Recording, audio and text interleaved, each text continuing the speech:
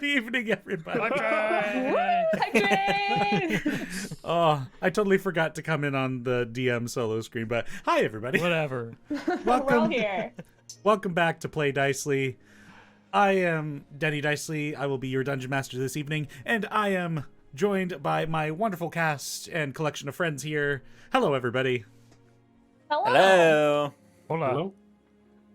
Jonimus, did you gift a sub and it gave it to Christy? I think so. Oh my god, Jonas, I literally was just saying I didn't want to spend $5 to sub to us. Thank you so much. I can use our emotes now, Jonas. Yeah. Christy, you're a mod. Wait, I don't know how to use it though. Every time I go in, it's locked. I don't know how to mod. I don't know really? Twitch. Yeah. Mods don't have mods access. Don't get them. Oh, really? Yeah, mods don't have access. That is correct. Once you're a I've always felt partner, so guilty. you can give your mods like 5 of them permanent like sub access. How But- are some of you able to use the emotes and some of you not then? Because I'm some Using of my us are Twitch subbed. Prime. Your boy was We're all always subbed. subbed. We gave you the Bezos bucks. I'm so sorry. My friggin' Yeah, Twitch I thing dialed up went, Jeffy or my and I was Prime like, thing went to hey. critical role. Wow. Hey, Jeffy, give me the They emotes. need that dough, don't they? Oh wow. It's they do good things over there. That's fine. Christy, don't feel bad. Well, I don't now because I got one for free. No, you got one because Jonimus is a good person. Thank you, Jonimus, for the Thank you, the Jonas. gifted I really sub. do appreciate it. Good evening, everybody. Welcome to Play Dicely. Let's get through some announcements here. First up, tonight's a special stream. We've got a surprise coming up for you all here tonight. Depending on which avenues you're coming in from, you might already know what the surprise is, so don't spoil it for anybody else out there. We're very excited. Stick around through the show, and you will find out what we all know. In addition to that, I do have another announcement. Next Sunday, I should probably get over here. Next Sunday at 1 p.m. Eastern Standard Time, at least I believe that's the time, what it has been for the last couple, I'll be joining the Imperfect Librarians channel for their 3rd episode of Legends of the Museum in an adventure called The City of 1,000 Blossoms. So, if you're not yet subscribed to our friends over at the Imperfect Librarians, go over to their channel, leave a follow, but then come back, because we're about to get into some D&D. But also, Noah in the chat here is one of those people. And the brilliant artist over on that channel. Also, for folks out there, if you're not yet subscribed to our YouTube channel, Dicely D&D, be sure to go do that. We post all the VODs there, as well as Dallas does her recaps of these episodes, so you know instead of 4 to 5 hours, you can just watch for 10 minutes, get caught up to join us on the live streams. And occasionally I do Dungeon Master roundtables with other D&D players, DMs from YouTube, and we have podcast type episodes up there. So yeah, go subscribe over there too. You can find that in the about section below the Twitch stream here. And I think that's all the announcements that I've got. So I'm going to pass it over to Dallas. That's me. I'm here to talk about Storm Chasers. Storm Chasers is an upcoming fantasy audio drama that I star in. It's one of my favorite projects I've ever worked on in my life. The cast and crew are actually the most incredible people. We've been working together on this project since October 2020. So it's been a long time. We've been recording together, and I am so excited to finally start talking about this show because it is really freaking cool. The entire show is based off of a D&D campaign that the crew ran a couple of years ago. So it should be right up all y'all's alleys. It's a pirate-themed campaign. We're sailing on the wandering sea. We're chasing the great storm. It's very exciting. Lots of cool magic and dragons and shit. It's very cool. I play Captain Jackie Brightwood. I will continue to refer to as Captain despite the fact that in the first episode, we meet her as she has been recently mutinied from her crew and abandoned in a port town. Oh. That doesn't stop her, though. She's a strong, confident lady, and she's going to get this shit done. She's going to get her shit back. The show is going to debut later this summer. In the meantime, though, you can follow Storm Chasers on Instagram at stormchasers_podcast or on Twitter at stormchaserspod. I'm going to put those links in chat. Maybe look at that, I sure did. And that's all. I'm gonna try to not talk about this for the next 6 months before this comes out. It's not gonna be 6 months, I hope. But I'm gonna try to not talk about it every day, but no promises, because I really like the show and I think you should all watch it. That's very exciting, considering you and I also played in a pirate-themed campaign where you were also the captain, and I'm super stoked to listen to a show where you get mutinied against, so that'll be great. I did mutiny last time. I will say Jackie, though, the show is not like a D&D show. We're never like, oh, I take 36 damage. But when it was a D&D game, she was a swashbuckler rogue, which is the same character I played in. I honestly think that got me this role, because I was like, I'm playing a swashbuckler rogue right now. Very exciting. I get her. I love her. That's amazing. Hey, My Ryan. favorite.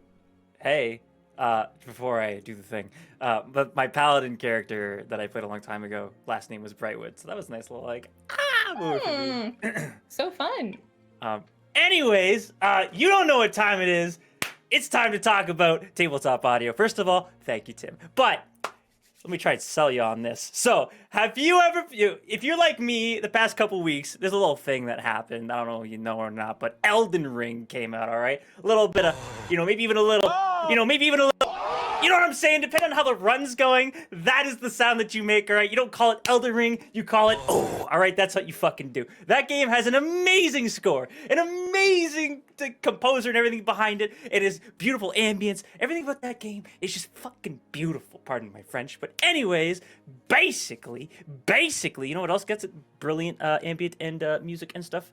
Except not for Elden Ring, but for your D&D games, tabletop audio, run by the man, the myth, the legend, Tim, whose name is, we don't know what his last name is, but he's a legend nonetheless. I've heard rumors that he's a supercomputer, but that's not important. What's important is that you can get an amazing set of ambience and music for your D&D games, which will definitely up the ante on your play. And we hope that you go check him out at tabletopaudio.com. Give him your money and accept his music. That is all. I just kind of assumed his last name was Tabletop Audio. Tim Tabletop Audio? Tim Tabletop Audio. Just like yes. you and Dicely. Yeah. Yes. It's the natural order of things. So everyone That's should how name it works, themselves. yeah. Yes. Yeah. I guess, I don't know what that makes me then, but oh well. Uh-oh. And Anthony with the follow thanks this week. Yeah. Big thanks to Guru Chaz, Broomball Dude, Harna, hope I pronounced that correctly, King of Autumn 96, Mr. Hobbitman, and Mostly Trustworthy, along with the channel Imperfect Librarians and Noah's Artosphere. Hey guys, thanks for the follows, everybody. That's everybody who followed at the start of this stream and between this session and the last session. Very exciting. This channel is always growing, and man, I love this platform. But we've probably rambled on enough. How's about we get to playing some D&D? Do it. Let's get to it. Alrighty then. Very well. So, where we left off, the Seekers of Sicromund returned to their inn tired and heavy-hearted after the falling out between Baz and Drac, but they all had to awaken the following day for Abe's appointment to restore his soul shard. So, they rested as best they could. The following morning, the party accompanied Abe to the Temple of the High Planetary, where a priestess in white robes met them and began to perform the Greater Restoration. The spell was not simply cast, however, as Abe's shard revolted against the restoration, and Abe's consciousness was driven somewhere else, someplace darker. In watery ruins on some demiplane, Abe met the Ferryman of the Worthy, and that individual addressed Abe as the possessor. He proposed an alliance against a third version of themselves who would surely take control of Abe's body if they didn't work together. Shortly afterward, a hulking, bestial version of Abe emerged from the watery floor, and the three quickly began trading blows. The party on the outside were casting spells and restraining Abe in an attempt to help the priestess cast her greater restoration, And this help manifested as spectral versions of the party coming to Abe's aid in fighting this vicious version of their companion. With their help, Abe destroyed he whose hunger is unending, but not before Malden deemed the party worthy, Abe's former deity. Abe returned to consciousness, and his once green eyes and soul shard now glowed blue, and the cracks were fully healed. The party spent the rest of the day in excitement for Abe, in exhaustion from the ordeal, and Nell and Drax sought to bring some cheer to Elwyn. Nell and Elwyn also established a line of communication with Captain Jennett, notified Reeve Astrid Grand of their findings about the criminal events, and Kardrak Mithrocote's involvement. And now the party is set to leave Valambridge behind them. But not before Azaria has caught up, and now that they are finished with their business at the Arcanet Institute. So, everybody here, you are now leaving Valambridge, and Azaria, you've got... Travel's probably going to be a bit more easy now that you guys are kind of into the heartland of the Ascendancy, this republic that has formed in Eastern Sicromund over the last 50 years. Azaria, do you want to talk a bit about what you were up to while we were missing you there? Also, Logan, welcome back. Oh, great to be back. Yeah, during the time, I mostly would have been at the Arcanet Institute, kind of as I talked with Maramis about this proposal of, my continued work with the Institute. The party sees me kind of like scrambling up to catch up with them. Behind me, I have my horse Dolly and 2 other horses. This is a lot for, I'm a big person, but this is a lot for me to manage, like trying to get 3 horses through town to get to everyone at the gates. Oh good, I didn't miss you all. No. Yeah. Good to see you. Oh, good to see you all. Here, let me give you a hand with those horses.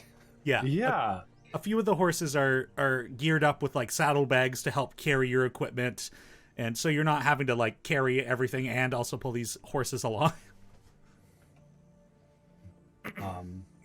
Yeah, so well, it's good to have connections and to have a real job in the world. I was able to get some I was able to get some resources from the Arcanet Institute, and so we have some other horses to help kind of ease the load. And for the travels, they've also provided me a little bit of a stipend to hire any assistants if we need like a mercenary or something along the way, or some money to help with travels and stuff. Okay, well, that's definitely helpful. We could run into any number of things along the way, so we feel more legit, I think, after our week here than we did, I guess, leaving Starcross, so it's encouraging. What are the names of the horses? Very important. So I did not ask them. for you guys, if you refer to Roll20, underneath the mount section, you should see that there's an Ascendancy horse number 1 and Ascendancy horse number 2. You guys can name those horses. At least I believe you should be able to edit them. Didn't we buy a horse as well last session, though? Yeah, Abe has a horse now, too. What did you There's say actually your name? another horse, right? Yeah. Now we have so many horses. Oh, well, we have 7 horses then, and 6 of us.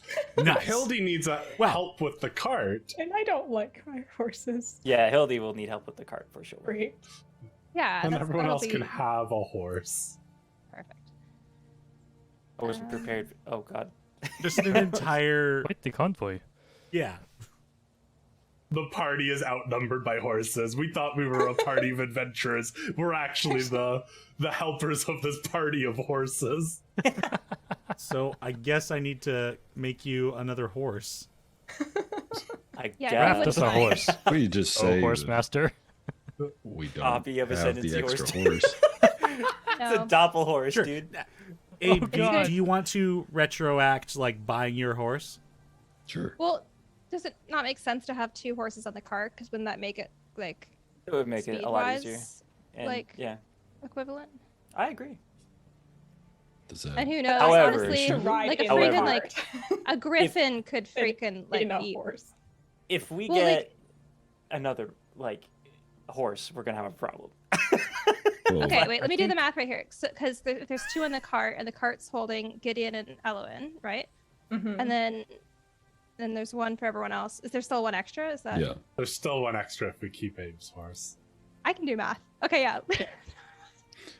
Yeah. I'm fine. to If we get rid of that retroactively- horse, then even if we do need to like take the horses off the cart, we each have a horse that we could ride if we Yeah. needed to. Interesting. Right on. How 6 and 6 makes Yeah. equals out, evens out that way. But 1 was going on the cart, and then I wasn't really thinking Wait. about. Wow, this is D&D, folks. We're gonna put a horse on the back of the Riding cart. in the car? I'm very No! confused. Okay, well, Nell just walks away. I have to go do something. Abe, go ahead and get the money back that you paid for that horse, which I do not recall off the top of my head what that amount was. I am Nor do pulling I. up Go check horses. the VOD. I think Thank you. I think I didn't. I think like I contributed money as well, but I don't remember. I feel like it was more than like MSRP for horses.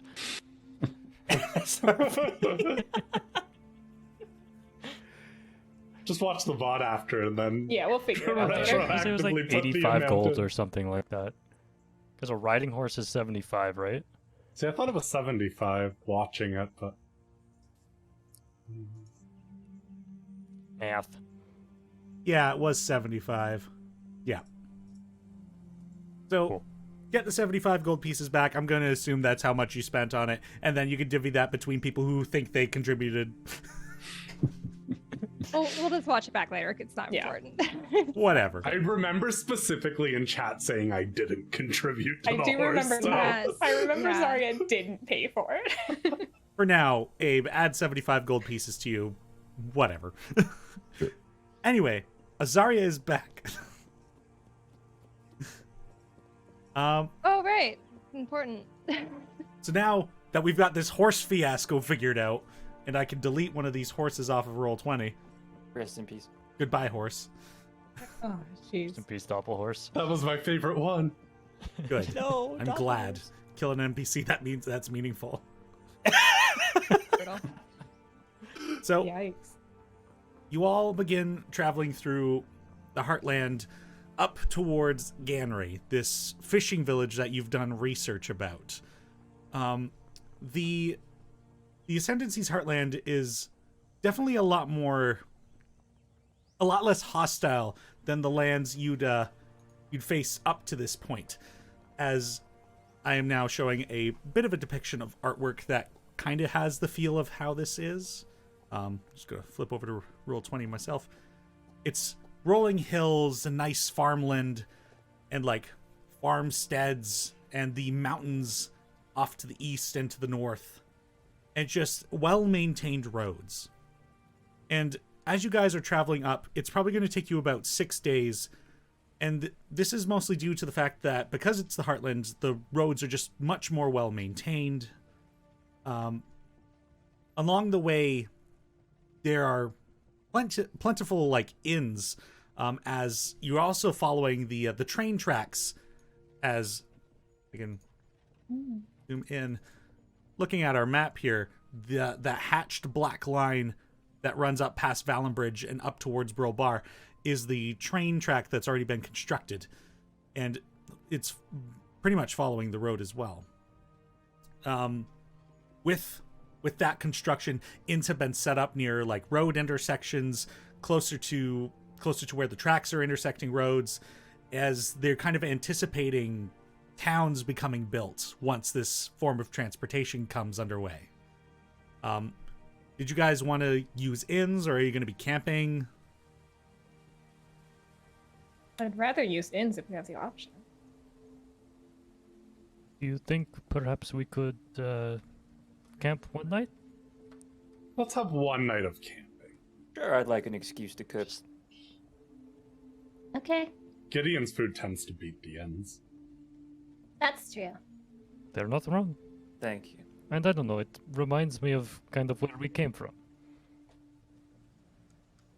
And now that I have money for the first time in my life, it would be kind of nice to hold on to a little bit of it.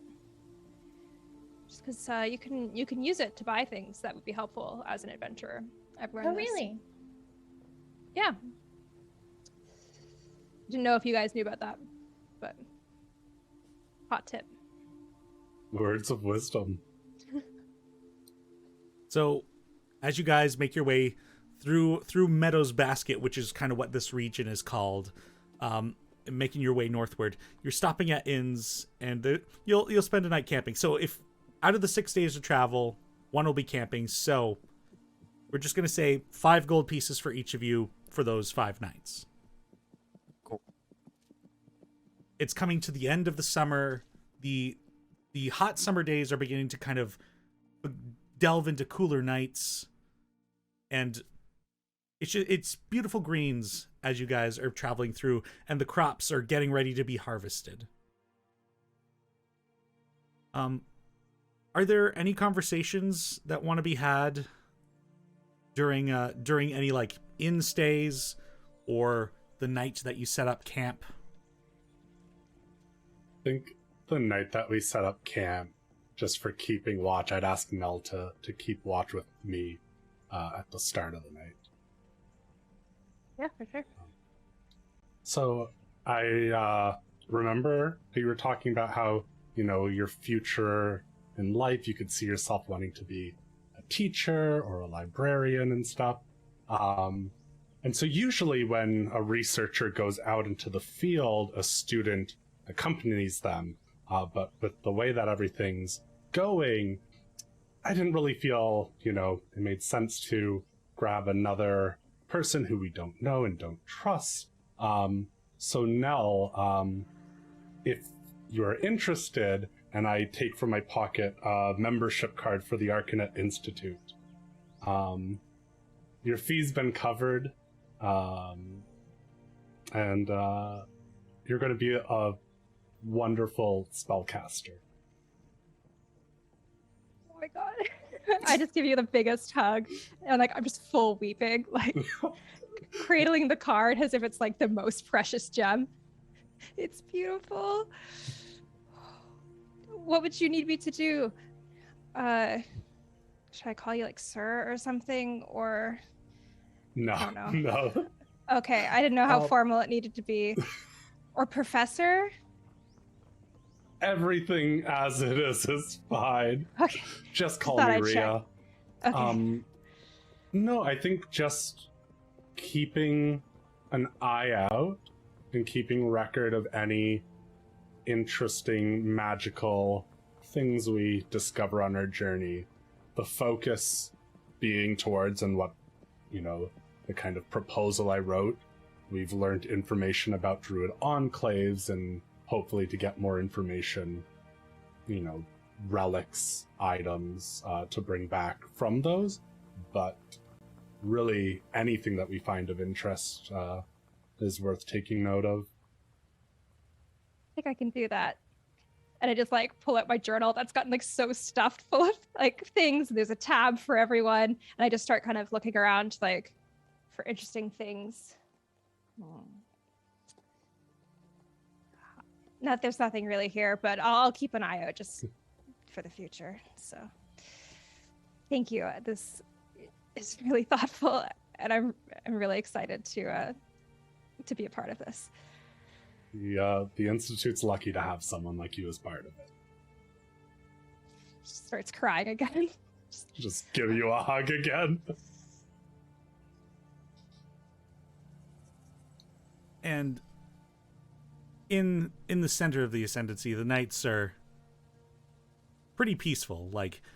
As you're all out there watching the stars, and there's less of a sense of danger. This land is a bit more controlled.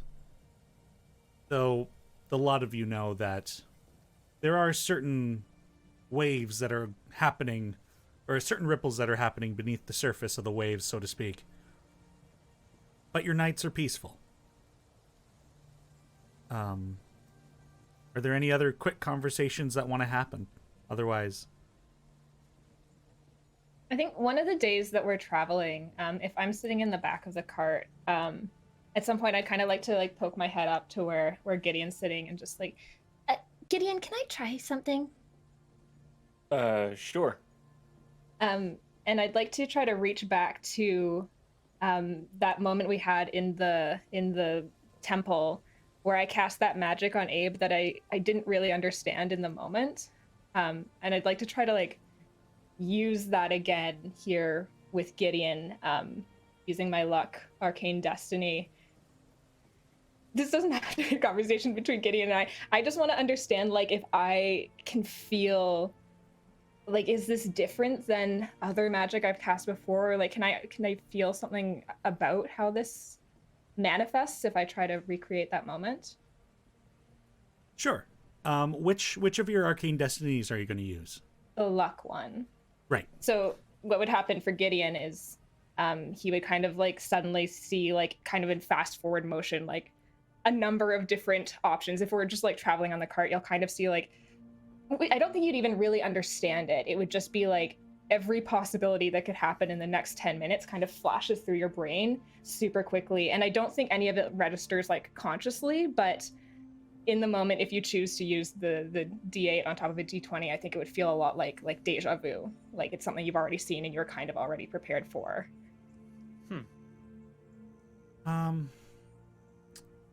Dallas, I will have you make a charisma check.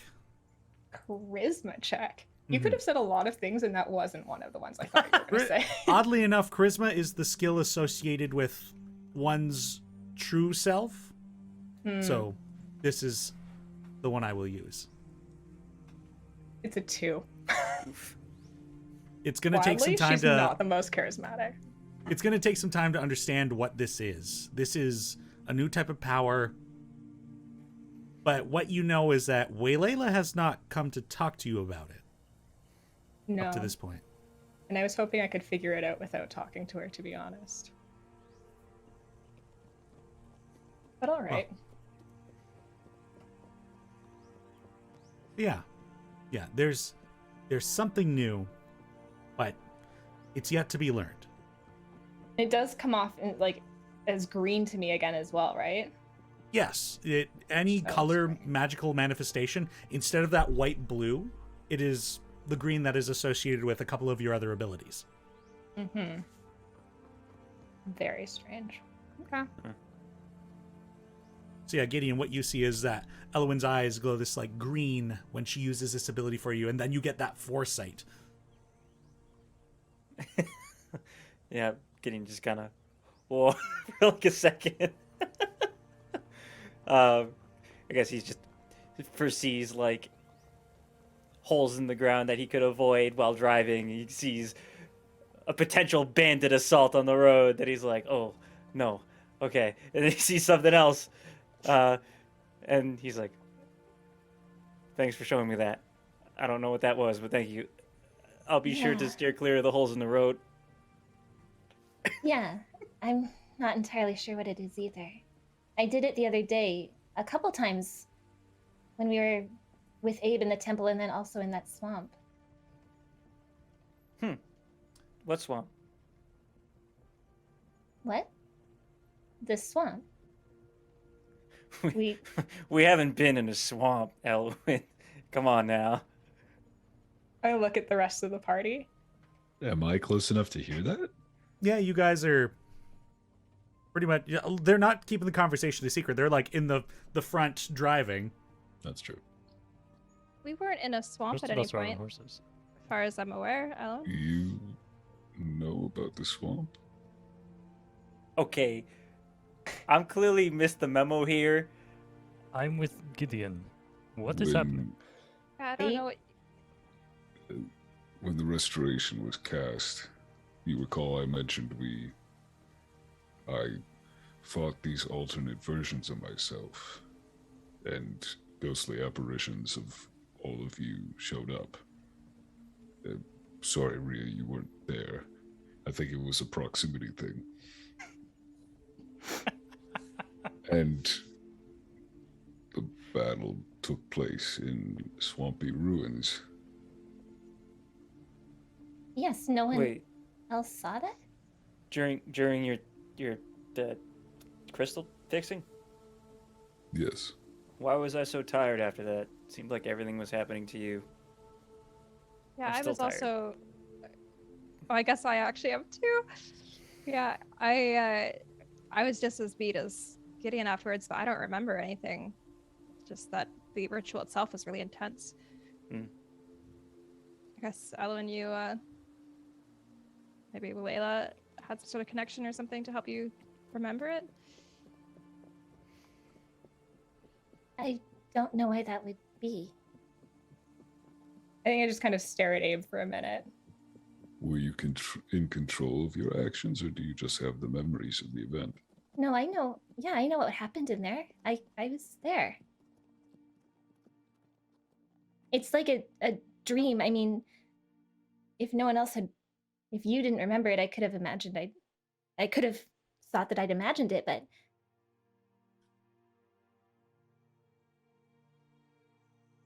I am sorry you have any memory of that.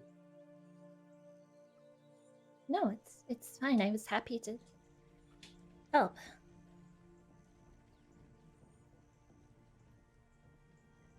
Strange. Okay, Just but gonna crawl Uh, back into the cart, start writing really- some things down. Really important question, Abe. Were we like super cool in the fight, or how did it go down? Just curious.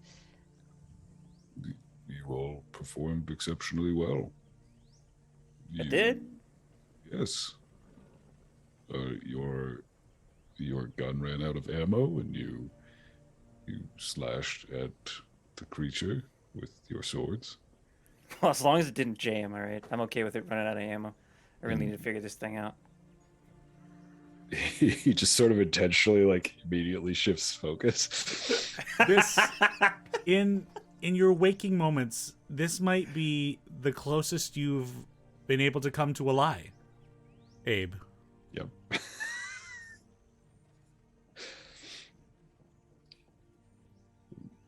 No, you used your divine magic to assault the creature, preventing it from regenerating. Drac, Pretty you exciting. brought me back from being unconscious, and you supported the rest of us while we dealt with it. That's great to hear. Surprising to myself, to be honest. Yeah, okay, but how come Drac wasn't tired and Elwin wasn't tired, but Nell and I were tired? Yeah, that's a good question because we were both really fucked up after that whole thing. Yeah. I had to sleep like a regular person, and it Yeah. gives me a bad headache in the morning when I do that. So Yeah.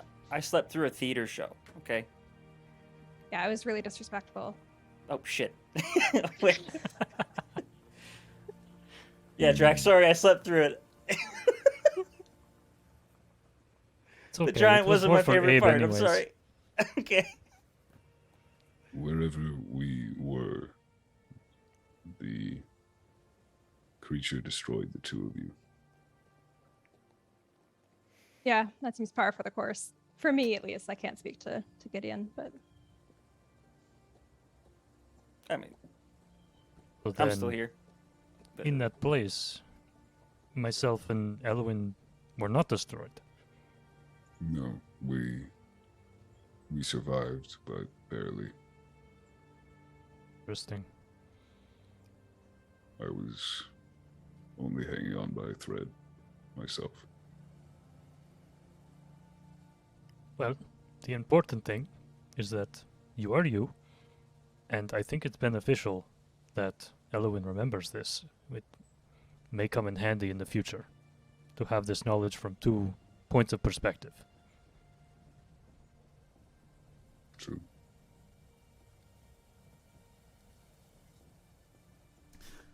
So the lot of you carry on through your travels, I and have one conversation I'd like to have if that's okay.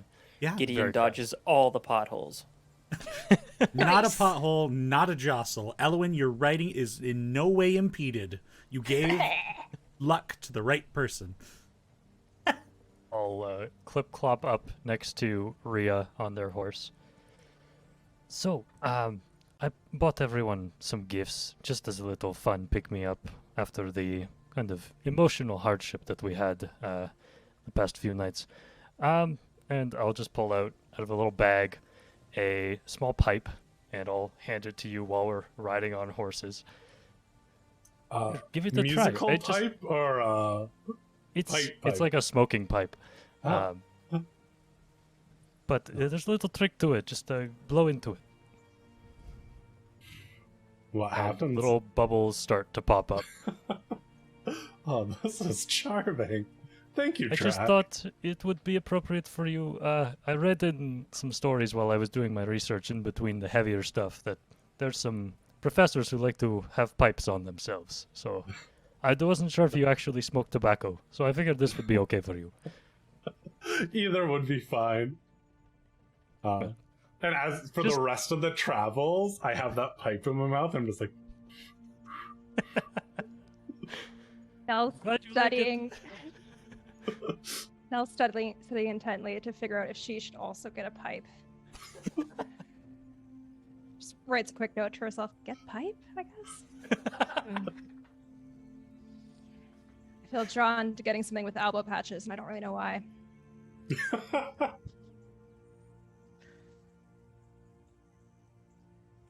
Yeah, as you guys travel, it's approximately the fourth day out of your 6 that, like, along the journey, the road has split westward, and you saw a sign that was pointing toward the direction you guys were already heading, and it said Brobar, and heading west, it said Fort Hale. Of course, not you knowing your trajectory, you guys carried on. There is an inn at this intersection, anticipating one of those like towns beginning to crop up around this central point of travel. But there comes a few days later on that 4th day when you come across another sign, and Abe, the deja vu hits you. It's this tall sign that points to the right saying Brobar, and to the left saying Pentalot/Desilu. And at the base of the sign is this small, maybe about a foot tall, stone carved depiction of a horse rearing up, and its lower half this blob of a cloud. Those of you who are proficient in religion would recognize this as the a shrine of Equinbach, the deity of travel and time, often one revered by farmers. And you might, some of you who have better memories might remember that this was the one that Gideon had paid a visit to when you guys were at the temple. Anybody with a passive perception higher than 15, or not passive perception, but yeah, we'll say passive, higher than 15, make a perception check for me. Why no meets beats for this, huh? I have 15, meets- yeah. Meets will be fine. Go ahead. Yeah, Use inspiration. doesn't matter. That Oof. is 11. Classic. 20. Classic Gideon. 20 is what And you over needed. here, super duper. Drac, you notice off to one side of the road that there appears to be a pile of stones, kind of like a little way off on another hill. shit. Like, not far off, but not close to the road. Oh, never mind. to look like a makeshift grave. Go ahead and make a religion check for me. 7. I accidentally looked at persuasion. Yeah, it's hard to say. It's, well, I'll just considering point that it out to the party. if it is something along those lines, you're still getting used to these new cultures. So practices might be different. Some stones on the hill over there. I'm not sure what it signifies, but I dismount and go over to see if it's like a cairn that's fallen over. I'm gonna imagine that's like something that we do in my village, like as like a thing when visiting different areas. And if so, I would like to like rewrite it, or to write it. Yeah. Yeah, as you approach, it is very much similar to what your village would practice. And it's a bit disheveled, and stabbed into the ground next to it is a rusty sword. Just kind of take a second to kind of restack the stones. I think I'll maybe pull the sword out, just give it like a quick look, and then just kind of like put it in the ground in front of the cairn. Do I notice anything weird about the sword?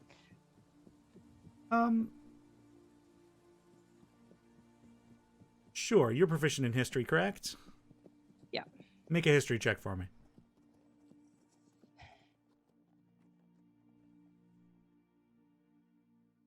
Rolling bad today. I'm gonna use my inspiration. I love that you Oh, I guys feel use like inspiration on like history checks and perception checks. Cook Barely checks. Good We check. want to know your world. I'm freaking curious and nosy. It's only a 13 though, unfortunately. You recall the craft is similar to what you had seen on Leoba, the Arturian knight you met at the train tracks far to the south. Similar, but unique in its own way. Strange. Does it look like the ground has been disturbed at all here recently, besides from us? Aside from if you're coming up to investigate this cairn as well, aside from like the few stones that had been toppled over, it doesn't seem like the ground has been interfered with in any way. Are there any other footprints? Go ahead and make an investigation check. No, survival check. That's what tracks are. Can I assist in that? 22. Sorry, what'd you get, Abe? 22. I can roll with advantage if you want to assist, though. Or... If Drac, if you want to Proficient assist. in survival, so I figured I could probably help with that. Same seas. Okay. Jack, go. Do you want Sure. to roll? No, If- it's fine. I'll give you the assist. Yeah, it's less. Okay, 22. Looking around at the ground, aside from the set of footprints that you guys have left in the grass coming up to this hill, it's nobody has really paid this a visit in a long time. You don't detect any other footprints.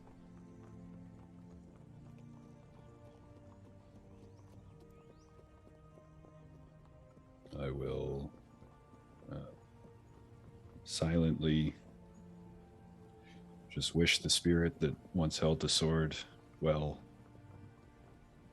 and hope it finds its way wherever it's going, or wherever it wanted to go.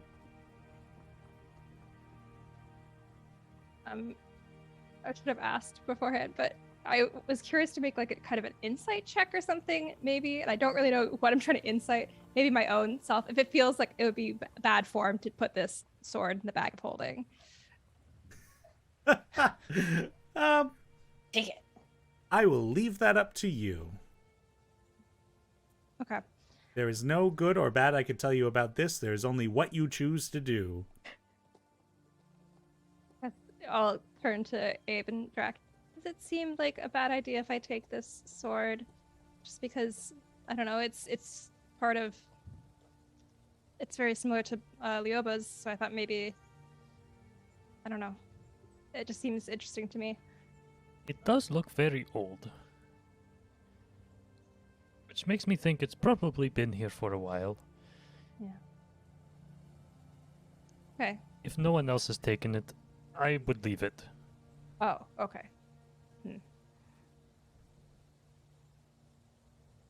Especially if this is a grave.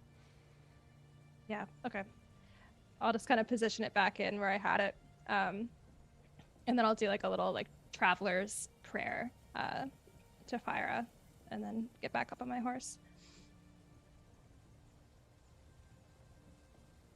So the lot of you who waited with the wagon while these guys went to this hill to take a look around, they now return. And anything interesting up there? Sword, well, Karen, and an old sword that I guess belonged perhaps to an Arturian knight. Is that right? Is that what you said, Denny? I immediately forgot what you had said. So. Yeah, that's okay. That's kind of what you gathered. Cool. It's pretty rusty though. I just reset the stones and left it there. Is it common for like Arturian knights to just get buried where I assume that like they died as opposed to being taken back to their families or something? Like Make a history check for me. 21. It's definitely not a story you've heard before. I mean, Arturian knights are more like honor guard of the ascendancy. Like they're given the highest honors. Like if an Arturian knight passed away, their funeral will be quite grand, and they'd likely hold a place in a very good burial catacomb. Like they're essentially nobles among warriors. Does this section of the road, like, has anything of like grand significance happened here? Like, was this like an important spot during the war? Feels like it's too far south. With that history check, yes, this is further southwest than the Battle of Brobar ever reached. Mm-hmm. Gideon, Strange to find something like this here. Gideon, you said yesterday that your family had a big box of swords in the basement of those who fought in the war. Yep. Do you think it would be appropriate to find the owner's family and give them this sword?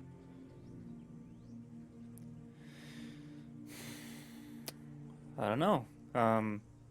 Depends why they were buried here, I suppose. Maybe this location holds some kind of sentimental value to this person.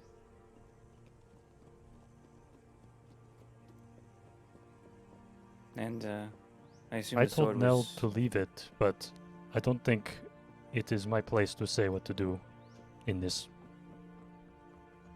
I can ask Rhea as well. This... Do you think it's worth taking? Because maybe we could return it to someone. I thought as don't if know. it's been there a long time. It's meant to be there, or there's a reason it's left. Also, if there's a dead body under it, the last time we dealt with spirits and apparitions didn't go too well. I don't think I want to test my luck with them. Mm-hmm. All right, that's fair. That's 3 no's, so I will just my hands tighten on the reins of my horse. Yep. Not going back. Not taking that sword. Nope. Mm-mm. Okay, let's continue then. Before we leave, Gideon puts 3 silver pieces at the base of the statue of Equinbach.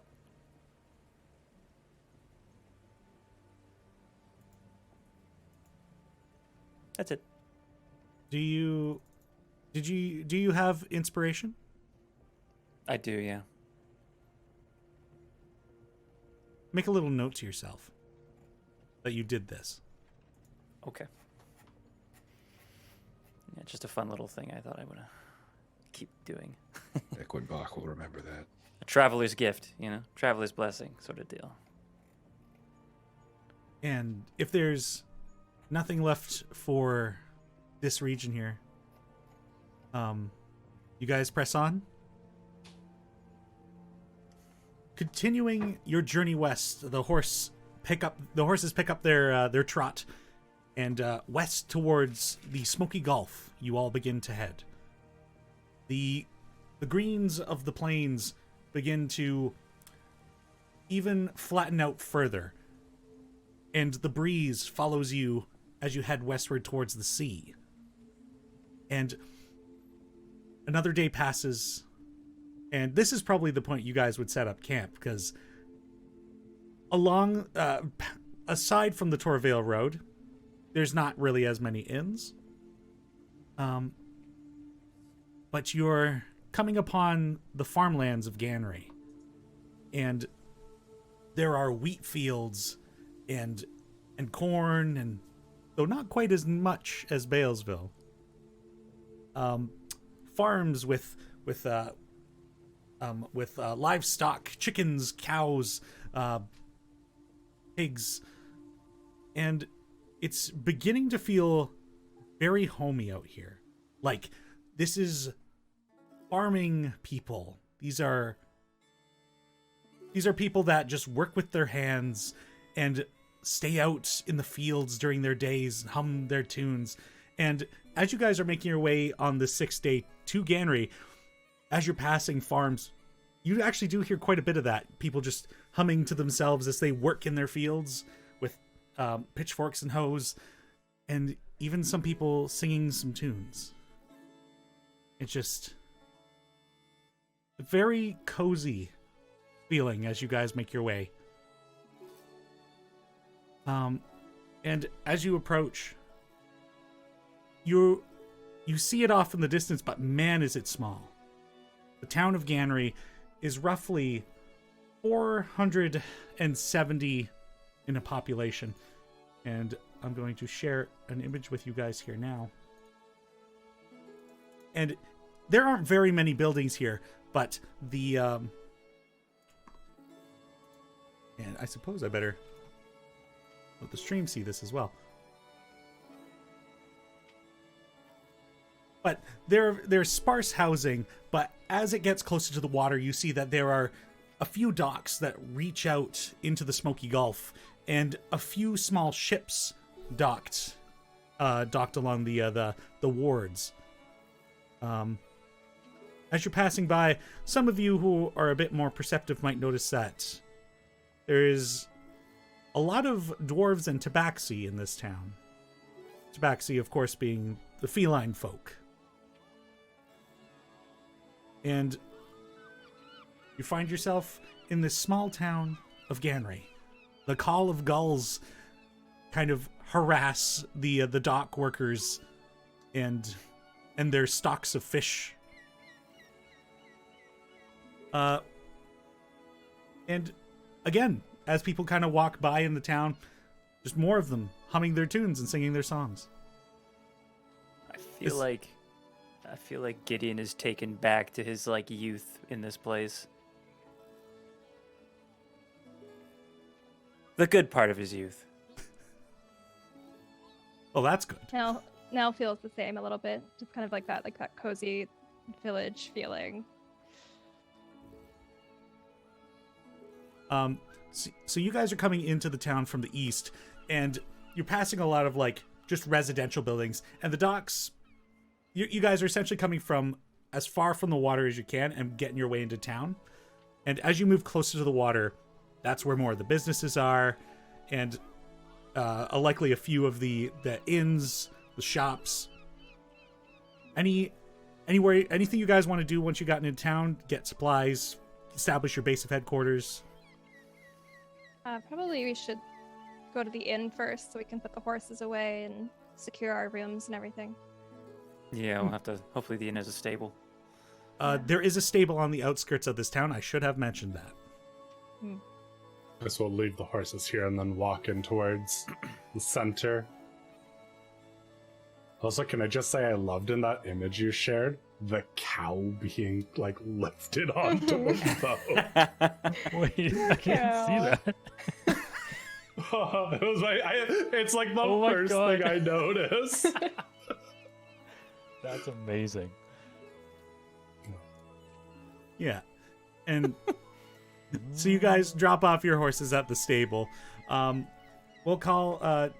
do you guys tell them how long you think you're going to leave your horses here? I don't know if we know. I have no idea. Yeah.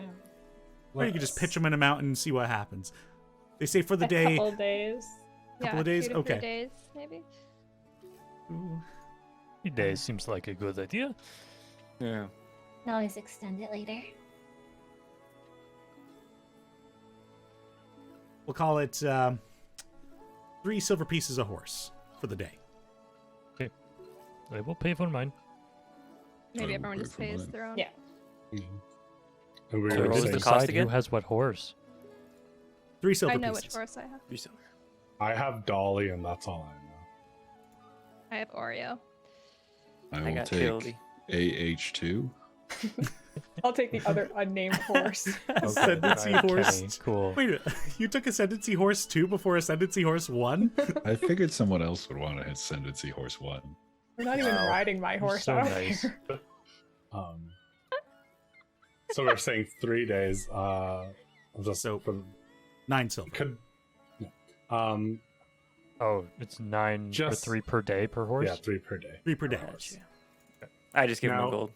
I just want to know, like, yeah, on the off chance that our plans to go, do a little sightseeing around the lake and stuff, if weather or something keeps us from making it back in time, like, could I, like, leave something of a deposit so we're going to come back, but, like, you don't just, like, kick our horses out? Yeah, the dwarf front of the stable's like, yeah, sure, if, well, you're paying for 3 days. Let's say you can put deposit down for an additional 3 days. Past that, then it's just hay costs. So 6 days is what you got. I'll add 3 days on to however much you pay for. So I'll just give him 2 gold for the thanks and everything. And if we're late, then of course we'll be back to pay, unless we're all dead. And then I guess they're your horses. All right. Sounds like a deal. And you leave your horses with this shifty businessman of a stable dwarf, and you begin walking your way into town. And as you're walking by people, there's just more of these people humming their tunes, and one of these songs catches your ear, and just a busker sitting on a barrel, just plucking his guitar. He's just singing this song. When the light hits the sea up in fine old Ganrey, and the tide rolls and carries us in, we all gather together at the Bear and the Feather to be merry with kith and our kin. When you're home, you can kick off your boots, rest your feet, raise a glass in the air. When you're home, there is nary a worry when you're carried by those who would care. And you guys just pass them on by and make your way towards the docks. Does he have And- like a hat or Oh, yeah. anything? Yeah, This he's guy's got- about to make his year's living, okay? Yeah. I give this man a platinum piece. Holy shit. I'll call your platinum. Good God. I was like, just going to give some Let's- silver. Get this busker loaded. No. All right. I And- will give a gold. 'cause- As you This guys is how- as you guys just throw money in this guy's hat, he just like nods and keeps singing, and then another person just nods and keeps singing, eyes a little wider. Oh. Yeah, I'll drop him a gold. Yeah, Anyone fuck it. think about how like we might be ruining local economies by just Maybe. throwing all this money into it? Excellent point. I will not give him any money. Economy It's be always damned. one in every group. That man deserves to pay. I don't tip. Yep. Here, Y'all I'll should give your also money send to Elowin to hold on to. Elowin's a banker now.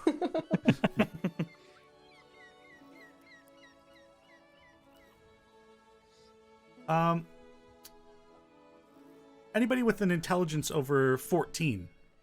Can I have you make At an or intelligence roll above? for me? Does a meat beat? Is it meat beat? Yep. Yeah! I am using my inspiration. I shouldn't fail an intelligence roll. Okay, 17. 17. Yeah, How did 11. I do? 7. 14. 16. Those of you who are listening to the song, you recognize that the lyrics were like, this is a song about Ganrey. And it sounded like in the lyrics that there's a place called the Bear and the Feather somewhere in this town that sounds like a tavern. That'd be a good place to go, because what's our plan? We want to try and get some history from some locals first, if they're even willing to discuss it. Right. So remind me what we're doing here in Ganrey. We're going to be fighting a ghost dragon. Ghost Okay. dragon, yes. As Right. the big goal, but I think up to that, we probably would like to learn some more information about it Okay. first. I think the I'm- big I'm thing all is about that we know learning that there's about a it. druid enclave near the Smokey Gulf, right? And so we came here In the Oh. center, I believe, is kind of. Right. try to figure out more about that. I think that's the original Mhm. goal. Okay. Probably. Yeah. Right. I don't think fighting a ghost dragon is a great idea. Right. We just learned that there is speak a for ghost yourself. dragon. Hey, imagine. So remember how we fought that dragon a couple days ago, and it killed a lot of people, and all that. Imagine Live that, dragon. but we couldn't hurt it. Okay. But look, now we have Yeah. experience with ghosts and with dragons, so really, We've got this. we're I think golden. we're set. Yeah. All right. Well, Let's go to that black The- feather place. Better than the feather. What was it Bear called? in The the black bear in the feather. In hindsight, was that guy just a commercial for this inn? You It give would him be. so much Yeah, money. Advertisement. He puts his loot down and pulls out one of those spinning signs and just starts going like, he's like, oh, I regret that gold piece. Yeah, do you regret that Borrow platinum? my platinum. Wow. He earned He it. deserved it. It was a very good song. it was. Let's check out this tavern. Go. Do you think we could hire him to write songs about us along our journeys? Now this is an idea. Whoa, would that be so cool or really fucking annoying? I can't tell. It would most likely be a very This is the egotistical. hireling we hire, just to follow us around and write songs about us. Well, we have a brand. Right. Much as he marketed True. the inn, he could market us. And we could get more Ooh. work, more renown. How much More do you think it is clout. to make one of those signs that he could spin for us? Is that I mean, the I was thing hoping that to happens? just Discuss this take his- as we walk to the tavern. Sorry, Yeah, I don't mean to people in spoil the the ascendancy mood, just- but we do have 3 gangs being led by a sociopath after us, and I don't know if we want to gangs. let them know about Great us. point. Drac, in fact, as he's talking about like gangs, like you kind of take a look around, and with your passive perception, you notice some people are like, as you guys are making your way to the docks, like people are looking at you guys, and you do feel a few eyes on you specifically, but like expressions of like curiosity and interest, and then just like people are, you're drawing attention, your group. A little mishmash, so We're a little weird. I'm not too worried about it, but I'll just lower my voice a bit and say, we're getting a bit of eyes on us. Maybe we should make our haste to this inn. Oh. Right. So you guys take a little time to look around, like look along the shops and the inns, and eventually you do find the one mentioned in that song. And you step inside. And inside it's very much like weathered wood construction. Like the place feels very like a dockside inn. The lingering scent of the fish outside at the docks and the salt has made its way into this place. And it feels like all of the pieces of wood in the walls and the floor and the furniture just kind of have soaked in a little bit of the dampness of the sea. But the place has a fireplace that's lit, it's roaring, and there are a few people inside here. And it feels pretty lively. You notice behind what looks to be like the main counter, there's a selection of ales and kegs, and a rather heavy-set tabaxi with dark gray fur, and this like slight underbite and scowl is just like wiping down a mug. Just, looks a bit unimpressed, and as you guys come in, he kind of locks eyes with you and keeps scrubbing his mug and then goes back to it. And over at a table, there's a bit of a hurrah as some people are excited about something that they're playing at a table. And it is at this point in time that I would like to unveil our surprise, which is this this question mark here in the center of our overlay. Ah! You'll have to get up earlier in the morning to beat old Cap, Ironsides. Now give me that gold you wagered. As a bit of a rough and tumble crew, they definitely look like sailors, seem to be participating in a gambling sort of game. And Jesse Beam, could I have you describe what your character looks like? Oh, aye, he looks like he's been around the port more than a few times. Gristle in his beard, nicotine stains on his fingers, an eye patch, a headband, and the weirdest looking hat you ever seen. Is it a newsboy cap? Is it a fedora? Is it a really small sombrero? You're not sure. It looks like it could be all three at once. And he smokes a disgusting cigar. And that scent of a cigar just wafts in the air as this man is clearly developing a crowd around this table. The place isn't huge by any means, but people are here to watch this game. What's the matter? You didn't get enough the first time? Fine, we'll raise the stakes. And I lay this small, fist-sized gem on the table. And at the table with you is this half-orc who just looks down at the gem.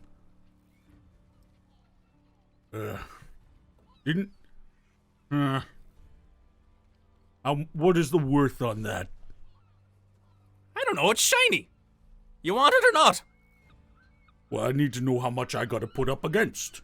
500 gold, let's say that. 500? You're insane. Maybe I am, maybe I'm captain. Well, are you captain? I am, yes. Oh, okay. No. It's a bit too rich for my blood. And the guy all right, fine. I look at the gem again. Actually, it's only worth 200. He's clearly bullshitting him. He has no idea what this thing is worth. Make a persuasion check. Oh, I'm actually really good at that. Except when I roll like shite.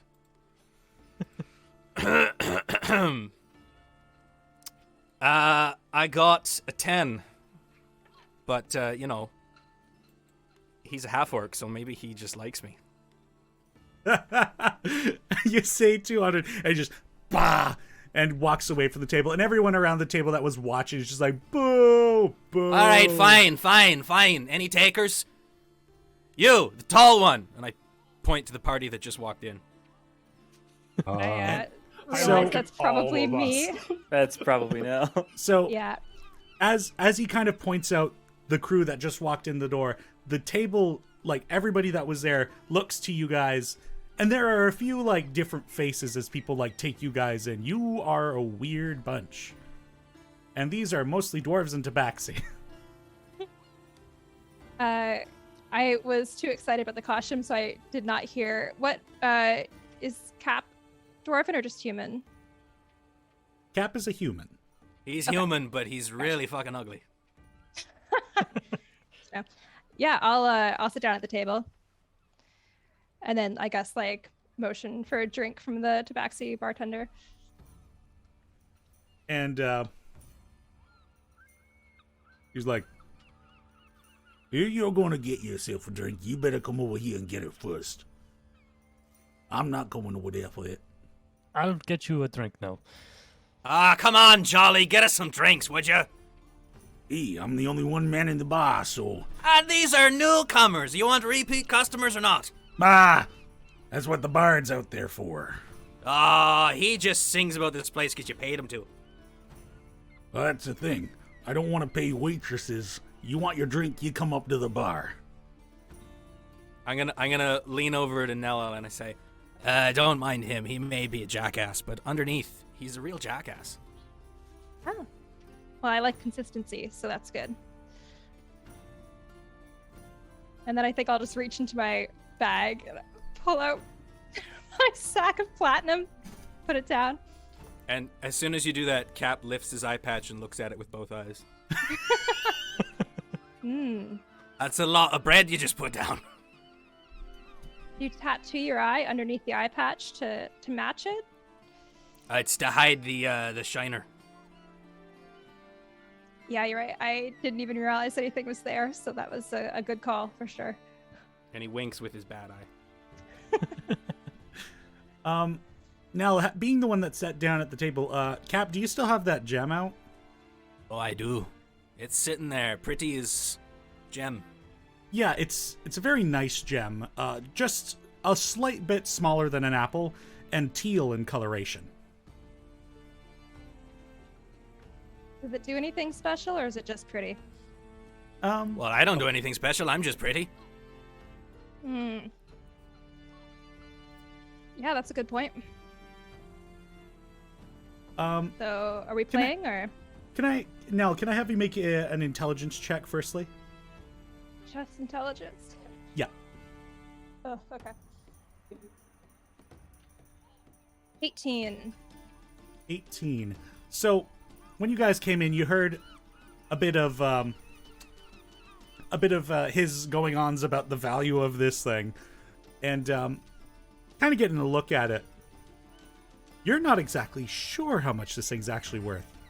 It's definitely not anything. It's unique. Like, you're not too sure what type of gem this might be. Like, it's not sapphire. It's not emerald. Might be some weird in between. Like, the coloration is odd. Definitely an interesting trinket. Did you get it from one of your adventures? I found it. Anywhere in particular, or just on the side of the road? On the ground. Make a deception check, Cap. Oh, he's obviously lying. Anyone with a brain can tell. Fantastic. As per our the players, our PCs 2 rule, you are very blatantly telling a lie. Well, I guess I better keep my eye out in the future when I walk past ground. Maybe I too will find such a You'd thing. be surprised what you find on the ground when you're willing to look at it. One of the tabaxi behind you, Cap, kind of grabs you both shoulders. Stop messing around, get to the dice. Aye, hands off the coat, would you? We wants to see the game. Gonna be pulling fur out of my coat for weeks. All right, and I hold up this, like, larger than average 6-sided die. And I go, now, as the guest, you can call the number. But if it lands on a 6, I get the whole pot. It's like the group that were playing before. Are they all still here? Oh yeah, everybody's still here. Cool. I'm just gonna look around at them and be like, has it landed on 6 every time so far? Just curious. I will say it's landed on a different number. Interesting. I'm gonna reach into my pack. I know I had some sort of game set my thing, but it's dragon chess. I was really hoping there'd be a dice in there. Can I roll a luck check to see if I just have my own 6-sided dice? If you want to have a 6-sided dice in your pack, I'm fine with it. Great. I'm Might gonna have pull picked up up my a own. knick-knack, winning one of the odd games in Valambridge. This here is a 6-sided dice made from the femur of a hero. That's disgusting. Yeah, I know they gave some really weird gifts out in Valambridge, but I figure if it's all the same to you, Well, maybe we could use this. now I'm curious. Now, where did you get this dice? Yeah, that sounds suspicious to me, and I know a thing about suspicious individuals. Because of what I just said, I'm going to say that I truly got it from one of the Heroes Fest things. It was just like included in one of the random like competition prizes I got. And it's just kind of one of those ones that kind of looks kind of like white bone-ish, and I just made my own assumption based on what we've decided. Oh, maybe we found it in that ash. I was about to say, I come over with the drinks, and we actually found that inside the urn of the ashes of heroes. Holy shit, a dragonborn. Hi. Nice to meet you. You're a human. Aye. Are congratulations in order for the both of us? The dwarves and the tabaxi around the table go, ooh, shiny. And a couple of the tabaxi like come over and actually like pat at you. I think they want to add you to the pot there, my friend. Do not touch without asking me. Oh, sorry. That's what I keep telling them. I got skid marks down the back of me coat from their claws. Not sure that's what skid marks are, my friend. Might be a regional difference. I And think who so. the hell are you? As I turn to Gideon. Gideon Gray, traveling merchant. Nice to meet you. Oh, you got anything fun for sale? A lot of adventuring gear, a bit of homemade beer. Homemade beer. Go You hear on. that, Jolly? This guy's got beer. We don't have to come to the bar anymore. Well, okay, I didn't say that. Okay, hang on now. Oh, Look, you'll I'm come to working the on a bar, fresh all batch. right. I'm working on a fresh batch. I don't have any for sale right now. Don't mind him. That's Bone Claws. They won't let him drink anywhere else except here. Now then, about this beer. Right. I'm actually working on a batch right now. I don't have a keg of it for you. I'm sorry. Maybe I don't know. Give me a few days. I might have something for you. Well, a few days I've got. Now then, about this wager. I have here a gem that I've appraised at, what did I say last time? 100 gold. So, what are you putting up? You all seem to be a group together. Surely you've got some fun trinkets. Now, you don't have any beer, sadly. But surely there's something. I take it you like trinkets more than you like money? Oh, I like all kinds of things. All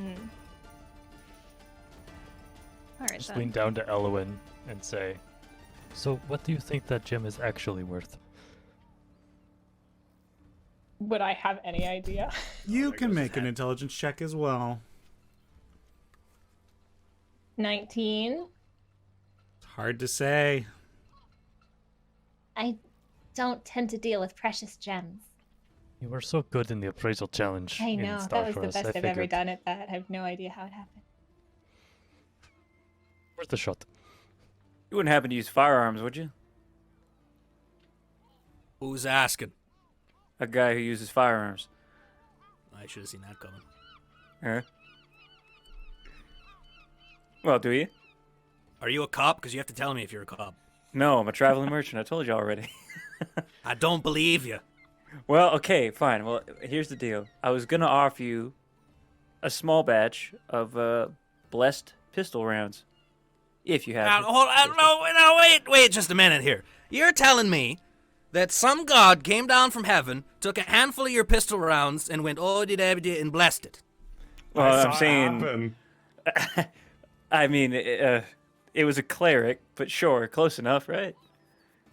So if I were to take one of these blessed pistol rounds and shoot it like, I don't know, let's say Bone Claws back there, what would happen? Well, Bone Don't Shut Claw. up, I Bone Claws. die. You know you deserve it. No. Well, is Bone Claw like a undead or a ghost? No, he just smells like one. Eh. It might get rid of the smell, but it would certainly cause some internal bleeding. And Most probably bullets cause external. internal bleeding. You're gonna have to do better than that, Jack. Well, it's a pistol round that works especially well against undeads and ghosts. I see. I'll tell you what, Cap actually is interested in that. Why don't you lay it on the table there, son? Here's 5. Is it Right. dice time yet? Just a minute. These kiddies have no patience. None at all. Well, are we I'm all gonna met? put, We wager my gem against this round of bullets, this whole stack of platinum. God knows where you got that. What else? I'm not putting all of the platinum in. Oh, wait a minute. You put it on the table. Now, hold on. I put it on the table to show you that I'm here to play. Oh, but I see. That's your I'm buy-in. I'm not stupid. Sorry, Here's hang on. a plate. How much does that gem cost again? What did I say? 250 gold. I think he said like Pretty It's sure 50. 100. You said plus. 100 gold. Pretty Did I? sure. He Yeah. said a lot of I was things. lowballing you because I didn't realize you had a firearms expert in your midst, you know. Hardly consider myself an expert, but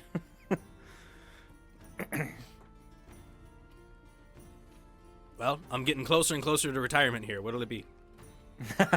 Sorry, what do you need from us? More trinkets? Well, no, I just need to know, are we done? Are we rolling now? Because I got 2 cats behind me that won't stop spitting on my neck. I say roll the dice for the All sake right. of your clothing. So if But it's a again- 6, I get it all. And you know what? There's 2 of you here, so each of you pick 2 numbers. Hey, what's the wager? My gem versus their stuff, Bone Claws. You not been paying attention? No. Well, that's a problem. You should pay attention. How much And, of the platinum? Yeah, I guess I'll put. I forget how much is platinum worth. One platinum 10 is. gold. One platinum's 10 gold. Okay. I'll, 10 would be 100. Okay, I'll put 5 in. I'll pick the number 2. Well, you get 2 numbers, though, Sonny Jim. You Well, get the other one. we glossed over the fact that I had my own dice. made Yeah, from we did. bone. We're glossing over it. Yeah, I just don't know, sir. Seems a little convenient. That's all. All right, well, just me and Beer Man then. No, I do like to play, so let's give it a shot. Hey, I tell you what. If it rolls a 5, I can clean your coat for you. What's wrong with my coat? Well, you said it's got fur all over it. I can clean it up for you real quick. Well, It look, doesn't have fur on it. It's nice and pretty. shut up, Bone Claws. Look, only Cap touches Cap's coat. I won't have to touch it. I can do it from a distance. That's bizarre. All right, we'll put a pin on that and come back to it. That's fair. All right, we've got a 2 from Mr. Gideon. And from the tall one. I'm sorry, what's your name? Oh, sorry. It's Nell. Nell. Nell Amara. You got a number to pick there. 4. 4. Right. You know what? We'll sweeten the deal. I'll give each of you an extra number. Why not? 1 between the 2 of you.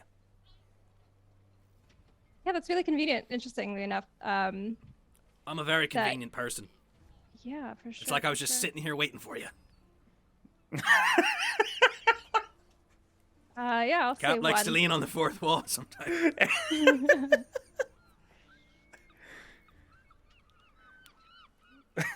Well, it's a good place. Good thing this place has 4 walls. How about, I tell you what, to allay your fears, you can roll the die. How about I roll it just once, just to make sure I know how to do it, because I'm kind of out of practice. So Go right ahead.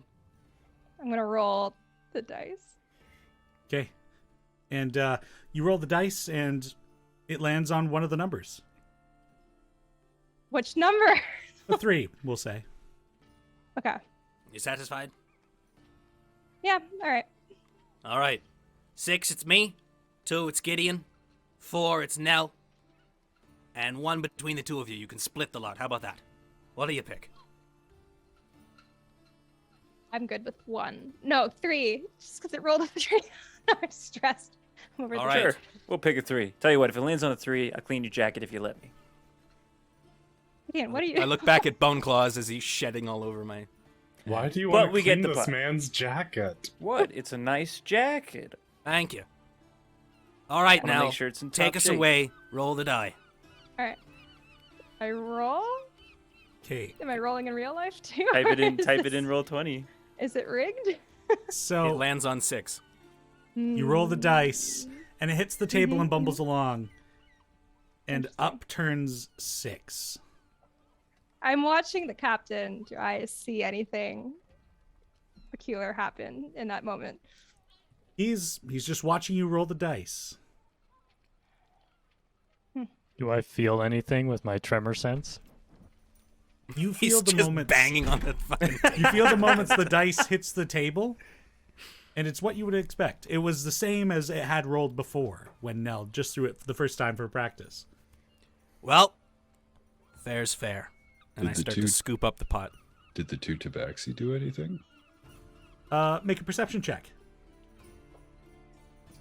Oh, also for Jonimus, yeah, it's set to just the names vanish every once in a while. They'll come back. 21. Roll to 21. Yeah, watching them, no interference on their behalf. They do nothing fishy. They're just watching and excited. Is there anything I can just kind of glean from my incredible intelligence about how this could be working? Sure, go ahead and make an Arcana I'm gonna check. say that is 'Cause I when have it a lands 0. on 6 and he starts to scoop up the pot, he takes the die pretty quickly and starts to leave Yeah. the table. Yeah, make I have- an Arcana check, Alwyn. 0 belief that this is real. I want to use my inspiration. It's fine. I rolled a 12 and then an 11. You're thinking of it from the mathematical perspective instead of like an arcane perspective. But he definitely takes it away. That seems a little suspicious. This As whole you're thing like, seems suspicious. as As you're he, pulling like, the goes pot to, like, towards Stop you, anybody. I put my hand down on top of the pot and say, friend, so soon. Why not double or nothing? 'Cause I'm tired. Let's see that die. Oh yeah, rolling dice is real exhausting. It is. I've got arthritis in me hand. You know how heavy this cigar is? Well, I she's suggest the you one quit who the rolled smoking it. and keep rolling. That's a terrible idea. Right. Well, if any of you need me, I'll be in the corner drinking.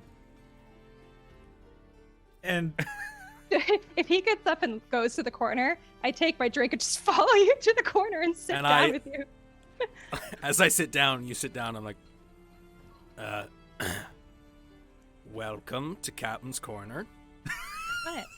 Thank you so Can much. I It's a help ya? pleasure to be here. Yeah, actually, I just wanted to thank you for the game. For the next little bit, drinks are on me.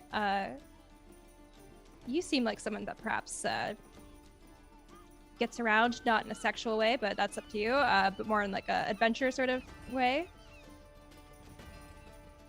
And I'm gonna Just lift up wondering- the eye patch again, and you see that what looked like a black eye actually kind of looks like this purplish kind of almost like magical scarring. And he just stares at you. They really sent the one with the best charisma over to do the talking, did they? Yeah, no, I kind of made that decision on my own just because not the best knowing what is socially acceptable. So I was curious and I wanted to get some answers. And do you have any? No, just more questions, but that's not new for me. Well, if And I drinks pull are out- on the house, then I got all the time in the world. And I Fantastic. down the drink that I've been drinking. I just kind of like raise my own too. the Take a swig, idea and drinks then on the house. That's one of my favorite phrases. That bar. You're keep welcome, just like, Jolly. I hope this pays me back for last week. You're still not buying. She is. No, but I engineered the thing. Come on now. He's just mad because Yeah. I broke all his windows last week. why would you do that? Well, because I was ejected through them. That's usually how that works. Mm-hmm. Makes sense. How many windows are there in this place? And did they Thrown just in toss More than it one. back and forth and back and forth? There's like Just kept coming in to get. Well, the first time I forgot me hat, I had to go back in, and since that window was already broken, I had to, go in. there's through the like other 2 window panes on the front, and then there are 2 on the like left and right side of the room, and both of those lead out into like alleyways between this inn and the next building, on either side, and Oh my god. they're all like kind of boarded up. Great. So Cap, you see Nell roots around in her bag a little bit, pulls out her journal, flips it to a blank page, pulls out a quill. Alrighty, so where did you get that? Am I being shiner? interviewed here? What's going on? This is just the way I do things. It keeps things from getting messy, if you know what I mean. I take a second to look at the rest of her group, and I want to know what the hell everyone's doing right now. Everybody, what are you up to? Gideon probably would have grabbed a seat at the bar. Not like directly next to Nell and the captain, but probably close by. He's probably just giving his little scan of the place. I think I'm probably emulating Gideon in this moment as well. I'm like, Track, can you just like Yes, we do. cast a detect magic? Like, was it magic that made that die? I could, but I did not think we would need to be poking around such things today. Also, you're gonna piss Jolly off if you go muttering in his bar. I will just keep an eye on them. He says out of character without having heard that. Deadpooling over here. I'll just It's my keep a fault. casual look over at Cap and Nell while they chat. Trying to read their lips if I can. Well, I believe Trust you have that. the observant feat, so I do. I trust you that can't- man about as far as I could throw him, and as you know, I can't throw anyone anywhere. Not yet. I don't think I'm getting, it's not in my future. We'll So, see. Teni, I sent you a whisper, and I just am curious about the response before I go any further with this interrogation. Oh, it is an interrogation. It is. It is an Knives interrogation. strapped to his boots and up his sleeve. I have a knife too. You're not special. Oh my I got a God. big knife. I'm just It's not a staring knife. It's not a knife. horrified It's a from knife. across the bar. It's not a knife. I think my back. is I want to too know. I elven, want to but know can what the kid and the feel- metal man are doing. What are they up to? Just arm wrestling. Casual. classic Elwin and Abe. Always arm wrestling. Sort of My hanging back's out. to them, so I don't know Break for my sure. But arm. I'm just assuming. Christy, I'm not going to tell you what a check was for if you failed it. Okay, but if I have an idea, do I think that is it okay? You can for me act to upon your sus- own ideas. Okay, that's fine. I just didn't Allowed want to to be like. suspicious. I don't want to fuck with what you've perhaps got planned. Listen, Cool. as the dungeon master, it is my duty to be flexible when you guys throw me curveballs, which you do all the time. Go for it. Like I said, he vetoed the beholder idea, so now I'm just playing this guy. Fantastic. I mean, you do have an interesting eye, though, so who's to say? Maybe he is a beholder. Yeah, so it's an interesting shiner that you've got. Doesn't seem like the normal type. I know I haven't been on the receiving end of a few myself. And I gesture to the scar that's like on my left eye. Yeah, actually, on that note, part of when I was looking around at everybody, because I want everyone to explain what they look like, because I'm new. Ooh, What do I gosh. see? Tell me how cool you all look. That's true. You guys aren't exactly as you looking your character are at the moment. I'll get around to that eventually. Gosh, I don't know if too much has changed for me. For Nell, you see like a 6'7", mostly Goliath-looking woman. She has white hair that's braided down the back and like shorter on the sides. She has a big two-handed greatsword strapped to her back. She's wearing an orange, like a dark orange tabard that has a symbol on it that you may or may not recognize. She's wearing like a signet ring on her left index finger, and she has like elven pointed ears. And Oh, a and, scar on her eye. Yes, a scar on her left eye, and her eyes are like kind of like orangey amber.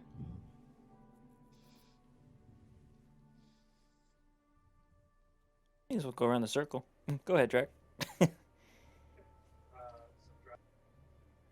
Unmute muted. yourself. Drac is muted, or Drac is muted.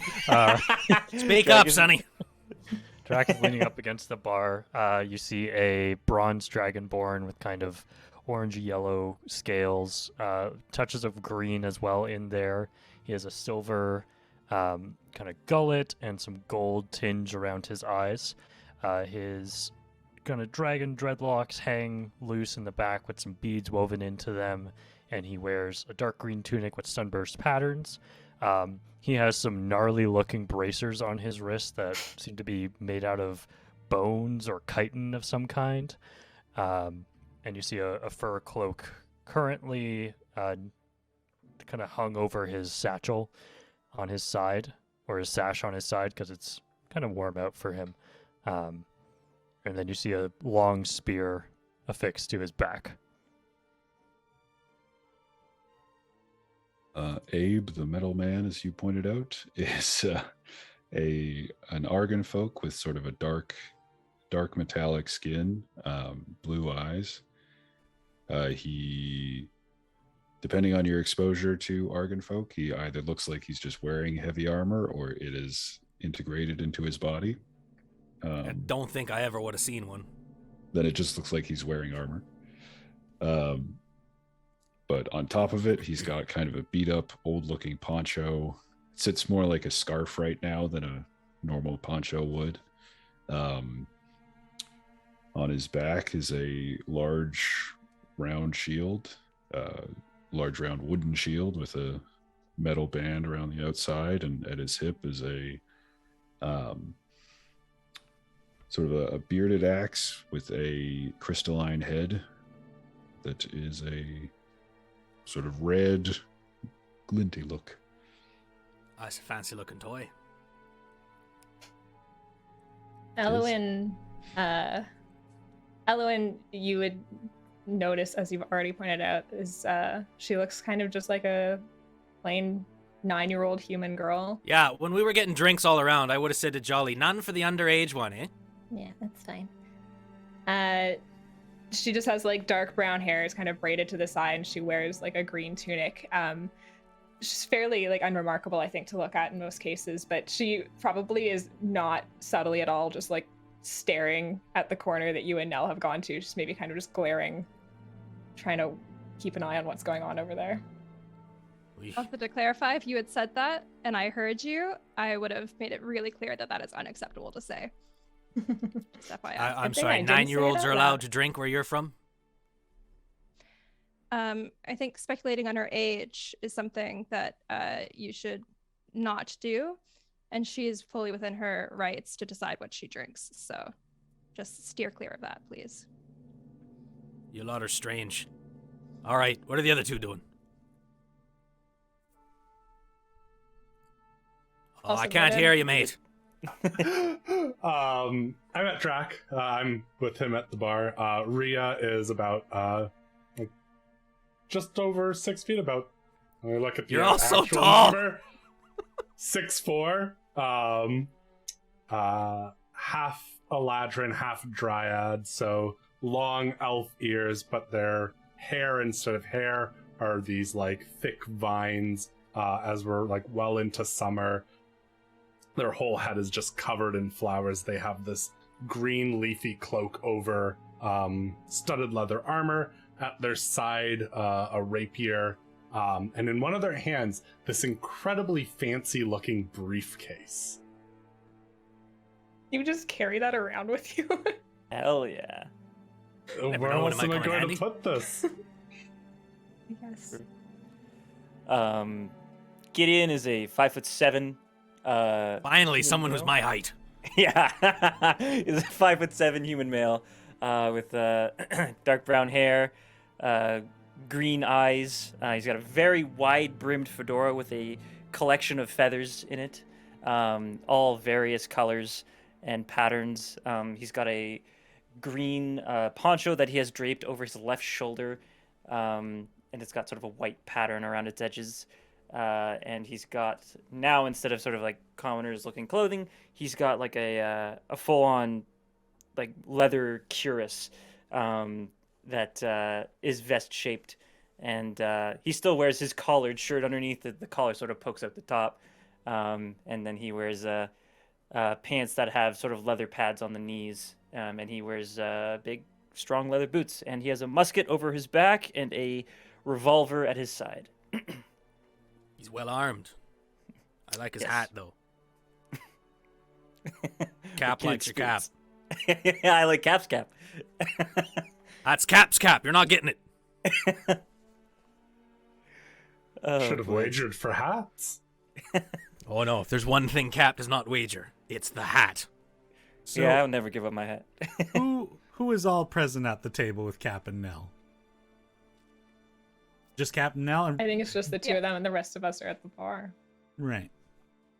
God, my back is to everyone, but I can just feel Elowen's eyes burning into the back of my skull. Well, in for a penny, in for a pound. Let's do this. I think I'm very aware that I made another social blunder, but I'm too deep into it now, so I'm just going with it. Yeah. So, you were going to tell me all about your interesting... Hi. No, I don't think I was. Hmm.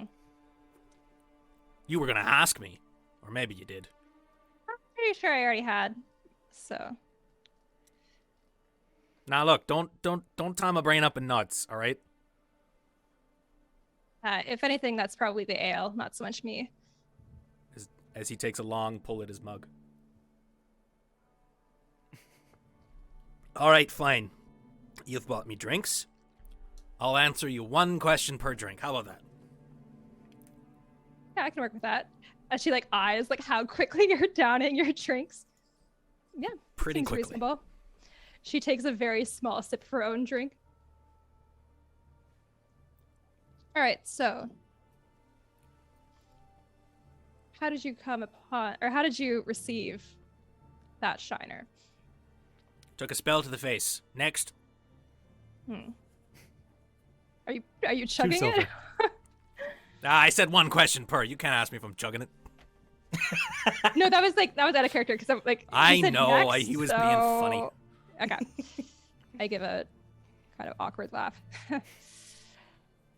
I'm fully like going through my notes now, like so awkward at the table, just like, okay. How long have you been a captain that operates out of Ganrey?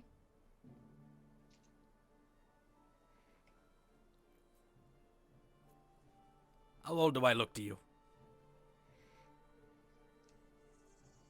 That is a loaded question. I don't want to make this a whole drink, but just in reciprocation, may I ask you something else in response to that? Just to tell you how hard of a thing that is to respond to? It's the beard, isn't it? It hides my youthful looks. How old do you think the young one, as you refer to it, is? How old do you think she is? Now wait a minute. What question are we on here? What? That's up to you. I'm not going to keep track of it. All right, look. I've been sailing in and around this place for. Well, I don't even know now that I think about it. A long time. A long time. I bark over to Jolly. Oi, Jolly! How long I been drinking here? I don't mean tonight. I mean in general. What, 20, 25 years? And gosh, it's been a long 25 years. Yeah, so like 30 years.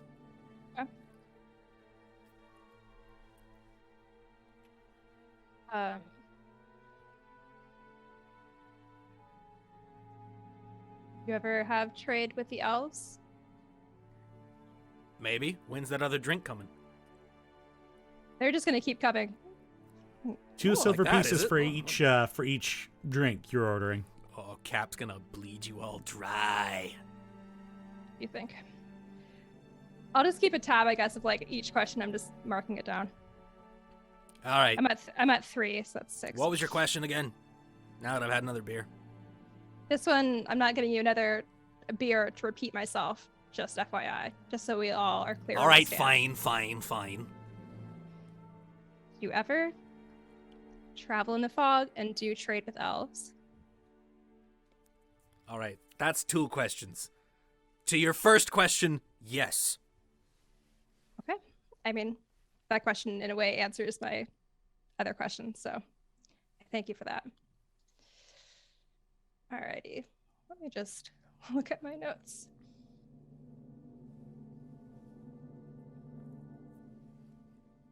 All right, we're 3 drinks in. How is the cap looking?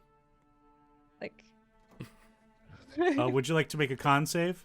Sure, I mean, you don't know how many drinks he had before you guys showed up. Oh, no. Cap's not looking good. Cap only got a 6. great. All right, I'll have another like ale land in front of you. Yeah, I don't know Cap. where this came from, but all right. You're gonna have the poison condition at the moment. I suddenly feel great. Great, yeah. I should do this more often. You know, you clearly beat me fair and square at that dice rolling game, so I did. I don't think it would hurt. You know, you're clearly a man of talent and of great wealth. Would you mind if I look at that gem again? Oh, I lost it, sorry. I don't think you did, seeing as you walked from that table to this one, and I was right behind you the entire time, so I would have. Right, but Probably you see, would've the clocked thing that. about that is Mhm. that I'm very forgetful and clumsy. Right. And there's right. I have so many pockets. Oh gosh, it would take me hours to find that thing. It's so small, you know. Was it so small? I can't remember now. It was like an ugly little thing, right? Like a kind of like a porous emerald, lots of. No, like, it was beautiful. claws What are you in talking about? And I put my hand in my pocket and pull it out. See, look at it. Yeah. Oh And shit. I think I'm just gonna like grab your wrist as if we're like arm wrestling Ah! in a way, and just kind of examine it, like. Cap, you may have a point of Interesting. inspiration. Now, you may have one as well. Oh, thank you. Very interesting. Yeah, I noticed when we first started playing, I've never seen a gem like this in such a unique color, teal. You've done business with elves, perhaps gone in the fog. You ever heard of Ol Lonai? Can you maybe let me arthritis lady? Come on now. The bar quiets up the moment you say "oh, one eye," Fuck me. and that bone claw tabaxi from earlier is like, "What's she asking about old one eye for?" Oh, you've gone and stuck your foot in it now. Yeah, you'll find I'm prone to do that a lot. And I do. I was gonna say I release your wrist, kind of feeling the atmosphere shift in the way that it does. Jolly, the large tabaxi at the bar, is actually like less like scowly, more like disbelief. Like, are you planning on going out to the fog? You asking me? Yeah. Maybe, maybe not. You're from out of town, right? I should think that's quite clear. You're right. It was a stupid question. My advice, don't go out there.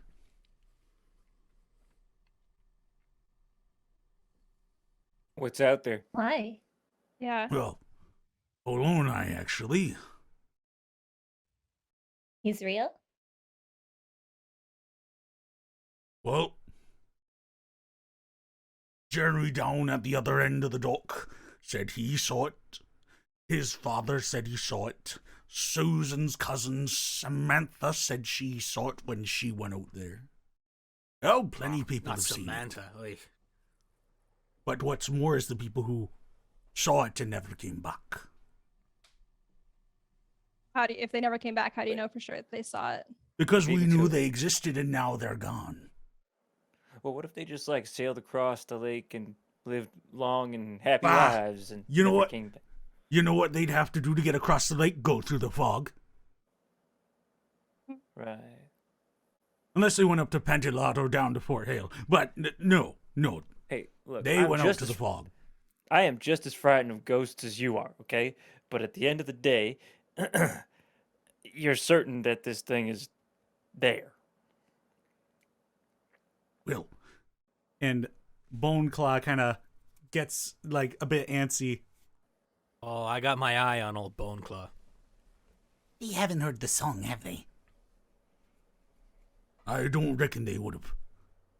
And standing next to the front door with that guitar set down to the side is that same dwarf you guys had tipped earlier. Ugh. Well, they haven't heard the song, huh?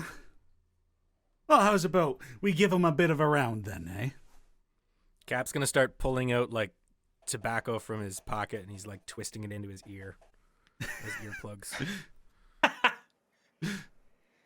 And the dwarf begins to sing. If buccaneers are on your raft, not them that you should fear. The floating fog be a cursed thing, be wary should you near. Beg your captain reconsider, don't hide us in the gloom. A slender phantom patrols the mists, dragging ships down to their tombs. Hollow nigh, a serpent of ill intent, a dragon's ghost, a rage-filled host, the suitor of Briggs' descent. And a few of the people like begin clapping like the beat picks up. Before he passed, a slithering mass once terrorized this drink. The Gulf of the Smoking Dragon saw many a good ship sink, until a sloop and a small troop set sail to ride or die. They fought the beast, and though with feast, they stole one of its eyes. Hey, hello, nigh, a serpent of ill intent, a dragon's ghost, a rageful host, a suitor of Briggs' descent. And a few people in the bar begin, like, dancing around, and people are just in, like, a party mood again. It's just very piratey in here at the moment. Cap's scowling. And the dwarf continues to sing. The depths became its sunken grave, but that wasn't its end. A serpent of fog patrols the smog, death it did offend. Should you see the glowing teal, best turn right around and run. The smoky serpent wants revenge and knows that you're outgunned. Hollow nigh, a serpent of ill intent, a dragon's ghost, a rage-filled host, the suitor of Briggs' descent. Low nigh, devil from depths below. Keep your eyes on the mist, but we must insist. Sail away from the teal glow. Hey! And the bar just, like, breaks out into, like, just, happy about that piece of music that just occurred there. For the, like, last verse onward, Nell had her notebook out and was singing along from the lyrics she had written down. Oh, crap. This sounded a lot better than when I read it at the library. Yeah. You really need the music to accompany that. Yeah. Yeah, I think so, for sure. Bone And then Claw's she like, just oh, they played- have heard it. Oh. Well, that No, was we fine. haven't heard it. Oh. Without we- the we music, never without heard the it. music. We've read it. Yeah, we haven't. This was great. Cap definitely Was- thought so too, right, Cap? Shut up. Also, thank you, Jonimus. Okay, so there are So- sailors who are willing to brave the fogs. Said some have gone out there. Are you well, one that- of those? We need to find ourselves a sailor who's actually worth their salt. Oh, wait just a minute here. Well, I have Oh. a final question for you, Cap, but I slam one more ale in front of you. And this one I've gone for, like, one of those, like, yards fails. So it's, like, extra long because I know that he's holding on by a thread. Yeah, knock off the lager. Give me an IPA, would you? You heard the man, Jolly. So I slam it down. I wait for you to drink about halfway down. And he drinks. And then I get, like, awkwardly, like, intense and close to you, and I say, so, as the song would say, they stole one of you've its been traveling eyes. on the road for 6 days straight, haven't you? Ugh. What do you mean? And I, like, use prestidigitation to clean myself. I think it's probably fine. But they stole one of its eyes. And somehow it ended up in your pocket? My I eyes are mean- in my head, not my pocket. Yeah. You're right, Rhea. That told me all I need to know. This gentleman here is not the sailor that will... Now wait just a minute us here. there. Hold on a second. Well, sorry, sir. You found a shitty little gem on the side of the road. I'm looking This for isn't a shitty little brave... jet. And I take it out again. Look at this thing. It's beautiful. Yeah, no, I'm looking for a brave captain who can take us into the fog, not some wimp. Sorry. And I stand up from the table and turn around. And think of all the gold that I have to pay that lovely captain. Yeah. that's All right, true. all right. Don't say it so loud or everyone in the bar will want some. Want some what? Shut up, Bone Claws. Nah. All right, fine. And I poke her in the shoulder as she's turning around. Or I guess she's super tall. I poke her in the side. I turn back around. I think I'm a full foot taller than you because you said you're 5'7". Yeah, I don't know. I'm short. So I look down. All right. Get your crew. Let's get out of this place with prying ears and we'll talk properly. Sounds like a plan. And that's I where we're go. going to go on break. Oh, Woof. well done, you guys. Oh, Yeah. what a... Wow. Welcome to the show, Jesse. We're happy to Yeah. have you. For everybody in chat, if you want to know who our guest is this evening, hit !guest in the chat, and that'll give you a little blurb about our guest here and the websites that you can go check out more of Jesse here, which you'll see more of this entire crew in just a few minutes. So we'll see you all after the break. Thanks for joining us, everybody. Hi there, folks. Denny here, and I want to thank everyone who has joined us for today's live stream. If you want to support what we're creating, the easiest ways to do that are to follow us here on the Twitch channel, subscribe to us on the YouTube channel, and share these channels with your friends. If you're feeling a little more generous, you can subscribe to us here on Twitch. Perhaps use that free Twitch sub from Amazon Prime, or you can gift a sub to someone in the chat. Subscribers to the Twitch channel here will get access to a variety of emotes I've created for this channel, including the Drac Champ and the Crit emotes for the Tier 1 subscribers. And the more subscribers we get, the more emotes I can create. And these emotes will be available for use in our Discord server as well. So if you haven't joined our Discord server, be sure to check out that panel below the stream here and join our community.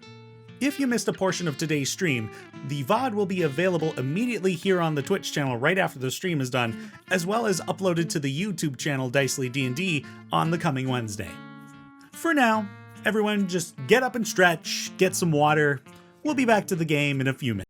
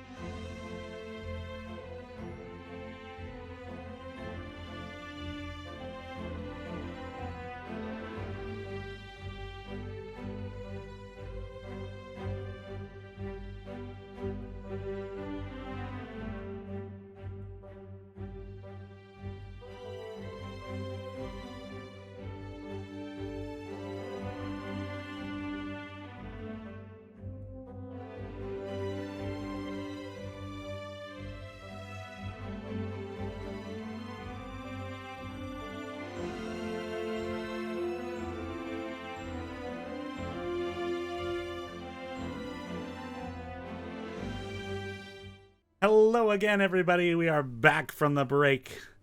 Hopefully you have spent your time wisely, because we are about to get back into this fantasy storytelling. So, a song was just performed, and a taunt was made towards Cap Calhoun, a challenge to receive payment? I don't know. Well, That's the way we like it. You've all since stepped out of the Bear and the Feather, and you're now on the dockside. It's starting to get a bit dark as we begin to crest into the evening. You So you have a ship? The beer on my ship is better. Let's go. Right. Do you So- have places for us to sleep on your ship? Well, I can't promise it will be comfortable for the tall ones, but yeah, I can Maybe make it work. We should find an inn then. I mean, if you want, Boneclaw slept in every single room in that inn, and my God, it's covered in hair. Shut up, Boneclaw, I can hear you. Hey, the ship is fine. Let's Not go to the speak ship for now. Yeah, not to speak for all of the talls, but private is probably best. All right. The salt plank it is. So he brings you down the docks, and as you guys are kind of looking at all the ships that are parked here, like, most of them are just small trawlers. You know, they're equipped with fishing gear and large nets meant to drag across the bottom of the Smokey Gulf and collect fish. And one ship stands out. It's bigger than the other ones, but as you get closer, it's also, and this would likely be described by the owner as well, a piece of garbage. Now, that's the most beautiful piece of garbage in the whole marina, I tell you. And a plank off the side of the ship. It's about an 80-foot long ship, 80 to 90 feet. And there are people, like, working at bringing some crates onto the ship deck. And, yeah, so there's a plank leading from the ship down to the dock. That thing's seaworthy? When was the last time you went It's a out? lake, not a sea. What do you want? A schooner? Technically, it's a gulf, actually. All right. Look, it's a I body don't of know water. enough about geography to correct you, but I do know the Smokey Gulf. One of the Which Never I guess seen is a the gulf, ocean now that I before, say it out and loud. apparently I know more about this than you do. All right, well then you captain the ship. Go on, walk up there right now and see if they listen to you. One of the sailors that is, like, bringing boxes on and off the ship is just like, I don't know a thing about geography. I don't run all that much. And carries on. And I'm gonna bark out and I'm gonna go, "Hey, Sevens, who was that who just talked back to me?" And a woman pops over, like, the where the helm is at, and that was Briggan. We picked him up in oh dear, what was that? I think it was up in Pentalot. Fucking Pentalot. All right, well, tell Bilge to make room for 1, 2, 3, 4, 6 people, would you? Aye, Captain. And the lady that everybody so far that you're seeing, like, on this ship is human, and this woman is, like, a dark-skinned, like, black-haired, tied back, and she's got, like, a no-sense, like, aura about her. That's me first mate. Her name? Sevens. Didn't you hear me? Sorry, I got distracted by a tabaxi person. Hey, they're pretty Bone Claws, that better not be you. I just kind of, like, turned to Elowen, like, you would be a good match for Janet. Their paths probably wouldn't cross, but I'm just, just thinking about it. I mean, next time I'm writing to her. Woo! Let me roll the D10 to determine level of hotness. Please. With advantage, because she's a With pirate. advantage. Pirate, so Yeah, she she's gets a pirate. advantage. Sailor. She's a pirate on the salt plank. Let's be real here. An 8? 8's the advantage. Okay. Yeah. I like 8. Seems right. 8's good. Well, after you then. Thank you. And I'll walk on up. Mm-hmm. So Nell tries to walk up this plank as if she's ever been on a boat before, but she I was definitely has thinking the not. same thing. I don't think I've ever been on a boat Nope. either. Nor I. Definitely Um, not. I'm gonna kick my heel against the plank a bit so that it wobbles just to freak them out. just like, whoa. You'll get your sea legs eventually. Sorry, Gulf legs, as I look at the Dragonborn. Thank you. Cab, could you give us a bit of a description of this ship? Oh, well, I think you've nailed it when you said it was a piece of garbage. It looks like it's been boarded together from every other ship in the bay.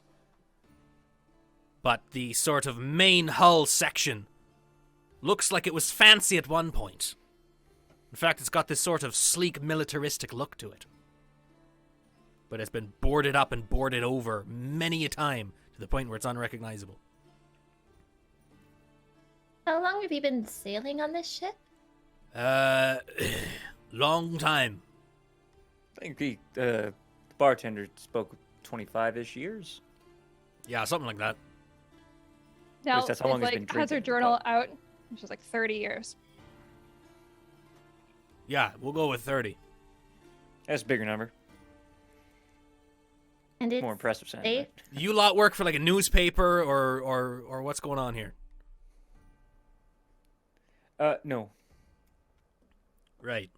Oh, why? Oh, nothing. Let's have a drink and talk, shall we? Sounds good. I'm going to take them to the captain's quarters. So, as you guys step on to the ship, there's like the helm. So the ship is like level, and then there's like an upper, a couple of upper level areas above the main deck of the ship. And on the right, you've got the helm.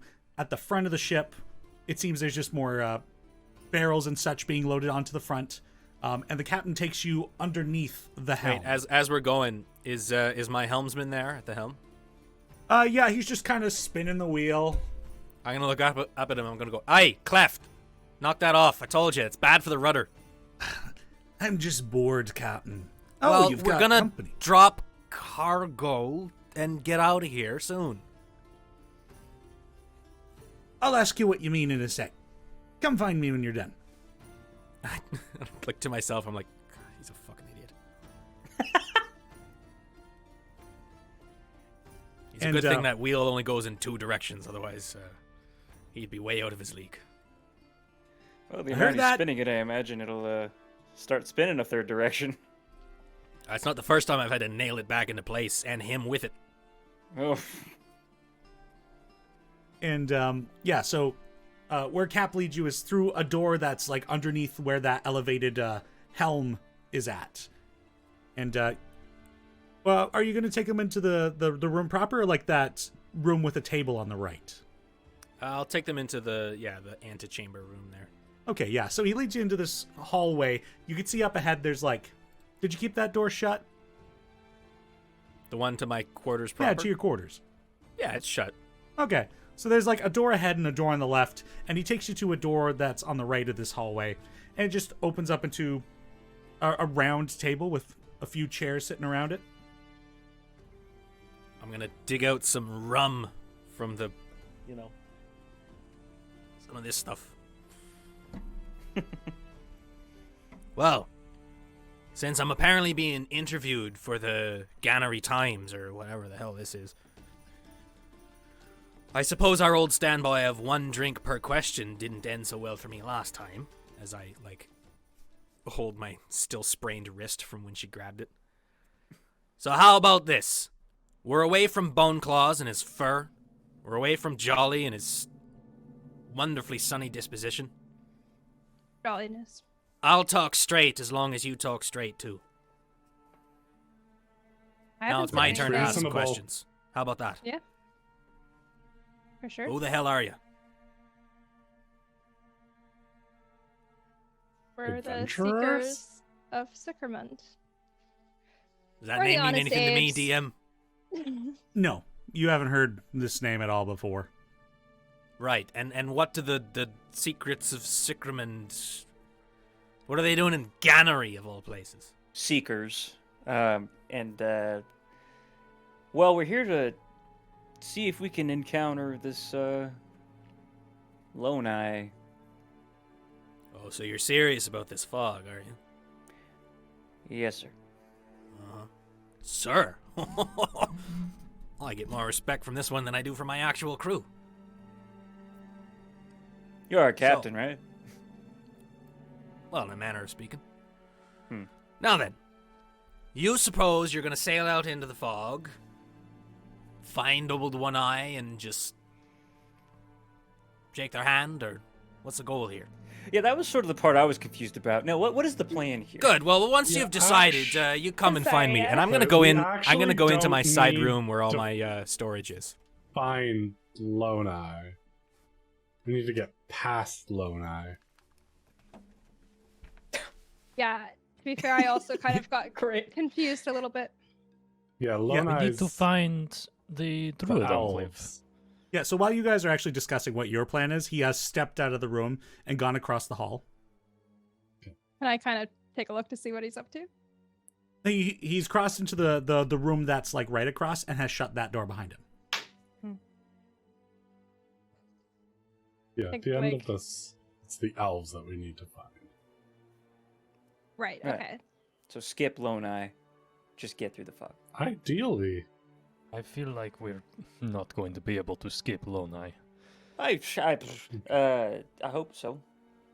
I fear that perhaps Lonai is a manifestation of these elves to help protect the Enclave. Maybe. Or it's just Isn't one it- really pissed off dragon. Isn't it part of the legend that if we return the missing eye, the spectral dragon disappears? Or am I just making that up? I don't remember. I don't Um, think so. Those Let of me you look at with my notes really quick. those of you with high intelligence can just inform Abe that there is no mention of what happens should the eye be reunited with the dragon. I mean, we don't know for sure, but it would make sense to me. And then I just like kind of look around the group, like, really sorry, I think I kind of got us off track a little bit. I just got really hyped seeing that gem and kind of putting some clues together, and then I think I forgot sort of what we were trying to do. This seems So- like the exact track that This we seems wanted to be good. on. And Cap Okay. re-enters the room. You see, Your he's like intuition was he's correct. stuffing something into his pocket. so Cap. Huh? To reiterate, if we could avoid Lonai, that's totally fine. We I just need to thought get we were to this. going sailing out there looking for him. What the hell? No, misinformation. Like, friend had half of what we were doing. We I need was to get to the misinformed. center. Yeah, we need to get to the center of the fog. So you want to go out into the center of the fog, into the middle of Lonai's legendary lair, but you don't want to run into Lonai. If we do, we do. It's not the need. You're awfully There's- cavalier about this ancient legendary beast that's been stalking these lands, you know. I mean, Cavalier about much, actually. yeah. I'm like 600 years old. What do you expect? Well, I didn't expect that, that's for sure. Maybe could you tell us? I was giving you a lot of shit about this this gem that you have, but are my suspicions correct? Is it associated with Lonai, or is it just a coincidence that you have a teal gem? Look, I like you lot. Against my better judgment. I'll level with you. I have no fucking idea where it came from. I won it in a Wait. dice game. Oh, I believe him. Does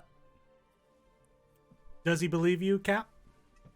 Or do you seem honest, Cap? I mean, he can roll for it if he wants. I don't know. Cap's been pretty suspicious up till now. Go ahead and roll for it, Drac. Natural 1. Nice. Total of 9. This man is, well, as a general statement, this isn't true, but this is probably the one time he's hard to read, and it might be because he's telling the truth. Or it might be the fact that we're in close quarters and I have not put this cigar out yet. Won it from who? A friend of mine. Which I friend? don't- Look, I have to ask, what's the big deal? It's just a gem. Dude, he's just a friend. Come on, it's just a name. You can All tell right, us you a got good me name. there. Fine. It was old Bertie. You know, the fishing guy. Well, man, I Right, don't know. We're right. new here. But here's the thing, though: if it came from old Bernie, did you say? Bertie. Although, Right, okay. call him Bernie if you want. It'd be a good laugh. He hates it. Yeah. It does sound like Birdie. If you just want it from someone that you're on such good terms with, then you could have just asked them about the significance of the gem. Because I didn't care. It looked nice. And it's nice and heavy in me pocket. I flash it out during a good dice game, gets people to up the pot. Worked on you lot, didn't it? Yeah. But just a quick question. You flash this thing in the pot, you use your spell eye to affect the dice. No one else. Wait a minute. No, this is just a nice looking shiner. No. So how do you cheat the dice game? I don't cheat the dice game. What are you talking No about? one believes that. Well, you should believe it. I'm telling the Well- truth. Okay. We'll see about that one. But here's what I don't get. Clearly, this sign spinning bard sings this song a lot about Old Lonai and the teal light and all of these things. And then you have a teal gem, and no one else in the bar cares at all. I mean, if they want to infer what this thing in my pocket is, and therefore maybe sweeten the pot when they're betting against me, who am I to stop them? Because you're not concerned about losing it, right? Well, no, I haven't lost yet, have I? No, not at all. Seem oddly cavalier for a game of chance. That's the way Cap rolls, if you get my meaning. There's a knock at the like the main door into this hallway into your from outside. What do you want? It's Bilge. I was just wondering, how many beds do I need to prepare? 8. 2 of them are tall. You lot good with hammocks? I could take a hammock.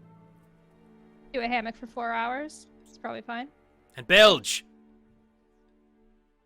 As you call out, it seems he's already gone. Ah, for fuck's sake. Well, they're probably going to be damp hammocks then in that case, because I doubt he's gotten to the lower decks yet.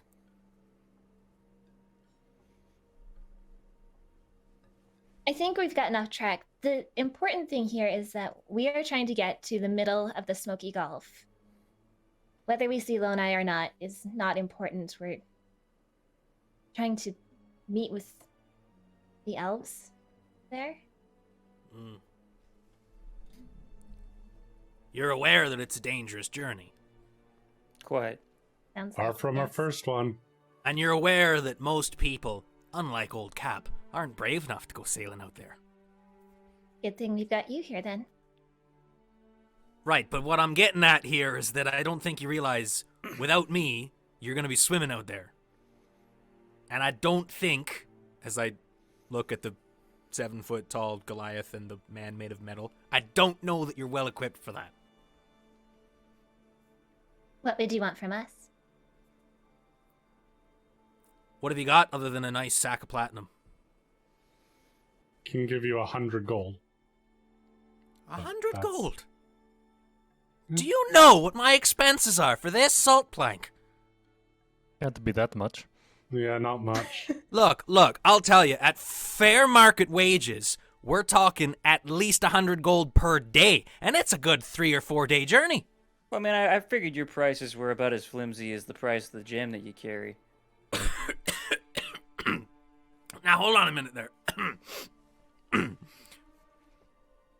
My price is firm, you understand? Well, as a fellow businessman, I know that my prices are firm, but I saw you change the cost of yours a few times. On the fly, That- too. Was an act. We'll see. Because I reckon, that gem of yours looks real pretty. But you give it to the right appraiser, could be worth anything, really. Could be worth nothing but a bag full of dirt. What Because exactly you didn't are have a set price suggesting? on it. What I'm suggesting is that I don't want you to overcharge us. Had that happen recently, and I don't want to have that happen again. Let me guess, you shot a couple holes in the man's head. No, I tried to fix my damn gun. Cap, do you mind if I have him roll a persuasion check against you? To try and persuade me to knock it off and play ball, you mean? If you're down, you don't have to take it. Sure. I will say I don't know what everyone's stats are, but I don't know. Anyone who has a high enough intelligence can probably tell that that's just way over market price what he's saying. Mhm. A ship of this quality is not hundreds of gold per. You know what? That's a fair point. Those of you with a high enough intelligence, You'd know that a fair wage for ship passage on the daily, on a ship like this, it'd probably be about 12 gold pieces a day per person. So, yeah, I think I actually might have over-offered with 100 gold. 2 days, 6 people. Okay, 60. Yeah, I pour a Like shot of 78. rum. So 100 is actually way more than fair. Per day, understand? Per person. Well, You did also mention the journey would be about 3 to 4 days. Now, that's We not could counting scrape together a expenses, couple you see. hundred gold. Well, I did say that I was working on a batch of beer, though. No, that Set is my- true. That Set is my true. cart I in the mentioned that. stables. But yeah, I should need a few more days to get it done. You ever been to Balesville? Why? It's an old Balesville recipe. Trying to mix it up a little bit, but it's Very an interesting. ale derived from dwarven recipes. That sounds disgusting. I love it. Well, it's sure to get you drunk quick. And I perhaps pour a shot of rum for the cap and I slide it over. And I just say, if you weren't shitting me, you said you once traded with elves?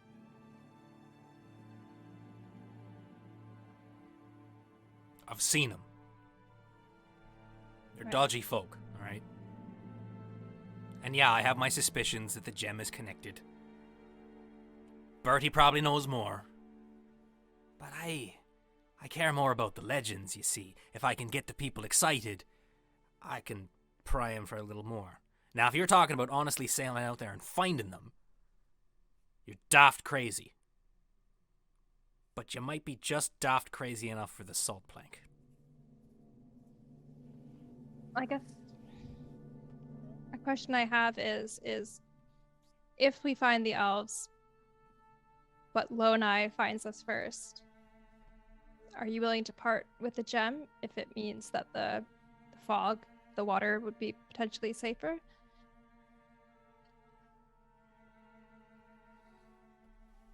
I think I'm willing to part from the gem if it means that people everywhere know that Cap went into that fog and he came right back out and home again. Not many people can say that, you know. Now, you all look like a fairly capable lot. I gotta admit, there's a bit in this for me too. A little bit of I scratch your back with a crew and a ship, you scratch my back with a bit of protection. We go in hope you there. write your We own do whatever it legend. is you want to do. And then the bards are going to be singing about Cap. What if we said 250? The 6 of us out there and back. And then you get the songs and the prestige as well. Songs.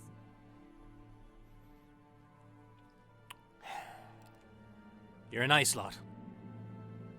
Despite our rough start. Like I said, I like you. I don't quite know why. But you're earnest. I'll give you that. You don't shit around the bush, as they say. No, you shit in the bush. You don't want people to see. Yeah, just a minute.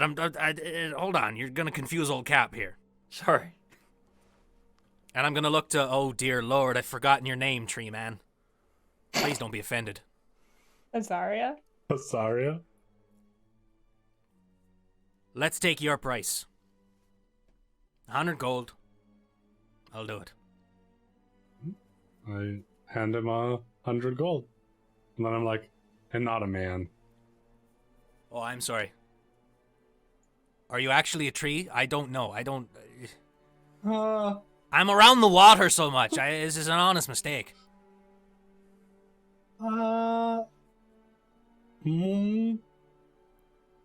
No, but How yes. do you not know the answer to that question?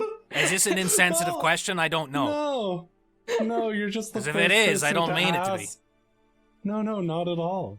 You're just the first person to ask. My mother In is 600 the years, spirit- I'm the first person. I spent a lot of time around elves and eladrins, and they just I kind know. of Makes a kept lot more the sense in the world as Wilder. weird. Yeah. Well, I wasn't born in the Wilder. Yeah, Well, the Cap. The We're a sense you blunt get, bunch. the sense you get from Azaria is that they're quite androgynous. Like they don't really present either way. Understood. Understood. Well, as long as you don't mind getting your feet wet, you're welcome on the salt plank. Trees like water. That's true, they do. And perhaps we could offer some assistance in helping you fix up your vessel before we take What's it wrong into with the it? fog. Just the water issue. You may wish to have less water That's inside what Bilge the is boat. for. What do you think I call him that for? Right, but maybe Bilge wants some help. You're gonna go down there and help Bilge? Do you know what he does down there? I assume scoops water out and puts wood in its place. Yes. That seems It's easy not enough. pleasant, is what I'm saying. That's why he didn't come in the door. He stinks. That is okay. You're a very strange lot. I mean, to be fair, I could clean him up. Prestidigitation magic. Yeah, he keeps saying this, and I don't know what's going on with... Would you like You your can jacket clean the cleaned? man's No, coat. don't touch my jacket, all right? It's fine. right. Don't worry about it. All right. Well, here, just to show you how it works, Gideon takes out his like a little bit of a water skin and pours it on the table, and then snaps it away. Just like that. Now that is a good trick. Maybe I I like do to have think some so. use for you down below. You don't have any spellcasters on this ship? What am I gonna do with spellcasters for? Like that thing he just Fireball a did. whole school of fish. Actually, that's not a bad idea now that I think about it. But you could also have them Spellcasters are mend quite- holes in your boat. What do you think the hammers and nails are for, boyo? I'm not gonna argue with you. Good, a lot. you're learning. Yeah. Well, I hand you a pouch of 100 gold. And as a show of faith, I'm gonna give you guys your platinum and your bullets back. Huh.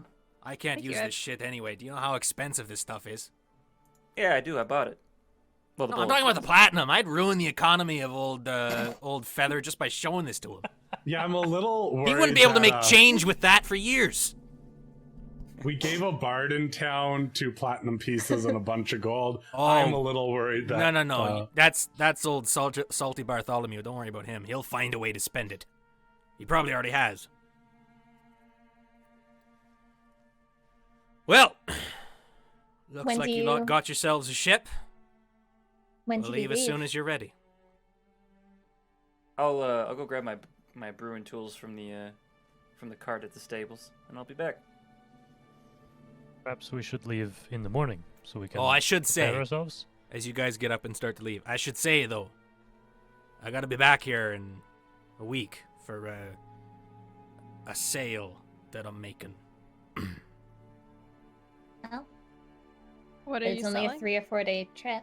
I'm selling fishing supplies, or the supplies have already been sold, and I'm dropping them off. I'm delivering supplies to. It doesn't matter. Mm-hmm. I get Yeah, the feeling this sounds you're really above the Yeah, board. that sounds real. Yeah. you're smuggling something, but that's fine. No. I won't ask any questions, and I don't know, and then I don't care. But it's Yeah. See, I like this one. This That's one neat doesn't to know. ask questions. Hey, I have suspicions, but I ain't asking.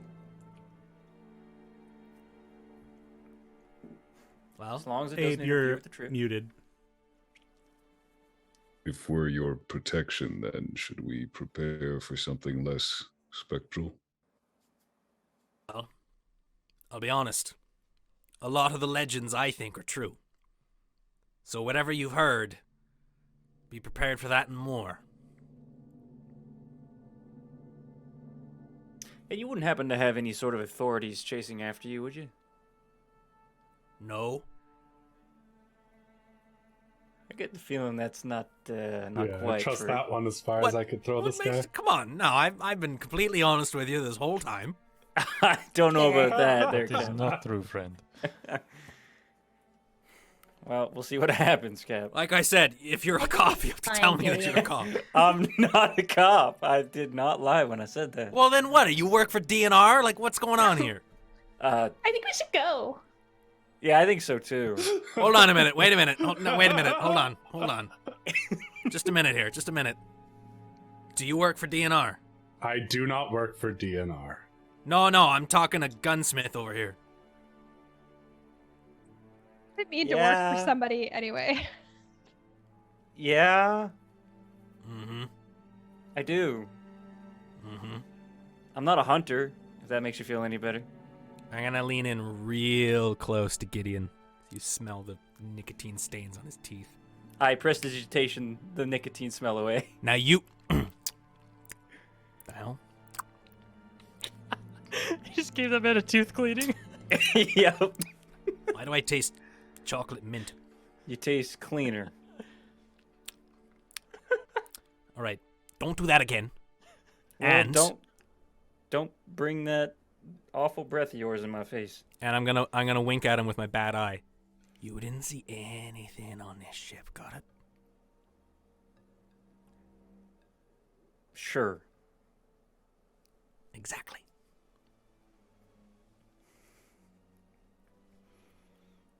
Again, not a hunter. So you're safe. And there's no, I haven't seen any contracts out for you. That you know of. Well, that I know of. Hey, if you meet an old woman named Patience, run, okay? Cap never tries his patience. It's probably wise. My money's on her if you two fought. Well, we'll see about that. Now, unless there's anything else, I got a date with the rest of this bottle of rum. We'll leave when you're good and ready. Sure. Set out tomorrow morning.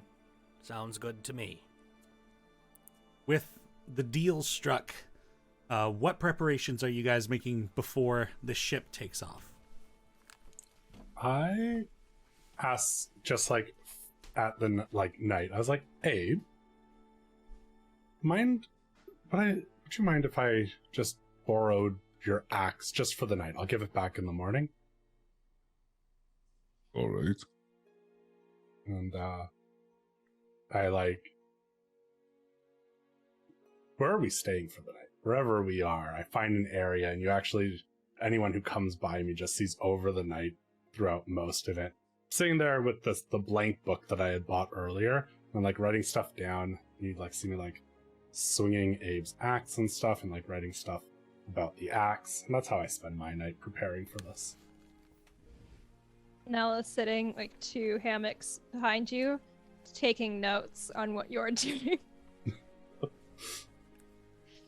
But at some point, I don't know if there's vendors or whatever. Nella would really like to buy some sort of pirate accoutrement for herself. Well, surely we got plenty of that on board the Plank. Oh, fantastic. Do you have a little wooden chest full of costume items, perchance? Look, if there's one thing you've picked up about Cap, he's got a flair for the drama. He's got plenty of outfits. Amazing. That is in his equipment, yes. Well, I think Nell just kind of snoops around and she finds her own eye patch and puts it on. And then kind of one of those scarves that pirates wear around their waist and kind of ties that. Just trying to fit in. And then she goes and stands on the front next to the guy with the wheel. Gideon also brings his cook supplies for the journey, and cooks for you a lovely batch of dwarven tavern style meatballs. When you Much go better than the hard tack I'm used to. when you go down into the ship, you find that as part of the crew, there's a couple of twins here we go. that actually operate as the cooks of the ship. One of them, oh dear, I believe.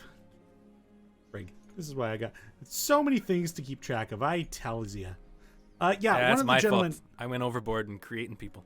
One of the gentlemen wears a straight up pot on his head, and the other guy looks like more of a proper cook.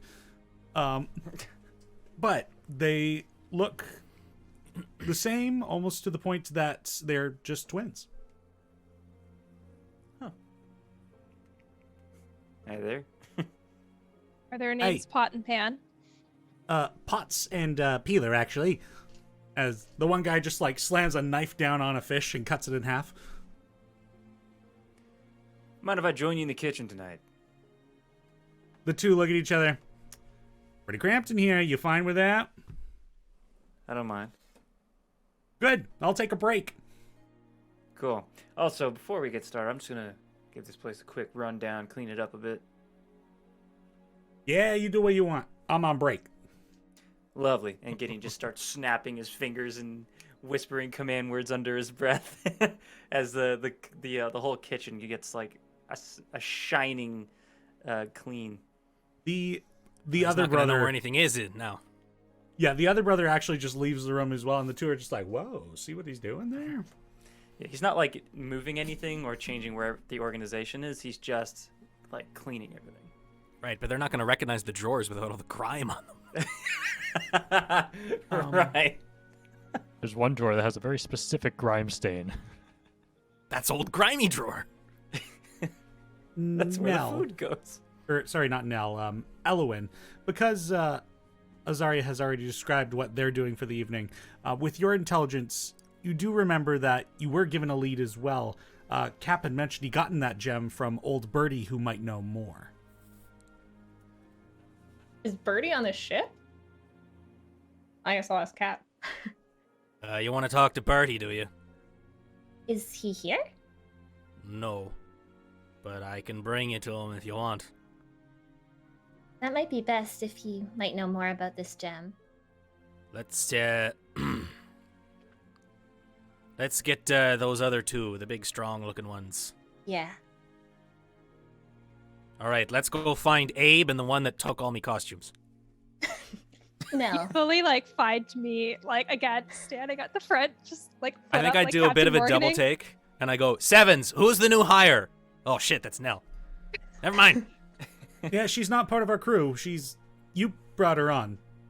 I know. I just didn't recognize her with the good work, Sevens. She gets a little enthusiastic. She'll make captain one day. All right, you two. We're gonna go talk to someone, and this someone doesn't like me very much. I don't know why. So I might need, bodyguards. Oh, that's why you wanted the strong ones, right? You scammed them in a dice game. No. Nell just I like don't think it moves matters. her eye patch over to the other eye, trying it out on this side. I like it better on that side. Fantastic. And when will you be paying my bodyguard fee? This one's smarter than he lets on. Sometimes. How about this? This, the armor that you're wearing. Again, I don't mean to be rude, but, like, you're made of metal, right? You're aware of that. Argon Veludium, yes. I don't know what that is. But It's a I bet it looks real good when it's all nice and shiny and waxed, doesn't it?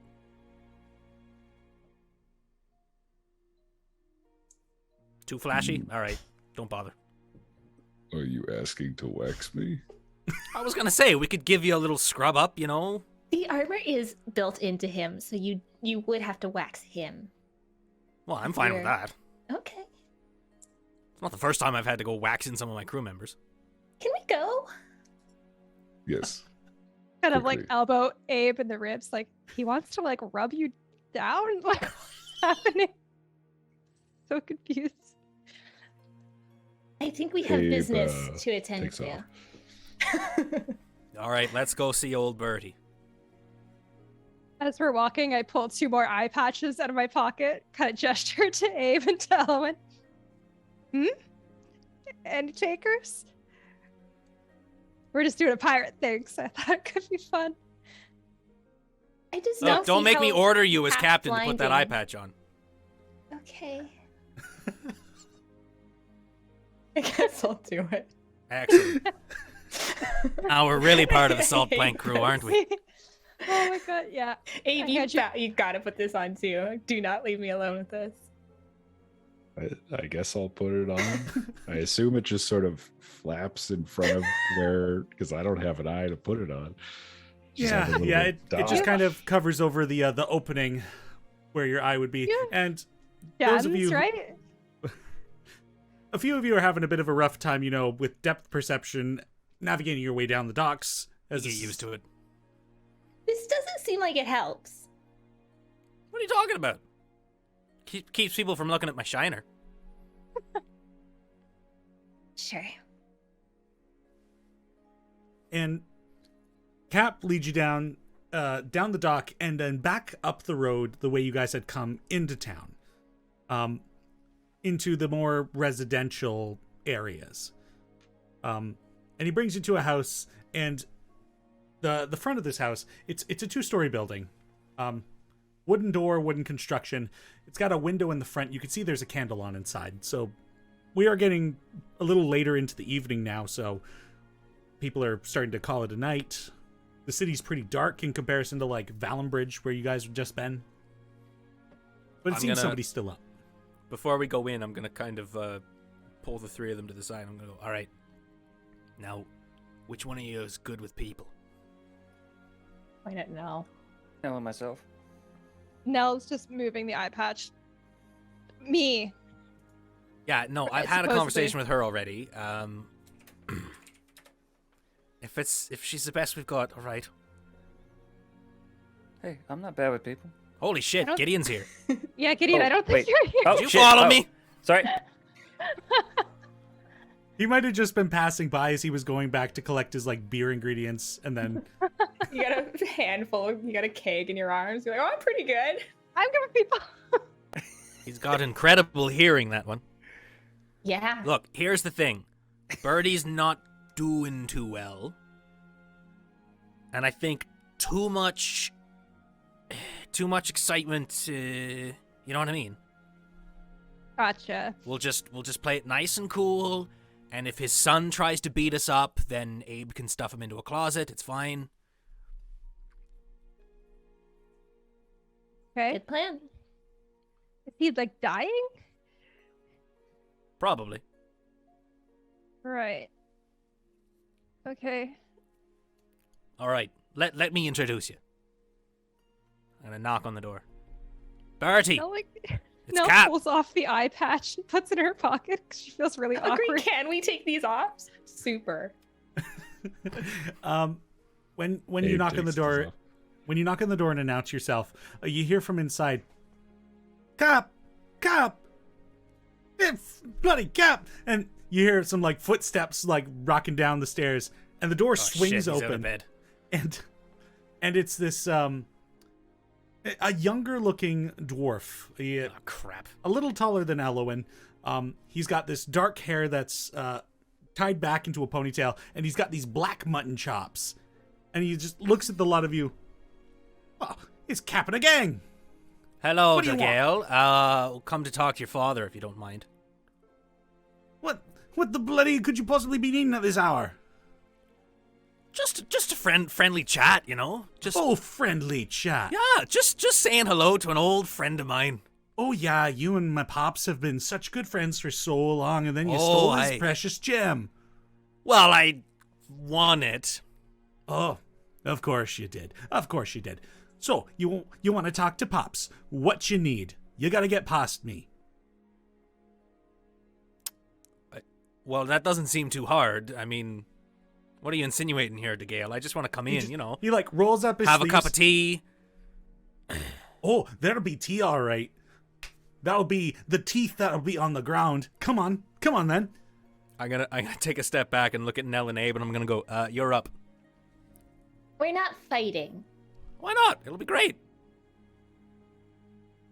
Yeah, come on then, you're freaking goons. Well, We wish to talk to your father about the gem that was stolen. make a persuasion check. You may do it with advantage. Flat 20. your description of the gem as stolen kind of puts him at ease a bit. You're not with him, are you? No. He Now, wait is a minute. merely making an introduction for us. We Uh, managed to convince him to tell us of his act of theft. Now, hold And on a now we minute. are Just ta- wait just a Please, minute here. Cap. We're speaking. Hey, If have you an wouldn't inspiration if you don't have it. Already got one.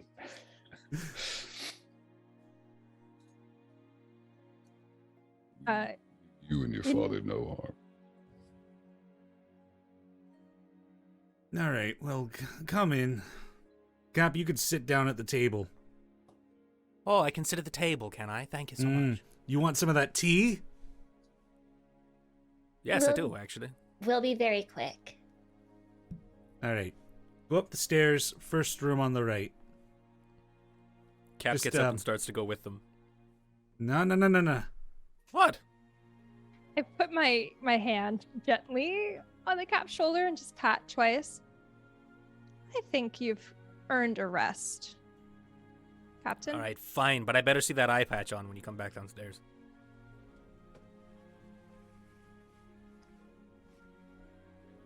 I guess we walk upstairs. So, the three of you walk up the stairs, and this house has like the sensation of this is a house that was lived in by people who work hard. There are like half constructed like fishing nets that are like piled in a corner, like some whittling in the back in the main floor that you kind of notice as you walk your way upstairs. Like taxidermied fish decor some of the walls. And as per the instructions, you find a door that is shut.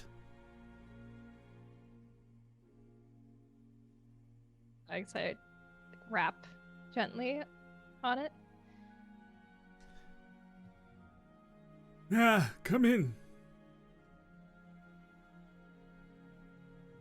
Sure. And this room is quite dim, a candle lit at the side of a bed.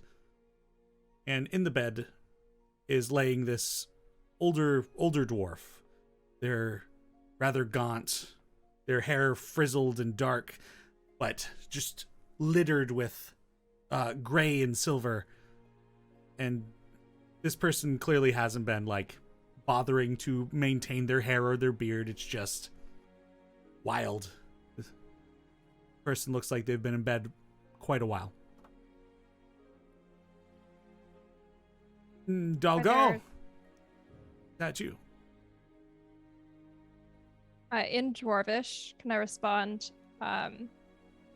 No, grandfather, it's you don't know us, but we just want to have a really quick conversation, if that's okay. Ah, and he responds in Dwarvish. Okay, well, how can I help you? And he's not really like looking in your guys' direction at all. He's more like just looking at the ceiling. And as you get closer, you see his eyes are a bit milky. Is there anywhere for us to like sit next to the bed at all? There is a single chair next to the bed. Cool. I'll, like offer it to either Abe or Elowen if someone else wants to take the lead. Go ahead. Okay. I guess I'll continue it in Dwarvish then, just to as a sign of respect. Just say we've come to ask you about the gem that was stolen from you. Oh, the And- gem. And I thought I heard Cap's voice downstairs, yes? Yes, he's waiting downstairs. Yeah, that bastard. My ears are burning. That's he's means to an end in a way for us, but we just wanted to know, I guess, a bit more about the origin of how you came across the gem and maybe what you encountered. Oh, the gem was a family heirloom. A few months back, when I was in better health, I did fancy myself going down to the Bear and the Feather, and well, apparently had a few too many spirits, and Cap took that from me. Our families passed it on, and we managed to continue passing it on even when we were down living in Starshire.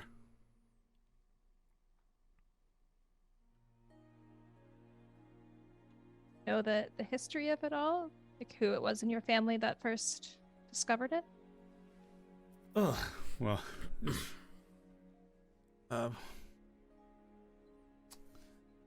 oh, bother. I believe it was great-grandfather Belvedere. Yes. The eye you see is associated with a legend around here of a creature called Old Lone Eye that's said to live in the fog in the middle of the Gulf. And We know of them a little. well, Belvedere would have been the sloop and small troop that was referenced in the song. Right. I think I just tell Alan and Abe what he's told me so far and be like, what do we need to know exactly? I got lost again in my desire to fight this dragon. Why was your grandfather out there, your great-grandfather out there in the first place? Do you ask him in Dwarvish or just common? It has to be common. Can I have said that I cast comprehend languages earlier, so I could have at least understood this conversation, but I can't speak to him in I speak Dwarvish. Dwarven, so I also understood. Cute. I can Okay. use magic. If you ask him in common, he'll reply in common. Well, at the time it was these elves had been coming up from the water to trade with the people that lived on the shore back then, and but it was a very rare occurrence. So sometimes members of the community would attempt to row out or sail out into the Gulf to see where they were, but they never came back. Well, that's not entirely true. Some did come back, and they told stories of horrifying beasts. Just the dragon or other beasts?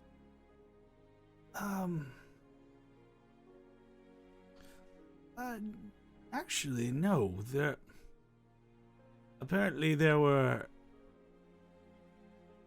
are other types of people that live out there, and that some of them are not as friendly as the elves that came from the water, apparently.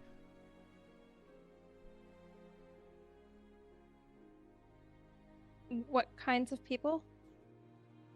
Oh, I don't know. Who knows what could be living out in the water, but clearly it would have to be aquatic in some nature or other.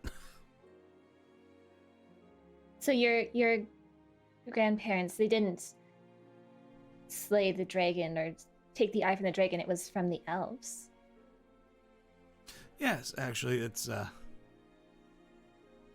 legend is a bit not entirely put together. It was traded along with some songs, which I've actually still got them, but put to sheet music. One was that Belvedere that did that? Maybe it was his son.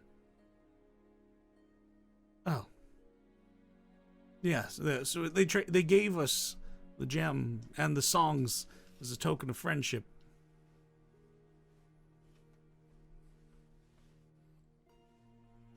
Did you still have the songs somewhere? And he weakly points at like a wardrobe that's just pressed against the wall opposite the foot of his bed. Do you mind? Do you mind if if we take we- a look? Yeah. You may. I don't I reckon. just gesture for Alwyn.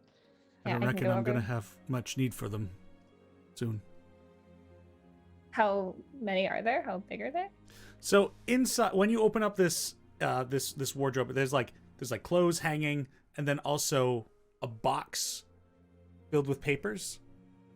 But on the top, it looks like there's a few pieces of paper that's just like lines and notes, and written in Elvish, but like Elwyn, you speak Elvish, right? Mm-hmm. It's like the title. It's not like proper Elvish to English translation. It's kind of like Elvish to Shakespearean almost. Mm. And it's the title says calming thy spirits.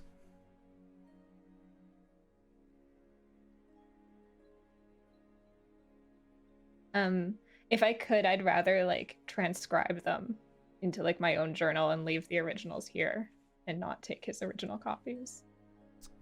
Yep.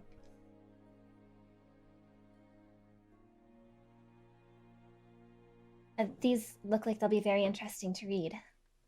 I'll leave the originals here for you, but I've copied them down. Oh, the music is rather interesting. Yes. How so? And laying in the bed, he begins to like sing these notes, and kind of like how we have like solfege for music, like do re mi fa so. He has these like elven syllables that sing this like haunting tune. It's like sorrowful and drawn out, and just leaves a bit of a shudder like after he's done. Like, it is very eccentric music, especially in comparison to like the shanties you'd heard earlier. This was elven music, you said? And this was elven, yeah. Is it music I would have recognized, or is it this like strange water elven music? This feels strange to you as well.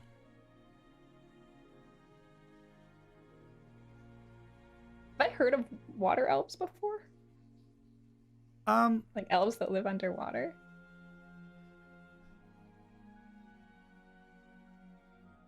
I don't think you would have, actually. I don't think you've ever encountered them. Odd. Can I do a medicine check on him? Yeah. Like, is he like sick with something, or is he just like old? Basically, is what I'm trying to. Yeah, go ahead and make a medicine check for me.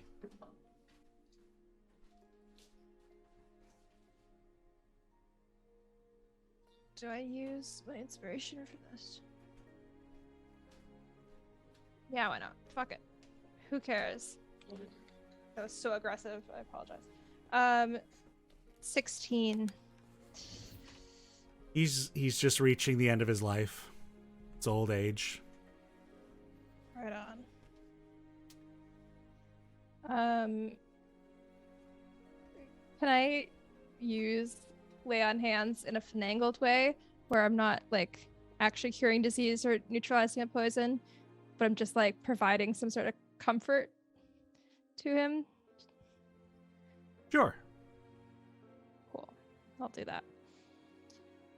Just kind of like take his hand like and pat it and say thank you so much for speaking with us. We really appreciate it. And it's like when you apply that healing to him, it's almost like any tension that was being held, he just kind of relaxes more. Like some strangers have entered into this room, and he is just totally at peace now. Well, I'm glad I could share with somebody else before my time here is done. Dalgal would never had much interest in the histories, but he's good. He takes care of me. He's like a good kid. Very passionate. With the fists, more so. Yes. Well, not every fight can be won with fists. Very true. You take care of Fair enough. yourselves. You as well. And if you're doing what I think you're doing, be careful. We will do our best. And there's just like almost like an immediate like as the guy has like fallen asleep.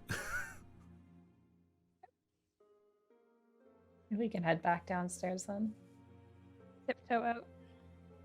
Please tell me Kath hasn't started fighting in the downstairs. No, downstairs, Dalgal has a cup of tea and is just like glaring at Cap. Look, And- Dalgal, all I'm telling you, right? Nope. There's nothing left Nope. here. You're not gonna pick up the pieces, repairing the nets. Come work on the salt plank. You'll make triple your father's salary in a week. Why would I? I don't wanna work with see you? why you're so against the idea. I'm taking care of my dad. He's fine. He's up there snoozing. Cap, we've got what we needed. We could go now. You're a daft man. Someday it's gonna be you lying in a bed, you dummy. I hope to be long in the bottom of Davy Jones' lager before that happens. Thanks for the tea. You're lucky my mom raised me well. I remember her. She was a good sort. Yeah, It's a pity you take after your father. you keep her off your tongue. Now you leave. Your friends are done. Well, I think that went well. I'll Honestly? hang back a second if I can. Would you accept a gift of charity for allowing us to see your father? You don't need to do that. He's happy to have the company, but I am asking you.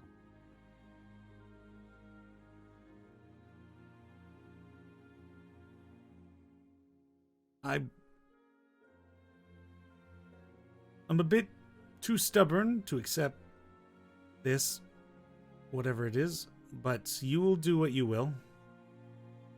At least he's honest about himself. Very well. I'll leave 10 gold on the table. Like, he's not going to watch you. He's just going to go back upstairs. Okay. Just shut the Then door yeah, on your way I'll- out. I'll leave 10 gold on the table and close the door when I leave. He's a good kid. He just doesn't You get seem it. like a nice family. What are you looking at me like that for?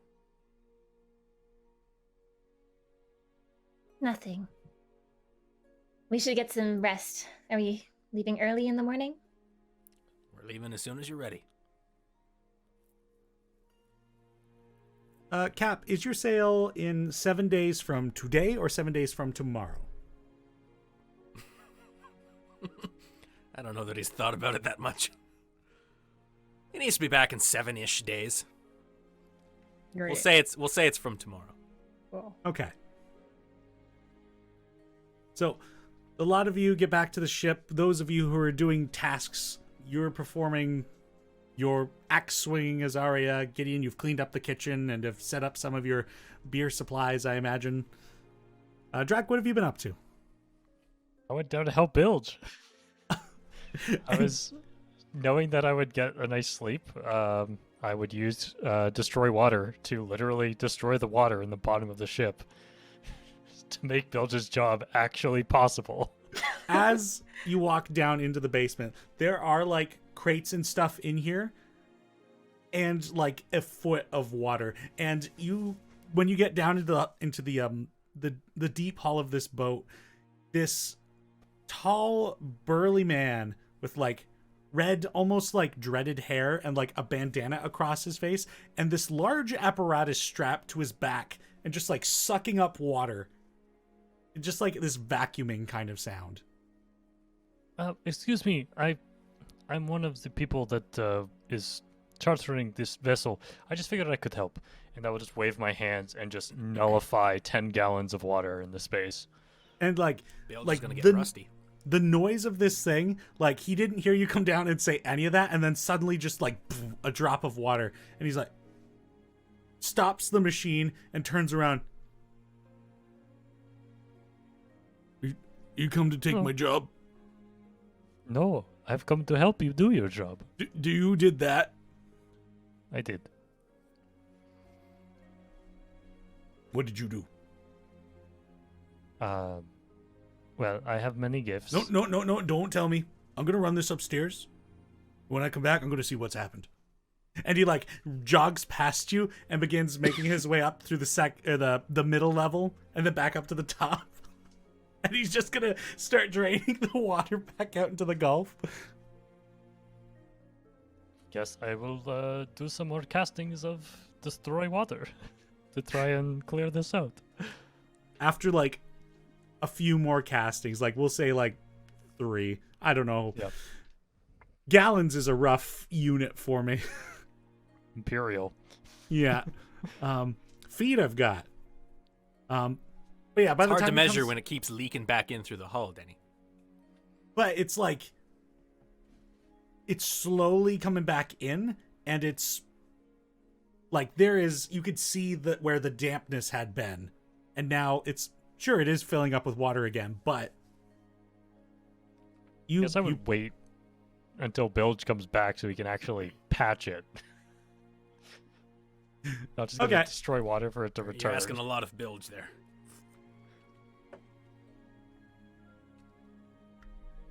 Well, you see, Jonimus, now here's the thing. 45 liters, yes, but then I have to think of a 80-foot by, or 90-foot by, like, 30-foot ship, and I like volumes and Also, I don't fantasy know math. about you, but just saying 45 liters doesn't make me instantly go, oh, that much. Oh, okay, great. Well, I I actually, have no idea what that is. I work at a gas station, so I roughly know what that is. Oh, well, there you go.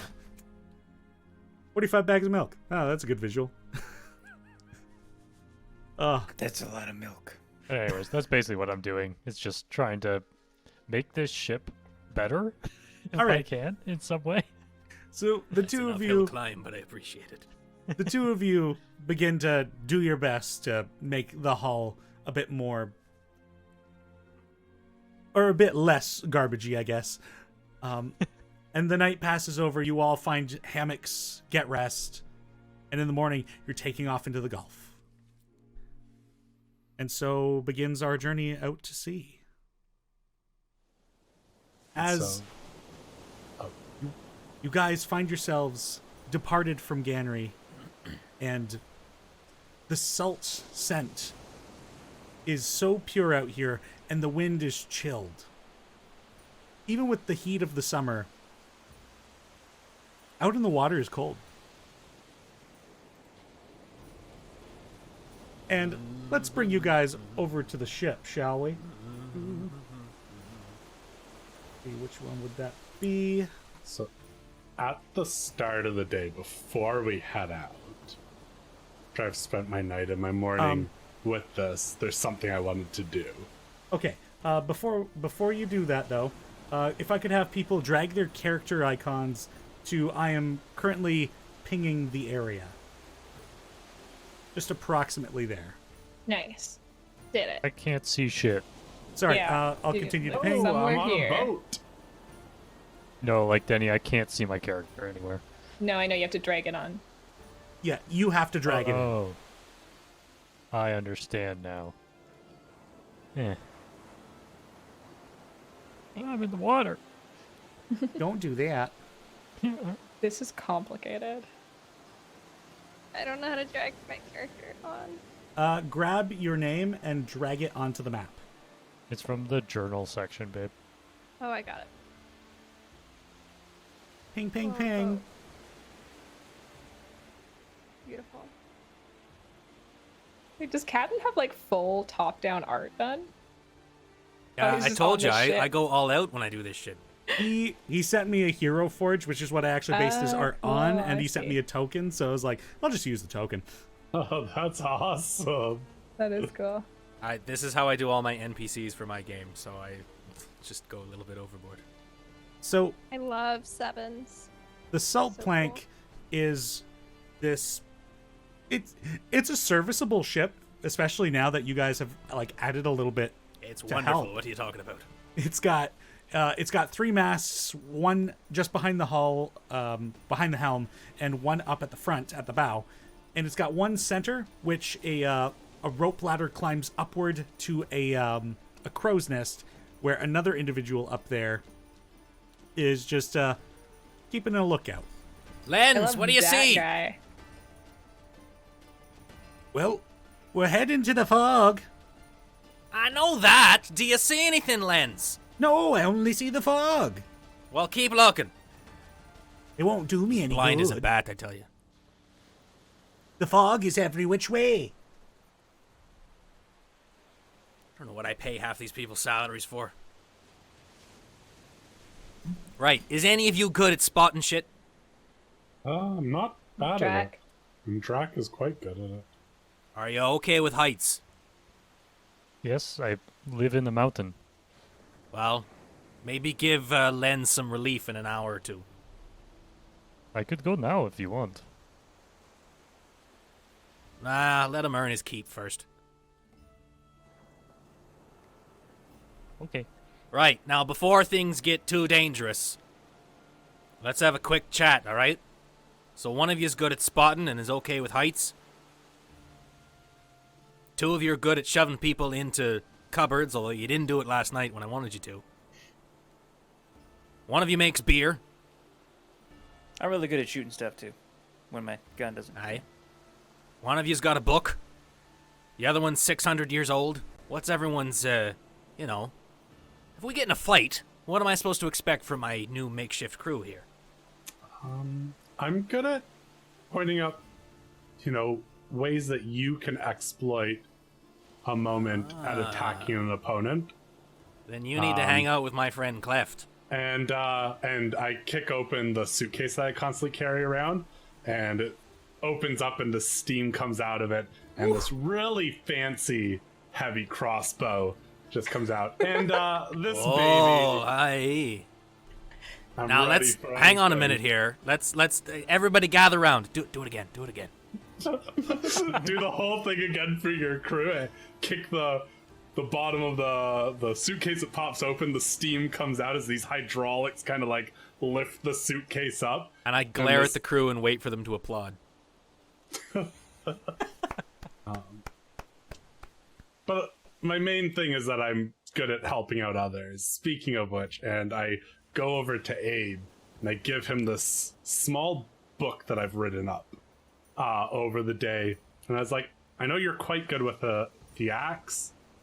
And usually I'd give this to someone who doesn't know how to use one, and it would allow them, to get familiar with it.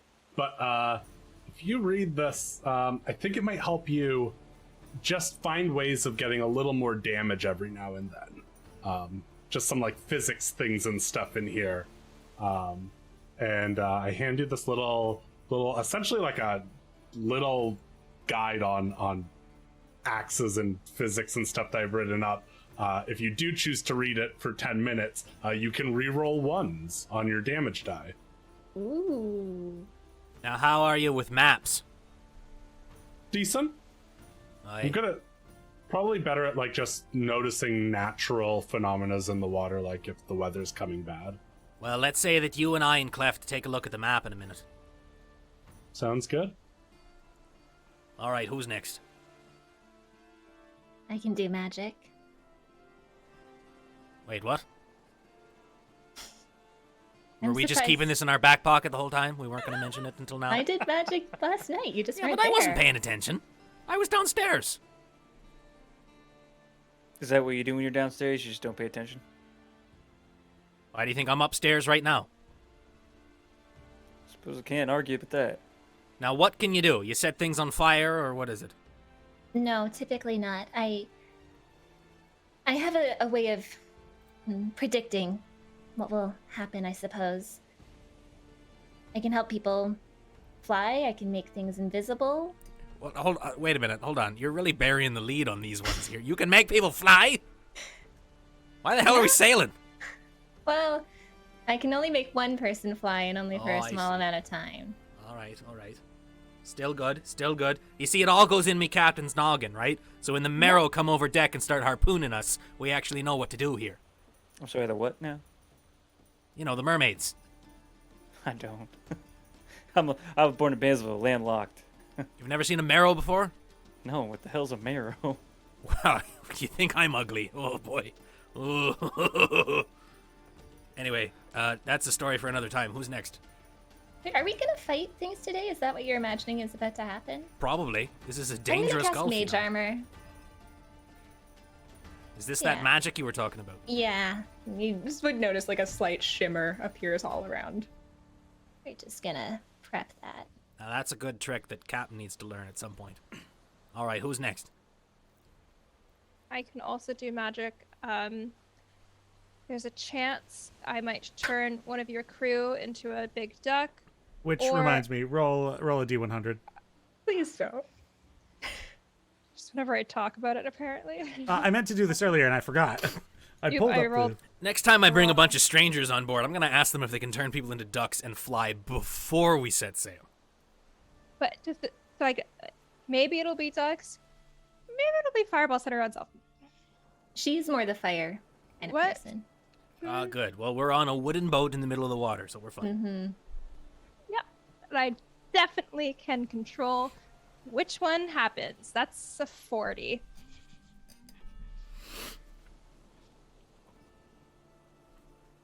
Don't make Very that well. face.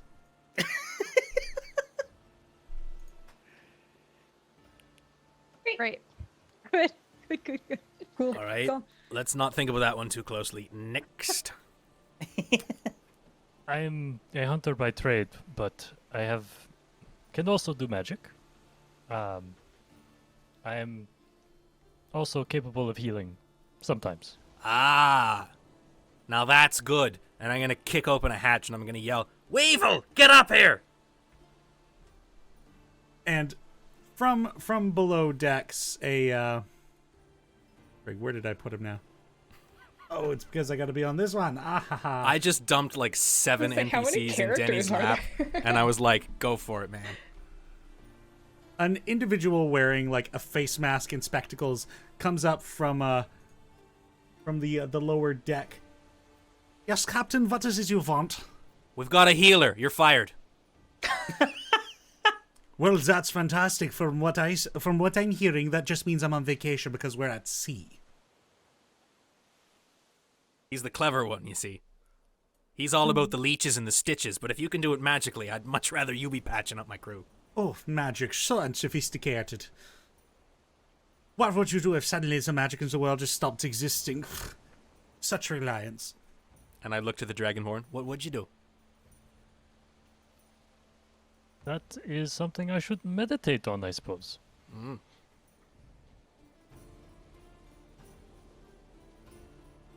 All right, well, last but not least.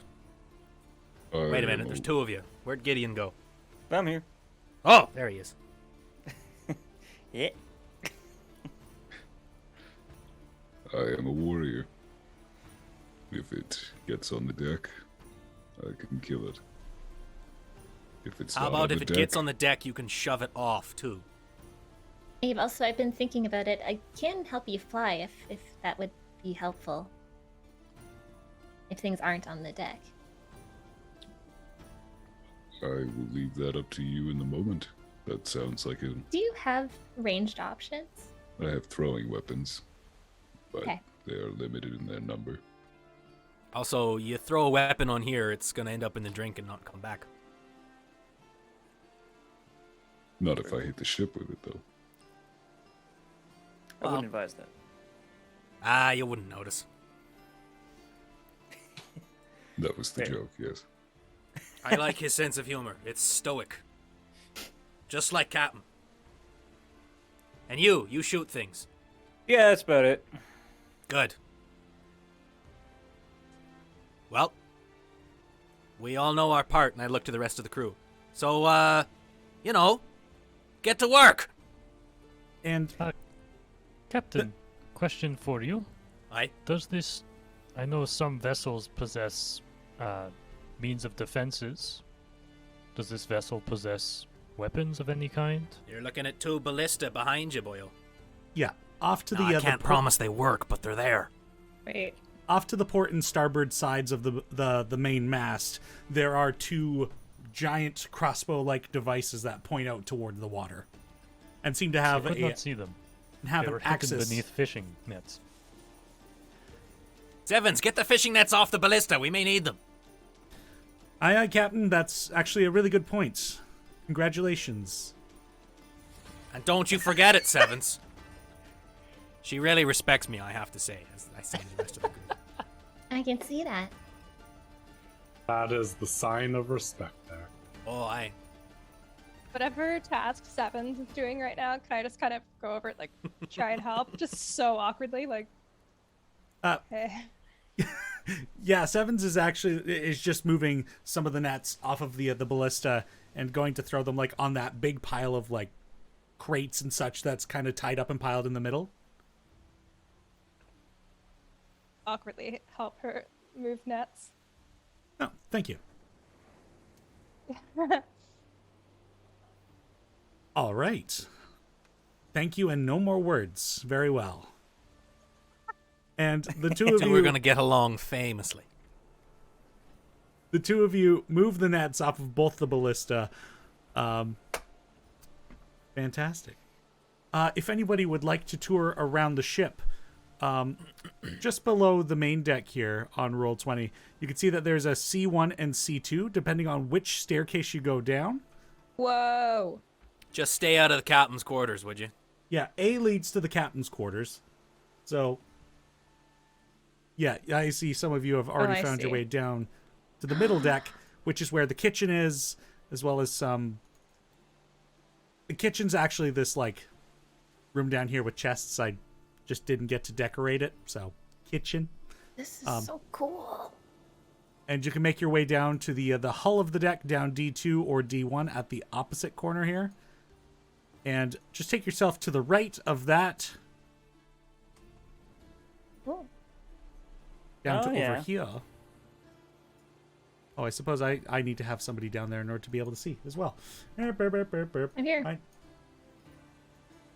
Sevens, where did I put you, Sevens? Ah, here we go. Oh god, now I can't see shit. Oh man, this is cool. This is wicked. And Bilge down in the basement. And Len's up in the crow's nest. Very cool. Is B somewhere we can go, or is that something different? Yes. So off the bow of the ship, you'll see that there's a bee with an arrow pointing. If you follow that, you'll see that there is like a crew. Oh, it's all the hammocks. Yeah, crew hammock area. Okay, cool. Where the heck did I put Sevens? There's Sevens. Keep losing Sevens. How could you? Thank you, John. That's super, super cool. Yeah, so you're all aboard the Salt Plank, and first day goes by uneventful. Sorry, could I just jump back? My internet was having some serious issues when you were explaining what that book did, Logan. Could you repeat that? So if you read the book, for you, the only benefit you would get is that you could re-roll your ones on the damage die. Lasts for 8 hours, the buff. If someone like Alwyn were to read that book, Alwyn would be proficient in whatever type of axe your axe is. I couldn't remember. But unable to physically lift it. Yeah. Okay, cool. And that's not like consumed with use? I can just... No, every day you just have to spend 10 minutes reading it. Get an 8-hour buff once per day. Yeah, the language in the book is like very dense and just takes a bit of like to digest and like kind of solidify in mind. And then it's at the end of the day, technical. And I imagine the only way that like I'm benefiting someone like Abe is that I'm applying like a lot of physics to what you do. And it's like there's nothing else that I could provide to Abe that would make him better, but I was like, ooh, here's science. I'd also like to spend the evenings like reading those songs or the stories that I copied from that dwarven man's house. Yeah, I was gonna ask what you guys found at Old Birdie's, so maybe I'd join you for those. Yeah, so you guys can like meet up in one of the rooms and just have a conversation between yourselves. You don't need to move your pieces to those locations. Sure.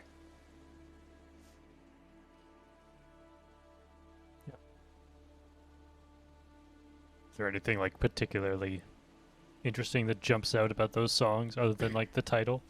So it just straight up seems to be like it's sheet music. It's a song to be performed. Okay.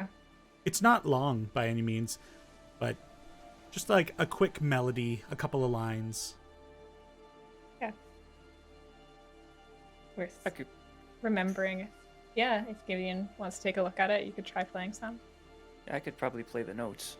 Not that Abe would know, but is there any indication that this is meant to be sung or played on a particular type of instrument? Go ahead and make a performance intelligence check. Oof, that's Whoa. that's hey critical. Oh my god. 22. Let's go. Placing the bard with you. You don't see like any indication on this piece of sheet music that would suggest like it needs to be performed a specific way. It very well could be any instrument or voice. I share that. With your infinite background in musical history and technicality and such. Perhaps if we meet these elves, they would be interested to hear these songs again. Maybe. Or perhaps this is how we get past the dragon. I guess I could play it for the dragon. The title of this song is Calming Thy Spirits, no? Tough crowd. Yeah. I think it's just a title. There's a lot to stories. You could always try playing it just as we travel through the mists. Good idea. Couldn't hurt, right? It could hurt. It I could think it- call the dragon to us. It could. I'm not. Look, I'm not playing it Calm unless thy the damn thing spirits. shows up and wants to hear your song. I'm just saying it might be too late then. Well, I agree with Abe. okay. Well, if it shows up, I'll play it. But I'm not gonna play it to make it show up. All right. Well, I think what Abe and I are saying is that perhaps playing it would present us peaceful passage through. If it's a calming song, it would be after the fact to do it once it's already arrived and is pissed. How about I kind of think am it's with those fine. two. what if we play it just as we enter the fog? I think you could play it, Gideon. Ooh. Yeah. Yeah. Okay. You know what? Yeah. I'll follow your lead. But if the thing shows up and is not happy after I play it, Then you I'm were gonna right. say I told you so. Gideon, don't Crack worry, the I open got head your with your back. I'll join in with Alright, the well, pipes, and I start blowing my nobody's- pipe. Nobody's just gonna be needs- playing anything if we get lost at sea here. Now, Azaria, come help Captain with the map, would you? I blow some more bubbles and come with you. Right, now, and I see the bubble. I'm like, what the? All right. Now, it's been a long time since I've been out this way. Don't tell the tall one that. And Cleft here, well, his eyesight's not so good anymore. So how about you and I pour over this map, put our noggins together, and see what we can figure out. And Aye. I'll keep steering this thing until I decide to start flipping it. Yeah, do that, would you, Cleft? It's a good thing I'm on the wheel. I mean, at shore, it's fun. At sea, Cap, you should know better. I should have known a lot of things better, Cleft, but here you are. So let's just look at this map. Oh, What- all right. Well played. Well played. So what do we have in front And of I us? put a little mark on the wood of the ship where you see it says Cleft 0, Cap 10. It now says Cap 11. We got to get that buffed out. No, we don't. You're right. Send it down. That's the proper term. All right, so the Someday map. he'll get a- Yeah, what do we have here? So this map that Cap's got, it's like a hand-drawn map of the Gulf and kind of the areas around it. It's got Pentalot pointed out, Ganrey pointed out, a few smaller villages along the east coast, and then Fort Hale down in the south. And kind of just drawn as a blob in the middle of the Gulf is just this, like, just a cloud. And whoever had this... I'm just going to trace between Pentalot, Ganrey, and Fort Hale, and I go, this is Cap's usual route. So he doesn't usually sail, west or east. I was like, just from what we know and looking at this map, and I'll kind of like, take some string out of my pocket because I doubt we have like rulers and stuff to figure out. Well, now where hold on a minute here, and I'm going to reach into a nearby chest because I do have cartography supplies. Ah, much more useful Some of this than what help. I have. Yeah. I'll start taking tools from that and kind of just like, from looking at the shape of the lake itself, where the fog is, figure out where roughly the true center that we're looking for and where we believe these elves are would be.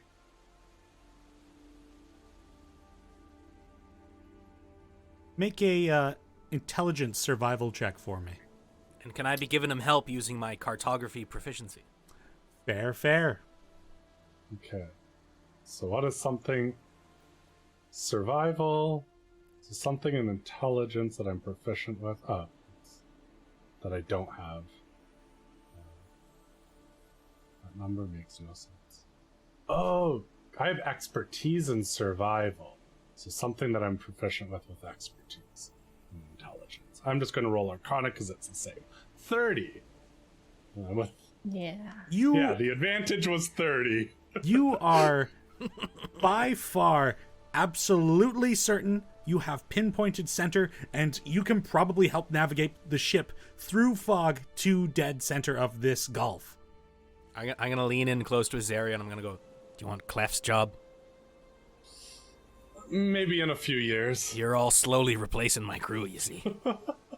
Cap, you get rid of me, and you're not going to be winning any more of these bouts here.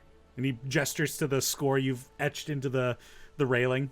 Look, Cleft, I don't think you understand how this score works here. Either that or you've got your name spelled very wrong. I will say that the rest of my group has, a bit more of a silver tongue than Clef over here. I think they might outwit ya if we all joined on. Well, now, so you see, that I would pay to see, but specifically Nell versus Cleft, and I'll be watching. Winner gets Captain's eye patch, maybe. Hold on. Point out Nell for me. The tall one. Okay, so, and you're here, and you're tall, so it's got to be the other one. Got it. I mean, You know, when half I of our hired him, group the is only tall. qualification was 2 working hands to grip the wheel. What the hell, buddy? We're friends here. Oh, Big old I know. back. You couldn't get rid of me. Not that I've tried. Just 2 old salty dogs just being handsome and all. Well, one of us at least, anyway. Yeah, me. And I begrudgingly put a 1 underneath the Cleft scoreboard. No, I just witnessed history. All right, now listen here, Azaria. Don't you say nothing to no one. And, I'll be in the captain's quarters. You lot have unlocked my He sass. sulks off. Then I'll go up to everyone else and kind of just let them know what we figured out on the map. Roughly where we're headed, rough directions and stuff. Captain went off to drink. Well, he may have to do something. All I've seen him do for the most part is drink, so if I don't see him, my assumption is he's drinking. That's a fair assumption. Ole. Denny, I go into my storage room and I'm rifling through the chests. Okay. Drac will take that information and the heading and relieve Lens in the crow's nest. I'll come up with you just to provide any guidance. Yeah. And mechanically, hopefully help you. That's going to be one crowded crow's nest. I was gonna say I was gonna go up too, but I will not go up if two are already up there. Yeah. Lens comes down. He just jumps into like one of the spare like rowboats there and just takes a snooze. All right, Azaria. Got us our heading. I mean, all I see is fog right now, but maybe once we get closer, I could try to disperse it a bit. Would probably be useful. It's either that or if we need a speedy escape, I could blast the sails. You know, if we're chased by a ghost dragon, if the song doesn't work and the gem doesn't work, speedy escape might be our best bet. That's what I was thinking too. It's nice up here. I It's like nice the to be- smell. Yeah, out of a city. I agree. Hmm. Valambridge was nice, but I feel much more comfortable out here for some reason. I've never been on the boat. This is very strange. Yeah, same. Just like being around nature. It's There's always nice. anxiety in the city. It feels like you're just like not connected to what's around you. Indeed. It's good to have you back with us. Well, you know, I don't drink often, but you know, however many, the 3 beers, that was a lot. I needed to sleep. Perhaps in your old age you're slowing down a bit. I swear, pre-ghost me could at least drink 5. Well, perhaps with some magical help we can get you back to that. Well, maybe one day I'll be back to my proper age, but I think there's other problems we need to deal with, and I've still got like 200 something years in me. I don't think I'm going to miss 50 of them in reality. Fair enough. Let's keep an eye. So the day goes on, and as I mentioned earlier, it's uneventful. The sea is just, it is crisp, it is nice, it is a break from the civilization that you guys had, I guess, just kind of been starting to get accustomed to after traipsing through somewhat civilized lands, monsters, the outskirts. And now you're back out into the wilds, but there's just a peacefulness with water. You know, you have eyes, every direction can see, and you feel safe. Kind of. If it weren't for the ship. But there's somewhat of a security. Otherwise, your bearing is made, and the fog lies ahead. It'll still be another day's worth of travel before you get there. And the one morning, 2 days have passed. And coming to the eve of the second day, Lens, up in the crow's nest, rings a bell that's up there. Fog ho! We'll be breaching it within the hour. False alarm. No, we'll be breaching it, I swear! He yells down. Can I confirm that? Sure, make a perception check. 15. He's technically right. You'll be breaching it within probably 10 minutes. Captain, it's much closer than that. Everyone, 10 minutes. Be ready. I tend to subtract half an hour from everything he says, so, but thank you. Subtract more. All right, crew, possessions, and you lot. I don't know. You know your orders better than I do. Find a way to be useful. Song, man. Can't hurt, I think. Sure. Oh, you want a song? Oh, Captain's got lots of those. Oh, I got you. Don't worry. We've got one. Gideon pulls out his wooden flute and sort of sets up the sheet music on like a little There- crate. I'm gonna cast guidance on you as well before you do this. Are there words that go with this song too? I believe there were, because they were written in weird Elven, right? So the dwarf was singing like just elven syllables. There's no associated okay. words with the sheet music other than the title. Okay. No, just the melody. I'll like Okay. sing along in that like elven solfege. Just along with Gideon playing. What? Thanks for your tools, bud. Ooh, there's your tools. Look at Wow, all let's my get a gander, tools. everybody. So many Wow. tools. I'm a tool. I'm a tool. Toolbox. Oh, I'm gonna put a carving on the railing underneath Gideon. He's got a brand new point. For a self burn. it's just Gideon versus Gideon. Yeah. And he's winning. Even against himself. Um, Oh God, how do I do this? Sevens actually pipes in when Captain brings up the songs. Actually, Captain, if you've got nothing going on, you might as well give us a tune. Oh, which one shall it be, Sevens? I know there's the one you hate and the one you hate more.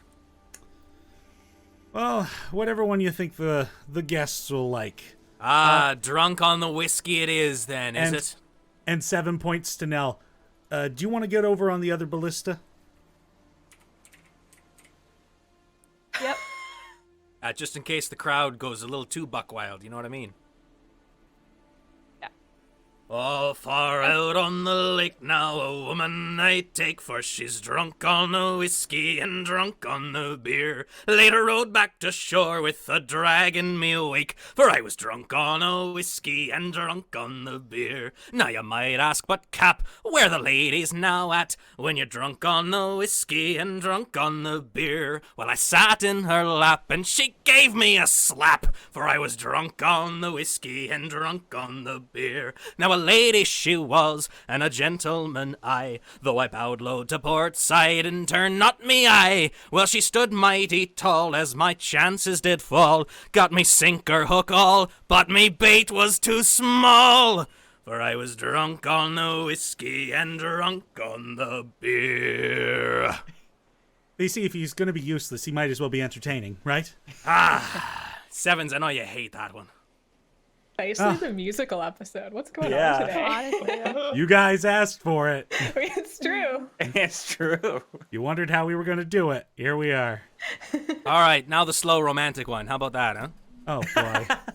Oh, the Now men that are flushes killed proper. and the men that are kissed ain't so different at glance than you might right have guessed. With a poisonous blade and a poisonous glance, there's no sweeter fair poison than love's laboured chance. But I ain't had the time and I ain't had the smarts to tell one from the other when the knife stabbing starts. So if you find yourself in me captain's embrace, better wipe now that lipstick from off of me face. For the sharpest of blades and the reddest of lips won't mean nothing to no one if dead weight it grips.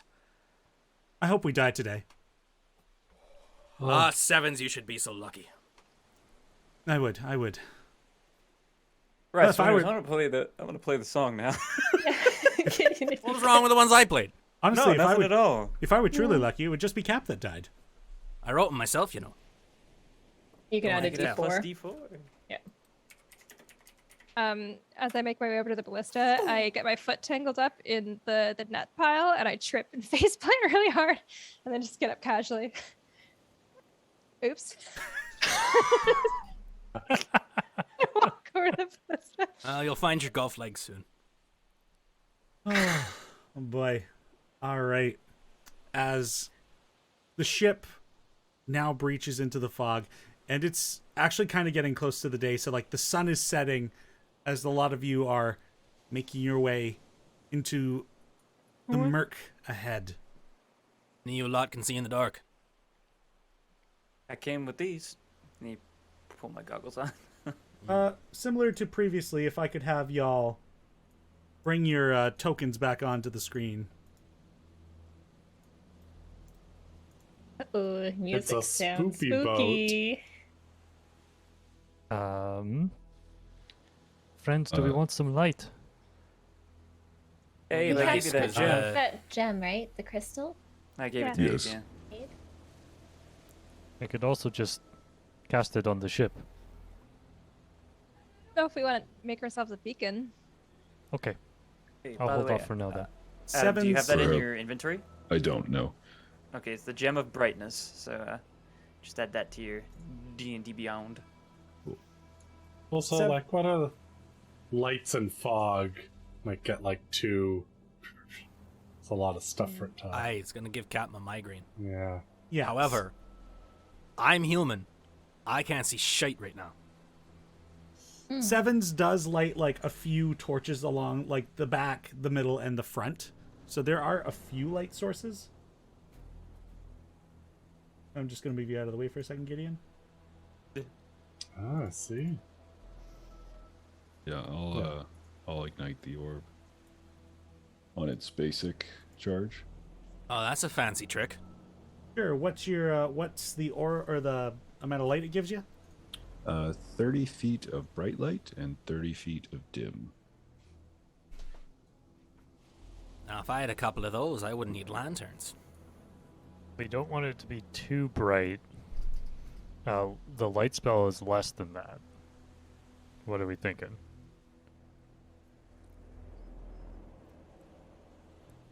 I think it's fine.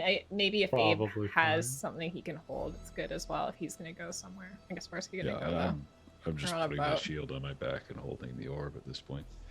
So maybe like have the orb in your hand, but don't light it just yet. okay, sure.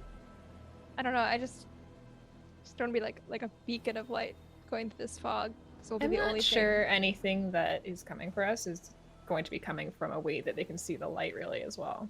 They're probably coming from underneath, right? I tell you, if it's lurking in this fog, it'll be able to see us light or no light. Yeah. That's just crazy old Captain superstition. No, Right, I then don't think disregard. you're wrong.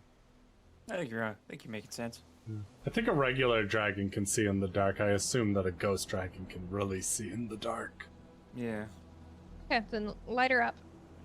Cool. Also, Cap, maybe just have that crystal handy, that gem, just in case Jim. Lo and I wants their eye back.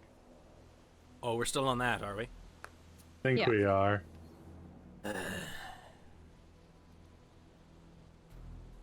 Well, I mean, That's you don't want to give definitely what you it. If you don't want to give it up, I think Sevens might get their wish. And I'll go down tonight. Oh, goody. And I'll pull out my crossbow. Get ready. Hold my rod. Yeah. I There's load the gun. Captain lights his combat cigar. Hell yeah. Guess I load the ballista as if I know what I'm doing. Let Probably good. me see here. Logan, fun Yes. surprise for you. If you go to your D&D Beyond character sheet, you've got in your extras section the stats for the ship. If you want to keep Oh. track of its health. Yeah. Also, there's no mangonel on the ship. It is just the ballista. Then And the why would lot we of need you. to keep track of its health. We're gonna Yeah, be we're- totally Why? safe. Nothing's gonna happen. That's Oh, what Captain always nothing. says. But Sevens is like, no, Captain, you gotta patch the hull up. It's just right before we sort of get fully engulfed. I'll look to the rest of our group and say, perhaps one of us should stand by the helmsman. I was actually gonna go up to the watch point. You know, got guns and everything. Can stay at a distance. Get a good vantage point. The crow's nest is 55 feet up, if that applies to your range at all. Nope. I have sharpshooter. Right. What is range? What is range? I stand behind Clef with my hands behind my back, all captainly with my chest out, and I go, Azaria, you said you're good at getting other people to do shit. Yeah. Why don't you come give Captain a hand then? All right. I'll come back here and. I tell you, Clef needs all the help he can get, as you right know. But from here, you can see almost all the ship, right? So it's true.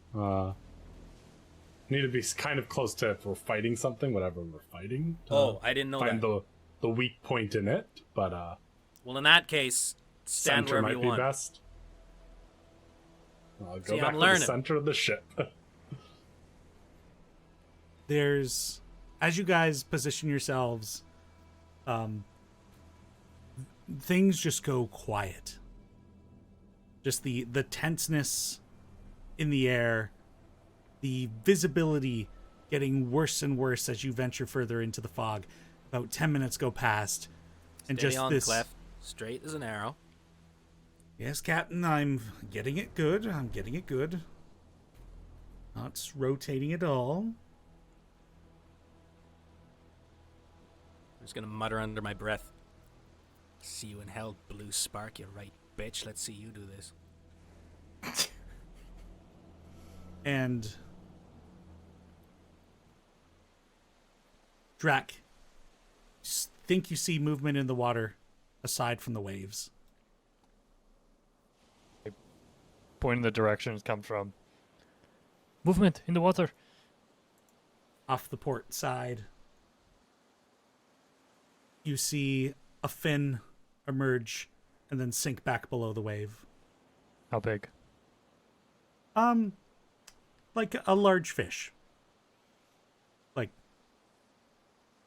Like a shark size. Is Gideon still playing his music? Gideon, are you just playing that on loop? I played it on the deck, and I climbed up the crow's nest, and I'm now playing it again. And that haunting melody just kind of pierces through the fog. And there's just that tense waiting in Drac. You're watching in that spot you saw that fin, and you're waiting for something else.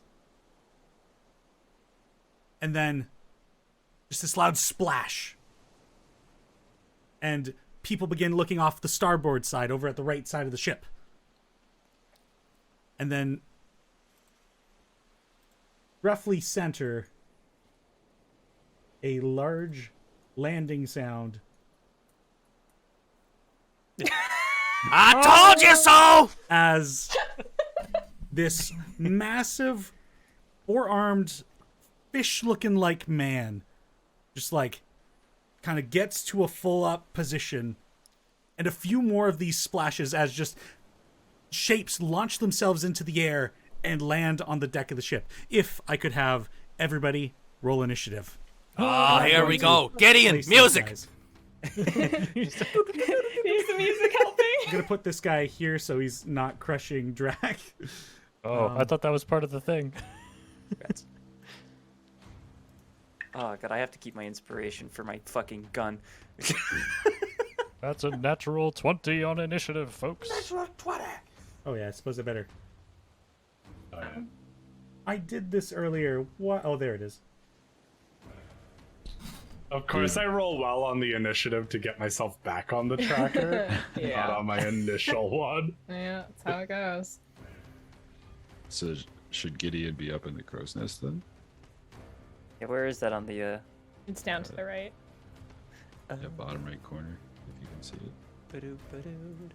Oh, Denny, can you add me to the tracker? I did it with an actual dice. Oh, okay. I got a 23.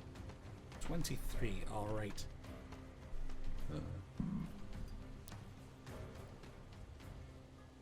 Regime. Oh, these guys are so cool. Oh, I forgot to click my thing. Captain gets to add his charisma to his initiative because of his subclass. Yeah, so you should add Nice. 5 to yours. Oh, Cap got a 24. He's very happy. Oh! Did Logan and Adam both roll crits on the one to get them on the stupid tracker and not their actual initiatives. Yeah. Yes. Yep. Wow. You're eating up all my crits. This is why Cap rolls his dice the old-fashioned way. Oh, I'm gonna get all the ones again. Uh-huh. Let me get all the red numbers. It's just a skin. It's my roll-20 skin where all the numbers are red. Yeah. Yep. It's super special like that. Yeah, it's so cool. It's Yeah. pretty tubular, my guy. Tubular, bro. Dead life. So tubular, man. Oh my god. You ever like roll red numbers on roll-20 all the time? Oh, All the time, dude. dudes. That's that. Okay. So What the hell am I looking at, Teni? What is this mess? Oh, let's- God. There's so many of them. That's. Oh, I gotta add Cap to the order. And you said you got a 24. Oh, aye. It's faster than he looks. Yeah. All right. Is there anybody not in the turn order who should be there? I think. Oh, I don't think I am. I rolled a 10 though. What? Why am I not on the thing? Okay. We'll add you.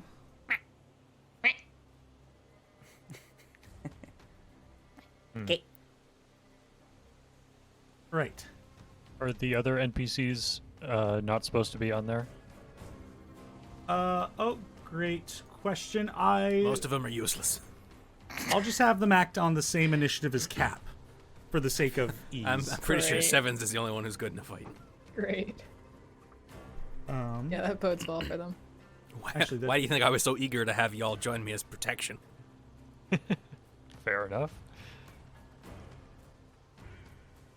I'm actually going to add 7s to your guys' controllable. Oh, she tanky, bro. Oh yeah. Well, that character art, though. Oh, hell yeah. I suppose Lens is up there as well, so I'll give you guys access to Lens. But I'm not going to make all these NPCs be fighters. Some of them just aren't strong or meant for fighting. Oh, did I add both of them? No, I did not. There we go. All right. So for those crew members, at least, you guys should be able to see their stats. And whoever would like to control a crew member can do so after Cap takes his turn. So Cap, you're first up. There are aye. these fish people. A few of them have launched themselves out of the water and like propelled themselves to land onto the ship. I'm gonna take a couple steps around so that I'm on the other side of this thing. So that I can use my rakish audacity. You see, I don't need advantage on my attack roll to get sneak attack if there's no other creatures within 5 feet of me and my enemy. And I'm gonna gut him right in his ugly fish face. Okay, go ahead and make an attack roll for me. Oh, that's not very good. Let's add some shit to that. That is an 11. Unfortunately, an 11 will not do it. I like jump around and I go to stab him, but I kind of like slip a bit from the guts and gross fish stuff dripping off of him. I'm like, oh, damn it! Wait a minute. Stand Hold still, on would a you? second. Oh, heck. Some of these guys aren't using the correct stats. Oh, did I actually get him? You might actually hit him. Hold on. Let's get rid of that guy. That guy is supposed to be this one. This one. This one over here. And this one. Where did my person go? Oh, he suddenly looks a lot angrier than he did. Oh, there now. Okay, I don't know why they changed from what they should have been. Oh, and this one right here. So sorry, you said 11, right? Aye. Now that I've switched the stats, it just misses. Damn it, Fishman, stand still. That's all I'm gonna do right now. Do you get 2 attacks, do you not? I don't. No? Oh. Ah. I'm Oh, a no. multi-class mess he's is like, what yes. I am. Great. Excellent. Always Join the love crew, it. yeah. Abe, are you on the initiative tracker? Yes. Yep, I am Okay. at the very bottom. Okay. So after Cap is Lens, Cleft, and Sevens. Who would like to take control of which? I think I'll take Christy wants Lens. sevens. I'll take Lens. We're Christy both in definitely the wants sevens. crow's nest. I know you want sevens, but who wants to control sevens? Yeah, I would. I'm really tired, so I don't know if I'm the best person to be cunning right now. So if someone else wants to take her, that's fine. I Sure, can take I one of can- them. oh, go Dallas. Sure. Okay. So we'll say Sevens goes next. So go ahead.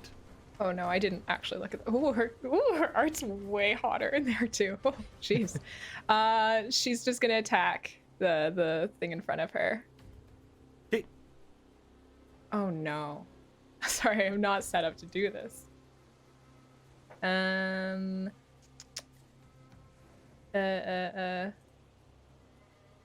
don't know how to read this. She has a rapier. I'm understanding. I'm interested too, because I don't actually know what she does, even though I made the damn person. Oh, she's so good. Oi! Let's go. Immediate crit from the crew. Yeah. Sevens, Okay. you damn show off. Rolling 1d8 plus 4 plus 8. 15 damage. 15 points of damage on that guy. Not quite enough to kill him. Oh, I'm also just reading what it is. Sorry, she has a multi attack that is 1 with a dagger and 2 with its rapier. I'm reading, so I'll do that. Okay. 19 to hit That'll hit. for another 8 damage. And pop goes that fishman that just landed on the deck. 7 comes in with some decisive, quick reaction. And Cool. the guy slips off the deck and plummets to the water. Nice. Good job, first mate. I think She that's all I does got not for her. respond. Eyes on the prize. Eyes on the prize, just like I taught her. Okay, is she going to move at all? No. Okay. No, she'll just stay there. All right, then we'll go to Cleft next. Who's controlling Cleft? I'll take Cleft. All right, Anthony's got Cleft. Is the ship currently moving? The ship is moving. Okay. Does it behoove us to have Cleft stay on the wheel, or can he do other things? You guys could just say he just focuses on steering the ship. That's also fine. Yeah, I feel like that's important. So I'll just have him use his action to maintain a good course. Excellent. And Lens.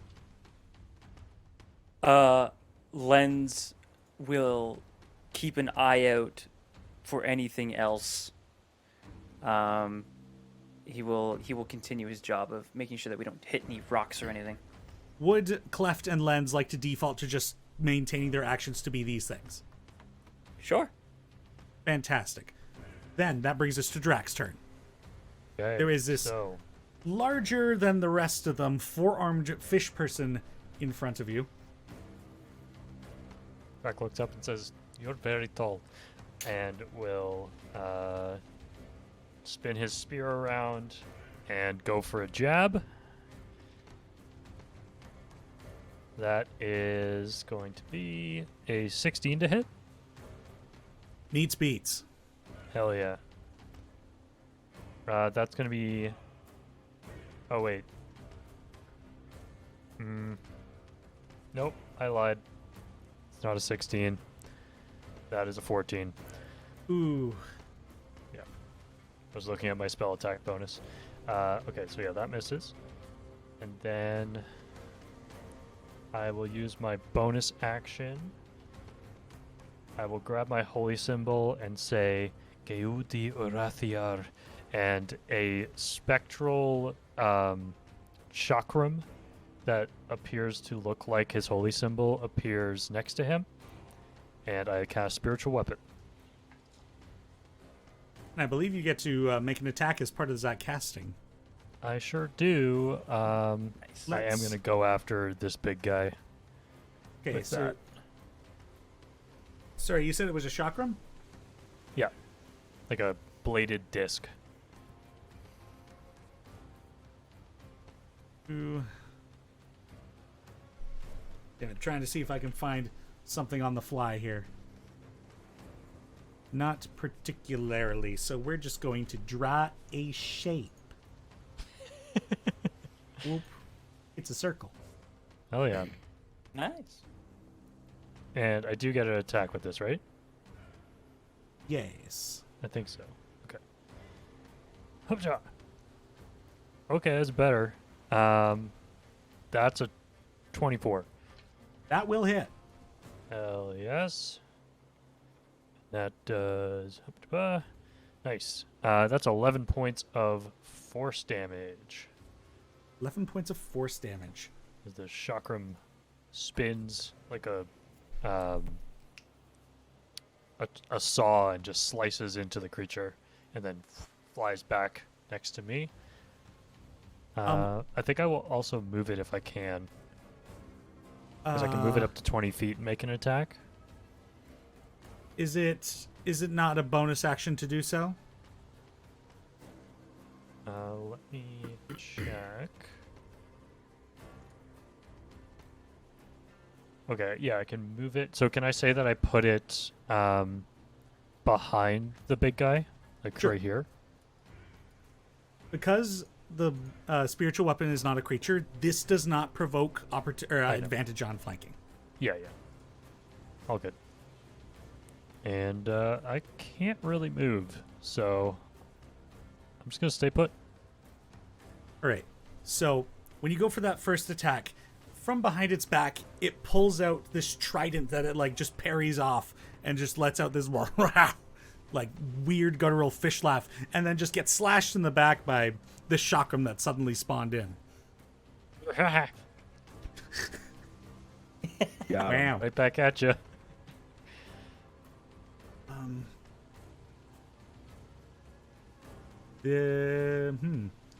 Trying to see what I can use in the case of your frickin' chakram. I want to use a proper thing. It's not going to be a chakram, mind you, but That's okay. We'll all use our imagination.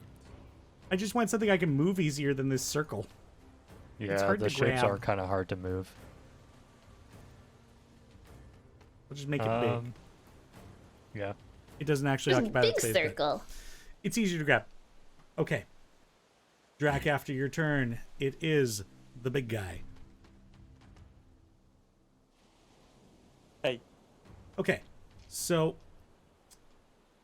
with the trident in hand, he's going to actually lunge forward at you to try and give you a bite. Rude. That's a 24 to hit Yeah. Ouch. with 8 piercing damage. Okay. And the moment it bites into your scales and just that, like, you yelp in pain and the smell of your blood just, like, hits your nose and hits its nose. Its dark, beady eyes just, like, intensify. And it recoils from the bite. And now it's going to make 2 trident attacks against you with advantage. Like that. A 12 to hit on Don't the worry, first one, Weevil can patch that up. Okay. 12 misses. and a 19 on the second one. Oh, meats beats. As after it bites you, it goes into this like frenzy and starts attempting to just stab into you, just relying on its brute force, missing the first one and dealing 11 piercing damage on the second stab as its trident just sinks into you. All right. I'm going to use my reaction to do Wrath of the Storm. Has to make a dex saving throw. as I just save. instinctively release a shock of lightning damage into it. Crit fail. Crit fail. Hell yeah. That's 9 points of lightning damage. 9, all right. And as the spear sinks into you, you grab onto it and look up at it and just send this bolt of electricity up through its own weapon as it just shakes from the electrical discharge. Anything more? Or I guess that was its turn, so it's going to remain where it is, and that's Nell's turn. Kind of put on this ballista duty, but I don't really know. Is it something I should be using right now? Against these You little do guys, see or a is it few. more like... You see there are some creatures in the water, but you are free to do as you will. Give it a whirl. Can I try and hit this guy? Sure, go ahead and make a attack roll. Logan, what is the attack bonus on the ballista? I'm sorry, you're going to be our go-to ship person. Yeah, the ballista is a +6 to hit. Oh, terrible. Only a 10. Yeah, 10 unfortunately will not hit. Cool. Good. I guess I just kind of like leave the ballista and just turn around with my sword out. Be like, all right, I'll try my sword instead next time. All right, that's everything for your turn. I guess I'll just maybe like I'm gonna move just kind of up here. So those aren't stairs. That's the stairs down. Ah, fucker. Yeah, into the ship. Wrong way, eye patch. This one over Dude. here will get you to the upper level. I see. Well, then I won't move. I'll stay where I am. Okay. Yep. Then it will be these gentlemen's turn. As that one moves towards Nell, I'm like, Nell, watch your back, and you can make an attack of opportunity on it. Oh wow. So I fancy. definitely was about to go to the washroom, so absolutely. Wow, I am rolling like shit today, so that is great. An 11. That will not hit, unfortunately. Cool. Doing really well. All right. Has the curse passed? You take it back. I don't want your stupid curse. God damn it. Oh. All right. This creature has a spear strapped to its back, but it's just coming at you with like fangs and claws, and it's going to go in for a bite as well. A 23 to hit. You're going to take 4 points of piercing damage, and similarly to what happened to Drac, this thing just like frenzies at the scent of the iron in the air now. And it's going to go for 2 claw me? attacks. Yes, you. Oh, okay. Wow. All right. Yeah. Sorry, I was about to leave. 4 points of damage? 4 points of piercing damage. Okay. And it's making 2 claw attacks with advantage now. Great. Does a 16 hit? No. All right, so the first claw attack misses. A flat 20. Shield. As just this glowing white barrier of protection flares up, and it recoils at the... No, she used her reaction to make an attack of opportunity. Oh, no. Fuck my life. All right, cool. All right. Then what do you got for me? 4 points of slashing damage. All right. Dead. Ow. It's been a really good 6 seconds for me. All right. You may go to the washroom. I'm not going to send any more people at you. Lying to you. Let's go. Attacker. Do it. This individual is going to come to the railing of the upper end over here and is going to attempt to throw a spear at Azaria, who's been yelling commands. Make range. I have a 15 AC. As it just like soars a bit too high and goes and lands into the water behind you. It crit failed. So, do I have a symbol for that? I'll just give him a little thing so I remember that. And he's going to attempt to come down the stairs, but his buddy's there. I think those are the only 2 of them. And next up is Elwyn. Oh, okay. Are these all different? Did these guys not go at all? Those Or was are a that different earlier? type. Okay. All right. They're closer to the bottom. Yeah. Okay.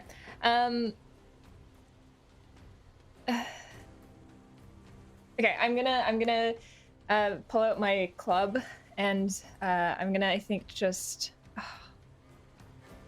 I'm gonna come here and I'm gonna attack this one. I think Drax's in trouble with them flanking him like that. So I'm going to pull out my club, and as I swing at this creature, I'll cast Shillelagh and Green Flame Blade upon it. Beep boop. Sorry, there shouldn't have been the +1 to that, but 27 to hit. Yeah, that'll do it. And does 13 bludgeoning and 6 fire damage, which I'm now realizing might not be very effective against these things. The fire and the bludgeoning, both as you land your blow, it seems to impact it just as you would expect fire to react to skin. Okay. It just kind of burns it up. So, sorry, that was 19 total? Yeesh. Nope. That's not how that works. Okay, and the flame jumps, right? Oh, it does. Oh, it was so smart for me to move here. Yeah, sorry, just look at Oh, this. you did it on purpose. Don't I sell knew yourself exactly what I was doing. So it does 12 damage to the one beside him too. Holy. Ah, thanks, Teni. As that one runs down the stairs, the fire like erupts on the creature that you hit, and then it walks into that flame as it also kind of just screeches. Anything more in your turn, Elwyn? Nope. Wow, almost just said your name again. Azaria, you are up. I pull out the crossbow. I aim at the merfolk creature behind the other one, and I say the command word Levin.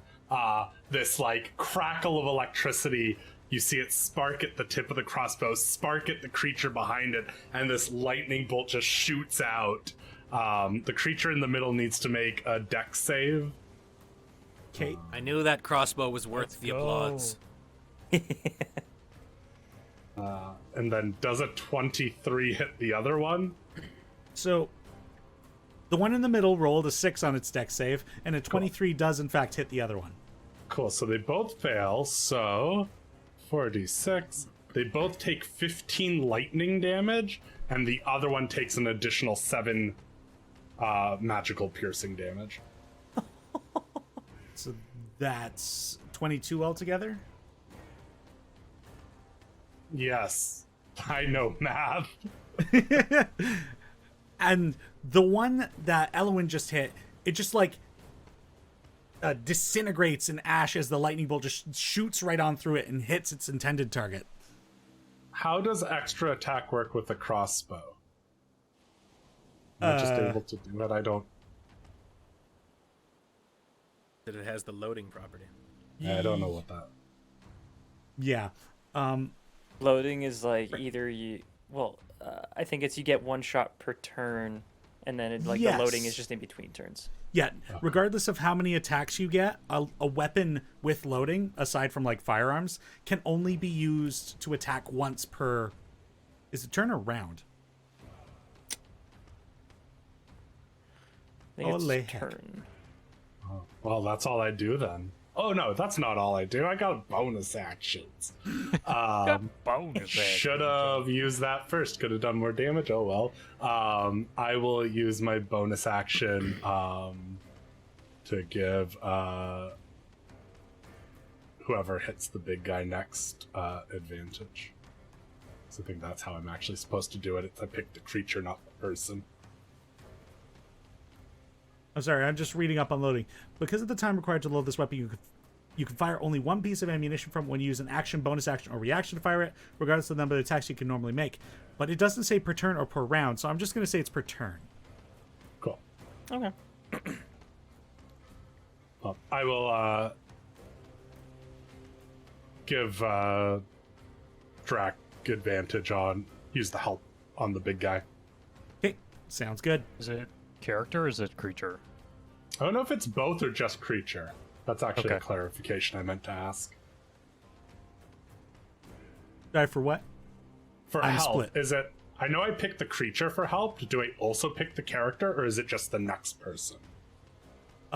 In your case, you have to pick the target, the character target, and the creature target. Okay, cool. Then I pretty will sure. pick. You know what? Abe's coming up soon. I'll give it to Abe on the big guy. Means of advantage now. Oh, never mind. I'll give it to Drac on the big guy. I Okay. don't know what you can do at the I'm taking moment. Taking it. Yeah, you have to specify ally and target. Cool. Okay. Right, and that's everything for your turn, Azaria. That is everything. Gideon is up. All right. I'm gonna shoot the one that's cornered Calhoun. Thanks, So mate. no problem. We'll see how this goes. So we'll Don't see think how- of that. Hit me Don't- hat, whatever you do. Don't thank me yet. So we're gonna we'll just use normal rounds. Pistols loaded up, ready to go. And bada boom. 23 to hit on the first shot, That'll do it. and bada boom. 17 to hit on the second shot. That'll also do it. Woo! And those were both on the one in front of Cap. Yes. So boosh. Boosh for the first one. So wow, max damage on the pistol. 15 piercing and 3 cold. Okay. And the second shot is 9 piercing and 1 cold. So that's 24 piercing and 4 cold.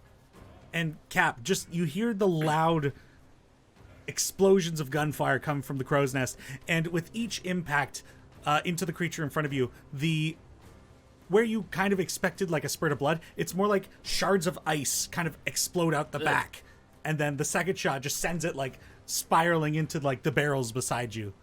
And I kind of stab at the dead body and I go, aha, take that. The shards of ice have like blood within them as well. It's disgusting. I love it. It's like as if the blood itself, while being ejected, like instantly froze. Ugh. All right, Abe is up. Abe takes a second to center himself, working through all of the movements and the way that this large creature carries itself that he's seen so far, and plans the perfect sequence of attacks. With my bonus action, I will use Fighting Spirit to gain advantage until the end of the round, or until the end of my turn, at 5 temporary hit points. Holy crap! Oh man. Oh. And He's a then samurai now. We'll take a step closer. I will strike. Fantastic. Right, I have advantage. Important to remember that. 15 on the first attack. 15 just misses. Oh no. 15 again. I'll action surge. All right. Yeah. Do it again since I have advantage. Oh no. 17. That hits. I hope this is not a sign of things to come. Welcome to fighting. Yeah. 13 damage. Okay. And then the fourth attack is a miss again with an 11. Yeah, that will miss. And Brutal. in your kind of calculated approach, you didn't really account for the bestial nature that this thing had suddenly entered into. I didn't think he'd be so slippery. There's that too.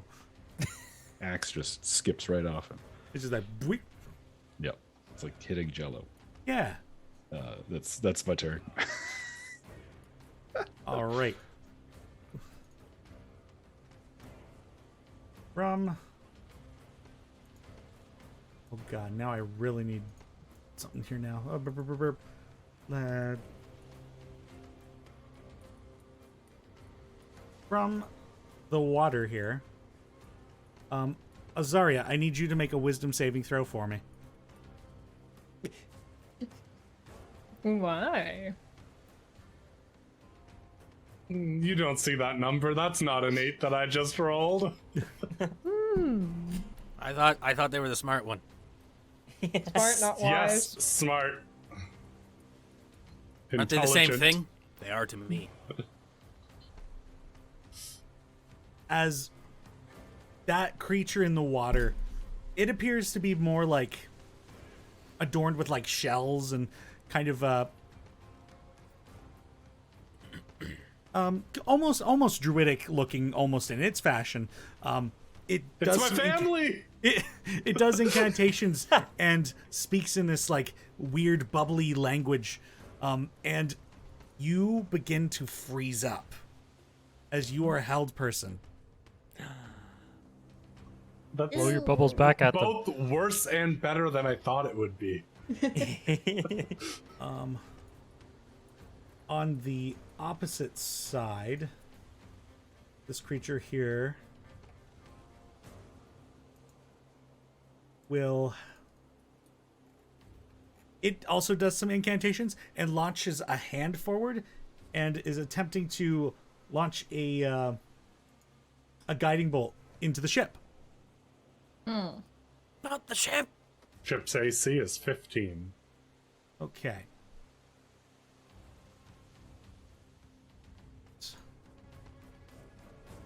As it like blasts this, there's this like suddenly like turquoise glow that comes off the side of the ship, and you hear this collision with the ship. It's not enough to meet the damage threshold, but it's blasting into the ship. All right, now say it with me, everyone. Stop blowing holes in my ship. Stop blowing holes in my ship. Sorry, I'm stuck. Somewhere in the water there are sharks. Oh, are there now? Oh, good. I love that for Good. us. I was looking forward Yeah, to the sharks. that's a good time. This guy climbs onto the deck. Good for him. Oh, no, you This don't. guy is in process. This guy is in process. This guy is going to attempt to come over here and attack Abe. His first mistake. What am I doing? Okay, it's got a spear and it's going to attempt to two-hand attack you with it. The first one's a 6. And the second one's a 7. Nah. First mistake indeed. Very Welcome to well. Roll 20. Brings us back to the top of initiative. It's Cap Calhoun's turn. Oh, you bet it is. All right. Can I rush over to some of the rigging and do that classic pirate thing where I, like, cut the right rope and it makes the boom of the mainmast swing around and crack into the forehead that's in front of Nell?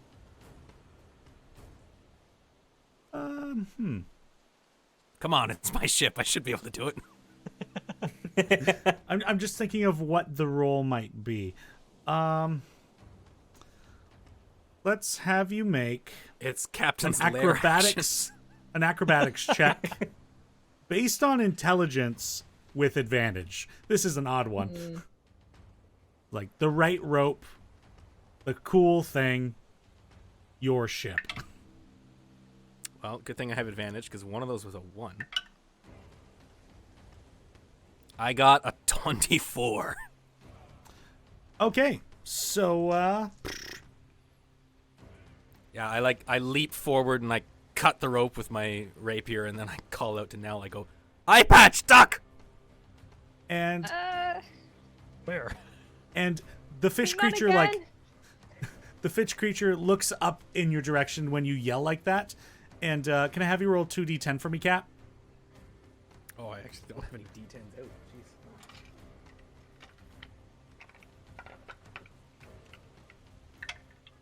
We got 8 plus 2 for 10. 8 plus 2. As Nell, you duck up on when the captain says, and just a piece of the ship just like flies over your head and clocks this thing, sending it back over this side. And Oh, yeah. stay out. Then I'm gonna bonus action dash so that I can get down into the fray. I can. Where was I? I was back here, so I can go. Whoops. Yeah, I can get to like here, I guess. Whee! Anything more on your turn, Cap? Just snarling viciously. It's Drak's turn. Drak, you've got fish people on either side of you, but Elwyn and Azaria got your back a little bit. What about Sevens? Oh yeah, that's right. Sevens has a turn. Sure. Yeah. Who was controlling Sevens again? I was. Go for it. Okay, I'll just come attack this thing. Fantastic, easy peasy. Ooh, that doesn't hit. No, that one does. 9 damage, and then 11 damage. I learned you can just click on the buttons and it does all the rolling for you. Oh, that's dope. Dallas will be ready to DM on Roll20 in no time. Figuring it out. And she just comes in, she does. makes vicious work of this creature. Now it's Drak. Is that thing still alive? It is still alive. Damn. Beefy. Okay. Well, I'm going to use the advantage that Rhea gave me. So yeah, I'm going to go with the spear. Hajah! Okay, that's much better. That's a 22 to hit. Yep, into the big guy, yep. Yeah. Okay. And you feel that my advantage just helped you get that right spot. You deal an additional 5 damage on this. Ooh. Hell yeah. Okay, so that's 11 points of slashing damage as I come in with the spear. 11, nice. Then...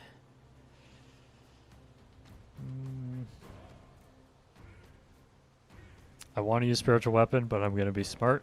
Bonus action, patient defense. All right, sounds good. I'm also trying to grab the spiritual weapon and failing immensely, so...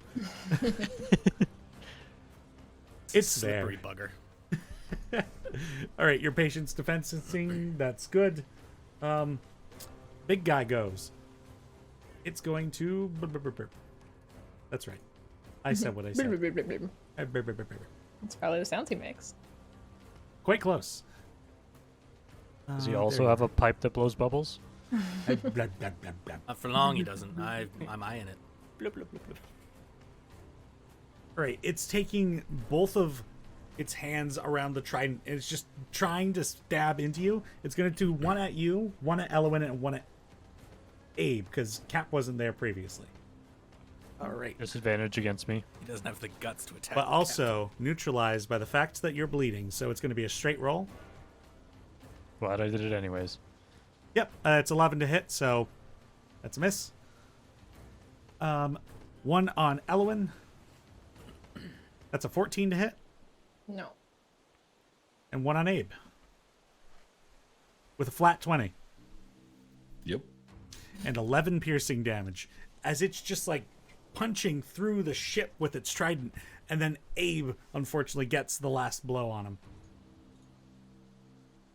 Elwyn, you hadn't lost any health yet, right? No, I have not. Okay, and Abe hasn't either up to this point. No, it did get through my temp HP, though. All right. That's its go, and that brings us to Nell. Boy, I'm doing so well. I'm gonna use bonus action to cast Divine Favor on my sword, and I guess I'll just try to hit this guy, and hope for the best, because it hasn't going too well. Bitch, what's good? You know that's a nat 20! Let's go! Shit!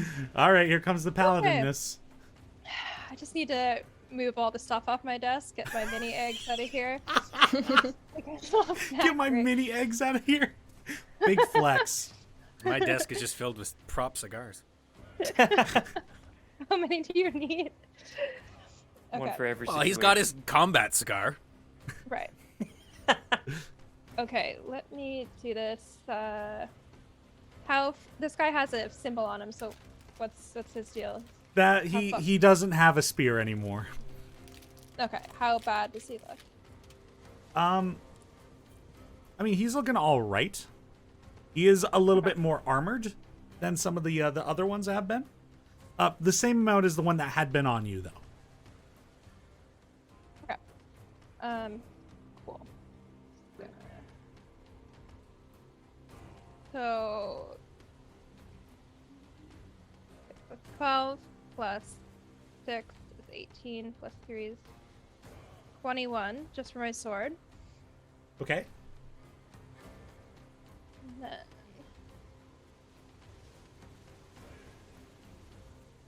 so then 8 plus 4 divine favor. He's still looking good. He's still looking 12. all right. All right, time to smite then. I'm just going to do my divine smite, which is not in my spells, which is really annoying because I have to go to a different page, which I don't like. 2d8. Cool. Yeah, 2d8. So then I'll just do it at a second level to make it 3d8. So 24 plus 3d8. Oop, that's not an 8. Oh my god, what the fuck does 8 look like? Okay. The double pyramid. Yep.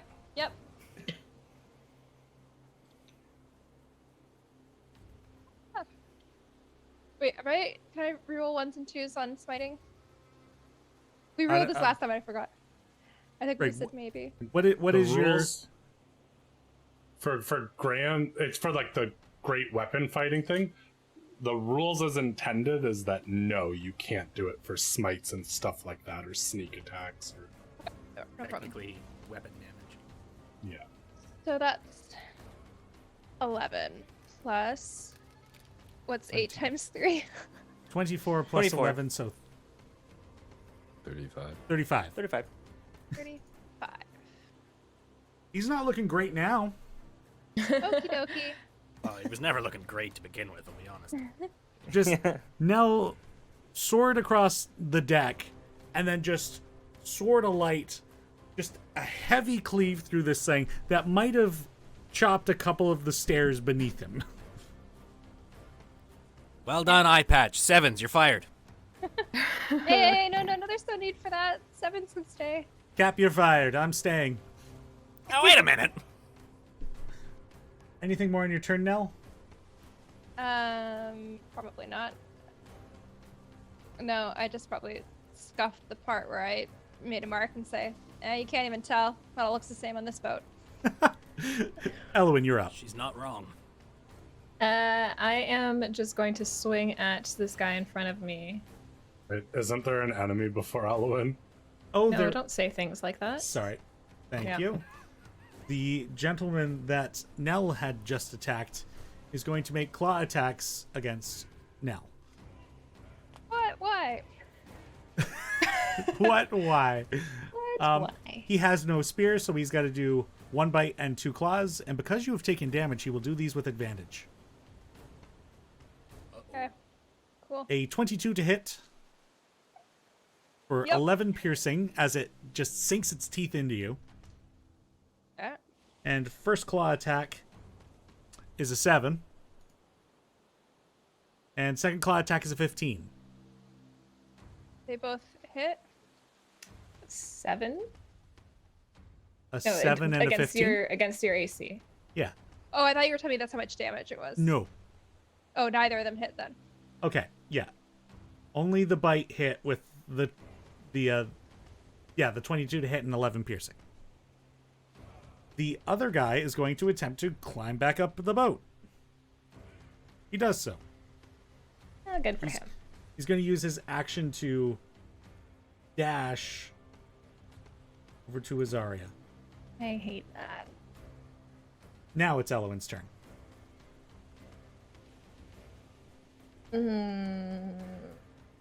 Yeah, okay, I'm still gonna attack this thing. Swing at it with the club. A 13 hits? That will not.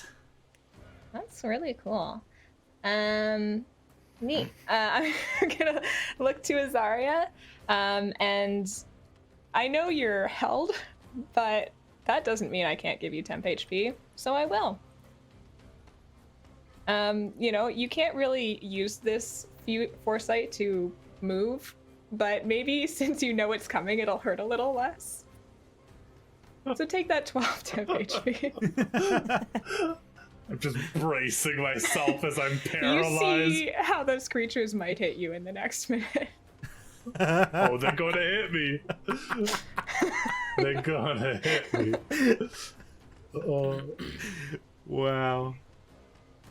I assume it's a wisdom save on my turn. It will be, yes, indeed. 11. That is not enough. You are still paralyzed. Awesome. I have to go to the washroom, so it's great being paralyzed. All right. Gideon, you're up. All right. Noticing the thing, run up behind Azaria, and Azaria not doing anything to react is a little bit sus. taking a nap. So I'm gonna shoot the fish guy. This guy. Yep. But I'm gonna do it with my musket. Actually, we'll start with a pistol. See how that goes. Dirty 20. Dirty 20 hits. Okay, pal. You're gonna take 9 piercing and 4 cold. 13 damage. How does he look after that? Not good. He's Looks fine? looking fine. The Okay, then, bullet yeah, sinks into him, and he looks up and hisses, and then goes back to Azaria. He's gonna strike. Maybe he needs another yard arm in the face from the ship. Oh, I'll give him a yard arm. I'll pull up the musket and prepare a violent shot. I will do 2 grit points for this. I'm gonna slap him real good. Please do not roll low. I'm increasing my malfunction value for this. I'm living dangerously. Okay, musket time. Please. Oh, inspiration. Inspiration, please. 23. There it That is. will hit. Oh. Yes. Okay, so Slap this fool. I'm gonna clap this mug. All right, so we're gonna /R 2 D12 plus 5. 21 damage. And then another D4 cold on top of that. Bow. Oh wait, no. 3D12. I used 2 grit points. You did. Another D12. Good grief. 24 plus 7. 31 points of damage. You lean over the edge and just aim your sights and fire. And just... It's barraging this thing. And it might change course, but it's definitely going to try and eat Azaria first. Yeah. That after image of Gideon fades a lot. It's now just his mark glowing on his chest. And that brings us to Abe. Seeing also that Rhea is kind of helpless, Abe will, using his light frame Argon Focus, disengage as a bonus action and step over to attack the fish monster. Just basic attacks. All right. Smack him up. Finally, a critical. Oh my god. Dude, you roll so many crits. You do roll a lot of I have crits. rolled like 2 this entire campaign. That's not true. You rolled the just 2 gotta to bless get your up. dice. They Nice were every both cook checks. No, you got up. Your death saves, dude. That's true. Oh, that's right. Oh, Yeah, true. legendary. Sorry, my clutch stand-ups. That's true. It's 24 damage. Yep. He's not looking great. Okay, then I'll hit him again. Okay, Yeah. you're not gonna believe. Did you Another fucking... 20? No way. Insight check. You do this so often. You son of a bitch. Show me the dice that do this. I have before. The metal dragon ones that my brother and sister-in-law got me for Christmas. Oh, Beautiful. Hell they have yes. given you a beautiful gift. It's the hollowness, you know.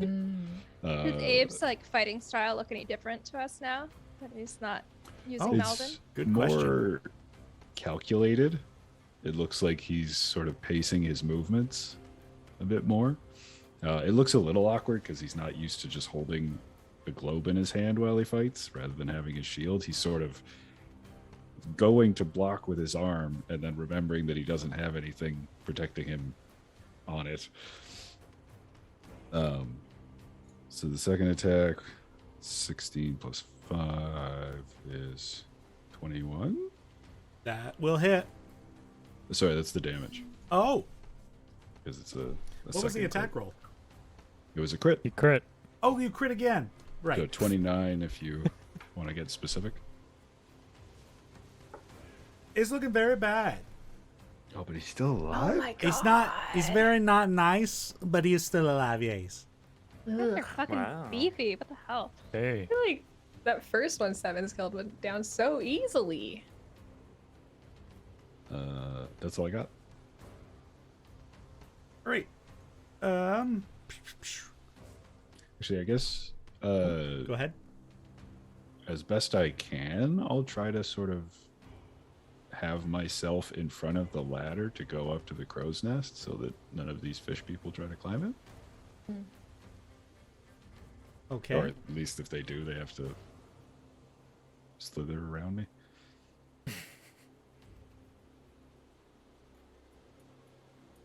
Other than that, though, that's my turn.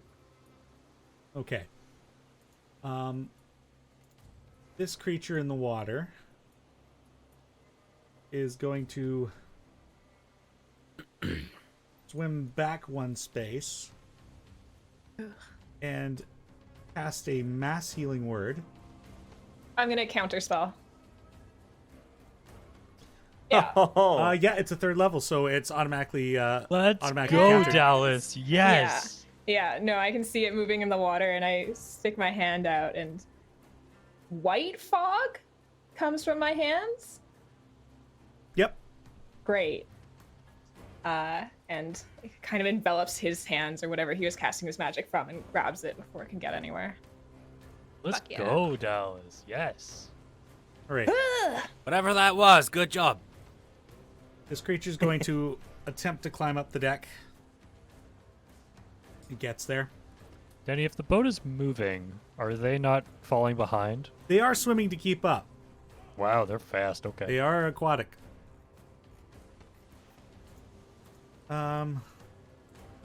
Brings that. This one makes it up here. And this one comes up behind Mel.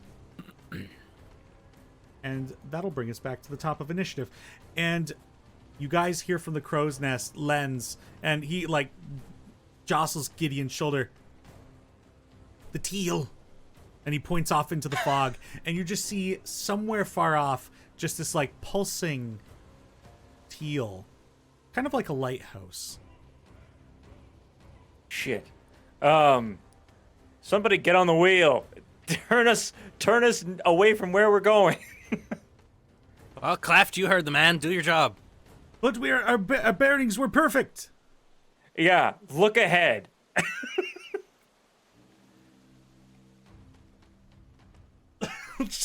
And he just like hard lefts. All right, I'm going to stab this big ding-dong right in his belly button. Right.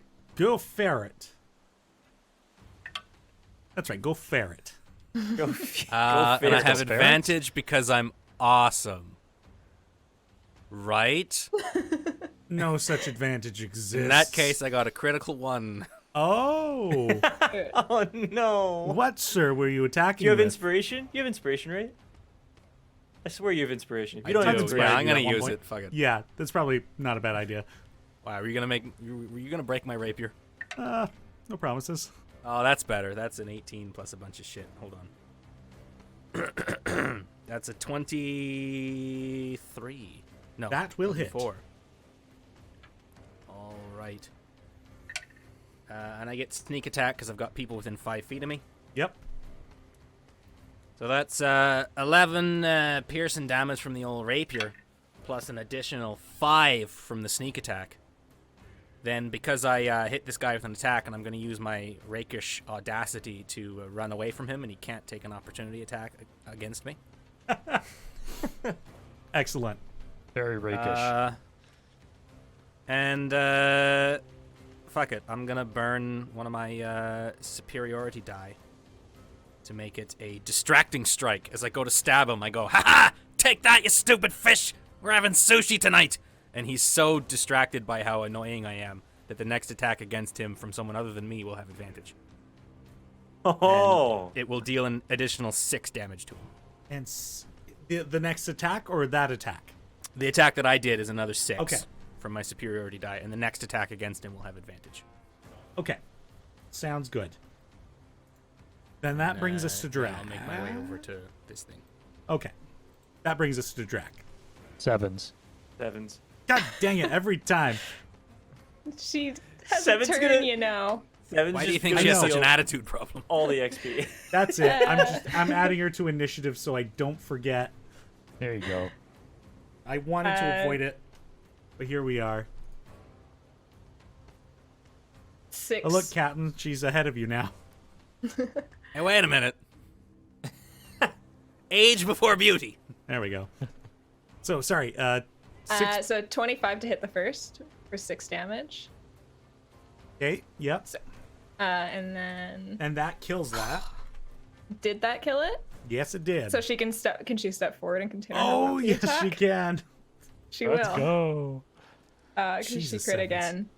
again. But I don't think that's adding the extra crit damage, right? That's just regular. Yeah, I don't think I've modified them Yeah. proper. So to plus do... 8. So 5 plus 8? Plus 6 plus 8. 5 oh, plus wait. 6 plus 8? Wait. Sorry. No, 5 plus 8. Yes. Okay. So 13. And then a 19 to hit for 12 piercing. My And that will. Was that She's with the great. advantage that she would have had? No. The first one The would have had first one, advantage, right? so the one that she got crit. Would have been the first. Against the big one though is the one that has advantage. That's the one she just crit on. Oh, yeah, I see. so I Okay. couldn't have done better. Okay, but another 12. Yep. She's not really looking good. Can we adopt her? Can we? Yeah, I'm Mean fine with Cap. that. Now wait a minute. Now it's Drac's turn. Okay, now it's my turn. Alrighty then. I think if I step here, am I flanking with 7s? You are. All corner to corner, side to side. She needs to go down 1 space. Is there a way that I could position to flank with her? You'd have to. That barrel of water's in the way. Yeah. What if I stand in the barrel of water? Oh yeah. Put the lightning dragon There you in go. the barrel of you water. know what? It Woo! whatever. Go for it.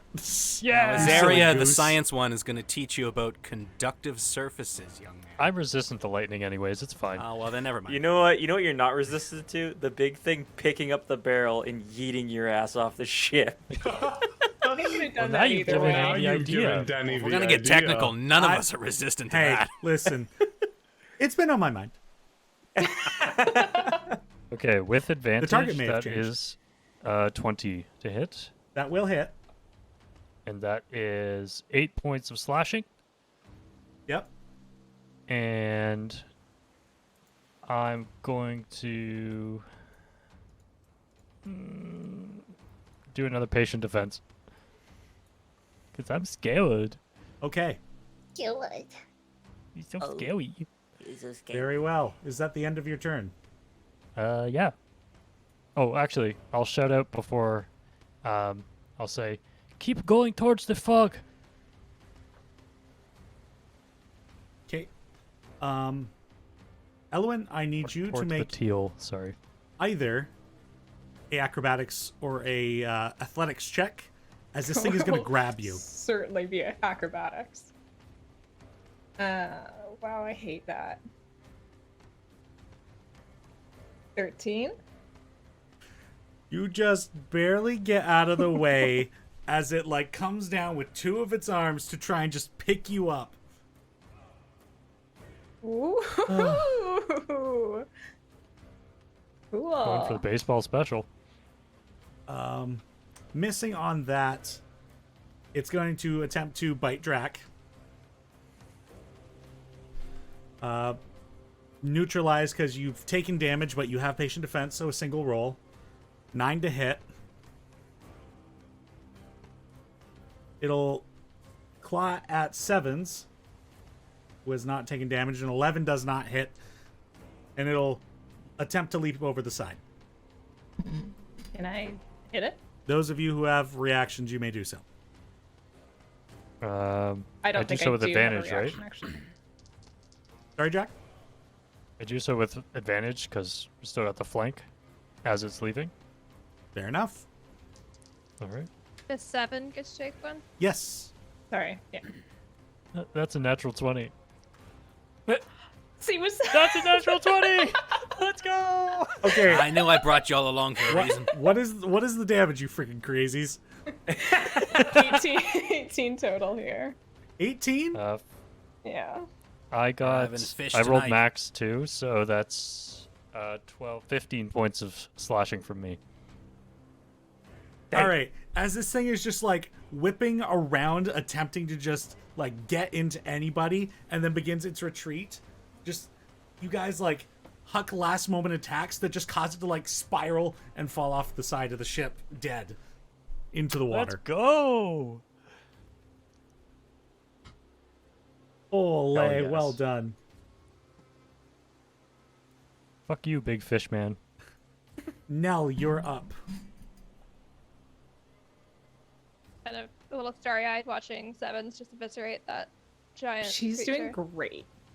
So Go. impressive. Cool. I am going to hit some person. The one that just hopped up behind me, is he less armored than the one I'm currently attacking? Yeah, he's definitely not wearing like the same kind of like shell plating on his chest and pauldrons. Okay, good to know. I think I'm still gonna try to hit the other guy. Just maybe get him out of my face if possible. Okay. So bad. An 11's not gonna hit, right? That is correct. I'm gonna use Tides of Chaos and reroll. For a 19. A 19 will hit. After you do your damage, I'm going to have you just roll your D100 now so I don't forget. Is this the You part got where she it. lights my ship on fire? Yes. Maybe. She's I have done it another before. like pending effect as well, right? Because you said interesting and then just didn't ever Oh, trigger it. yeah, food you ate later that day had no taste. Anyway, moving on. Oh, okay. As long as you don't turn That- Cap into a potted plant. Yeah, for sure. Not that exciting.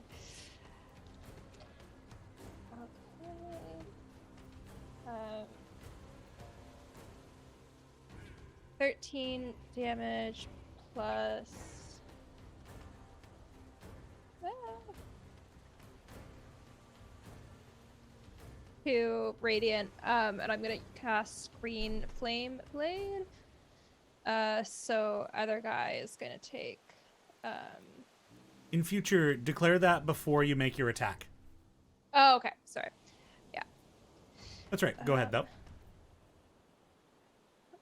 Trying to double check. Does it do damage? Now, so you just cast this, right? Does it do damage to the person I hit or just the person it jumps to?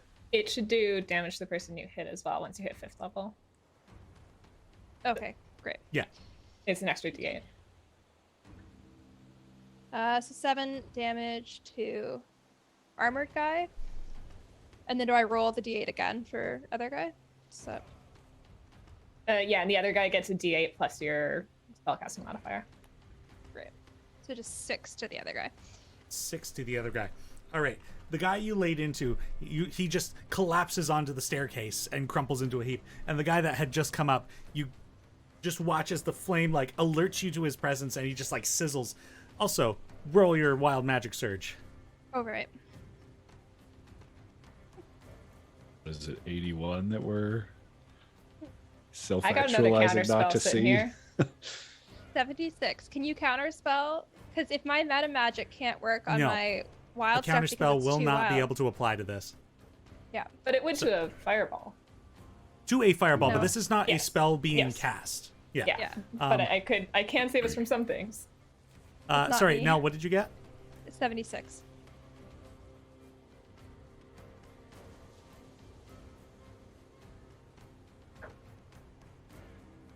Oh. I'm dying in anticipation here. Yeah, me too. Can't even speak. Fuck. Really thinking about it. Then he's got to look. Yeah, it's like that. Ooh, this is the campaign ending look. I don't think you can see it, so I'm just gonna do this. What? Can't see what. What? Nell erupts in light. Ah, damn it! It's so bright. Ow! Like light or daylight? Like, it's bright. It's hella bright. It's not either of those spells. It's just 30 feet of bright light. Anybody ending their turn within 5 feet of you is blinded until the end of its next turn. If they end their shit. turn? Yeah. Oh, okay. Okay. The light of Fyra shines through. Yeah. Ow! I didn't want to be a beacon. God damn it. Get the beacon. All right.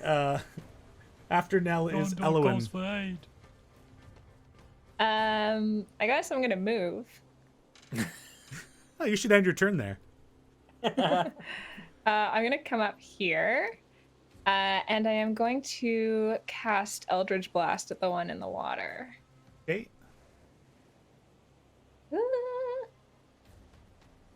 23 to hit. Sorry, That actually will. 24 to hit. Still good. And not the fire. Sorry, I have so many modifiers on it. Just 10 force damage. Force. Okay. And then I probably should have done this in a different way. It's fine. I'm gonna attack this one with an Eldritch Blast as well. The one Nell's at. The one that's got Nell. Okay. Yeah. Also, that creature did a concentration check. It succeeded. What? That's what I like. The one in the water. Oh. Because Azaria is still concentrate? paralyzed. Oh. Oh, right. Okay. I probably should have been continuing to attack that, but okay. 11 damage to the one that Nell's got. Okay. It's not looking great, and it's also friggin' on fire and now blinded by the sudden beacon. Yeah, I think that's all for me. He was Hey. 2 days from retiring. The Damn it, creature next to Azaria is They're all going so to sad. attempt to attack Azaria. Oh yeah, totally. But I'm such a better target. No, I think the held person is the better target. It has Come on, it's gotta attack me. I've been the most annoying this whole time. I have so brain, much how HP work right now. It's going to make How long 3 gave attacks with me- its spear. Oh, shite. I'm feeling great. 3 attacks. For a total. 23 to hit, Of course. that'll be 14 piercing. Okay, so I've taken 2 damage. Second attack for an 18 to hit, Yeah. for 17 piercing. Nice, nice. Third attack for 21. You know, surprisingly, the 21 just doesn't hit this time. No, I'm joking. I'm With- joking. 19 piercing.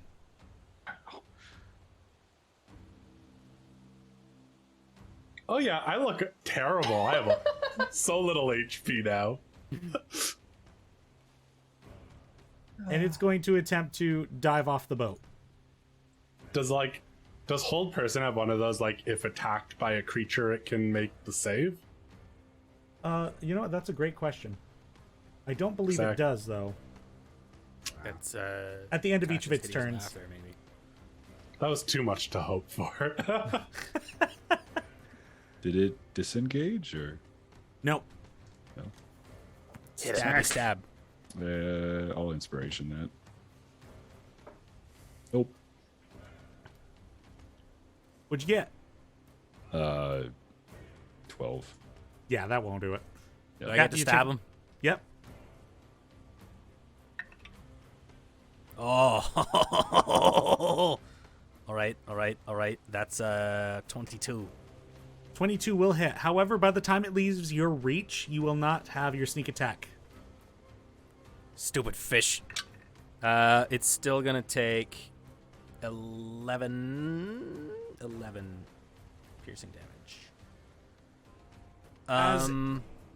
Sorry, no, 13. I have not been adding my dueling to any of these damage things. Great. Awesome. Took that feat for nothing.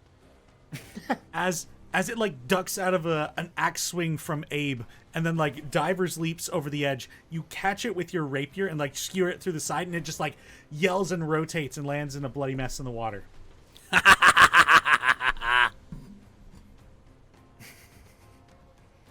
All right, who's next? I believe that's the pair of them. Gideon, you're up. All right. So that one that Elwyn shot, Eldritch Blaze did. I will offer assistance in the form of shooting it regardless. With my pistol. With a critical fail. Had to happen. It had to happen at some point. I was supposed to make my save between that. Oh. Yes. Don't worry, I didn't do it. Oh, no. Oh, my God. Fuck my life. I don't have an inspiration. I already used it. Fuck. Rats. Oh god, we don't even know if this is the end of the fight or not. All right, I'll action search. Fuck it. I'm gonna fix my damn gun with said action. Okay, go ahead and make your Tinker's check. Tinkerer's tools. How do you roll for tools in D&D Beyond? Fuck it, I'll just use Roll20 because D&D Beyond is too complex for my dumb brain. I believe it's That's an a great intelligence shanty. check, Let's right? sing that one next. Sorry? I believe it's an intelligence check plus your proficiency. No, it's Dex. Oh, Dex, okay. Wait a minute. Are you proficient with Tinker's tools? You are, right? I am, because I'm a gun boy. Right. And it's 10 plus the malfunction value, which is 1, so it's 11. So I rolled 11. Meets beats. Hooray! I then shoot again. Did my second the attack. repair use your whole action? Because you can't action and then attack. Well, it was like it's the attack action, right? I used only one of my 2 attacks for the attack action. So then I action surged to get a new action to fix the. But you should have completed your attack actions and then go for your second action. You don't get to break up that. Oh. Well. At least my gun Ready works. for next turn. You know what? That's actually an interesting question. Do you get to break up? Because you can break up movement, like You can attack, break up move, movement, attack. but I don't think I've ever actually encountered this before. Hi, welcome to Problems with Ryan, the guy who rolls too many ones for his What's own. the wording on your I'm trying to find it. weapon? In this impromptu episode of Speak Dicely, We will be discussing Action surge and how they work. Oh shit. Oh boy. I'm sorry, what's the question? If you can to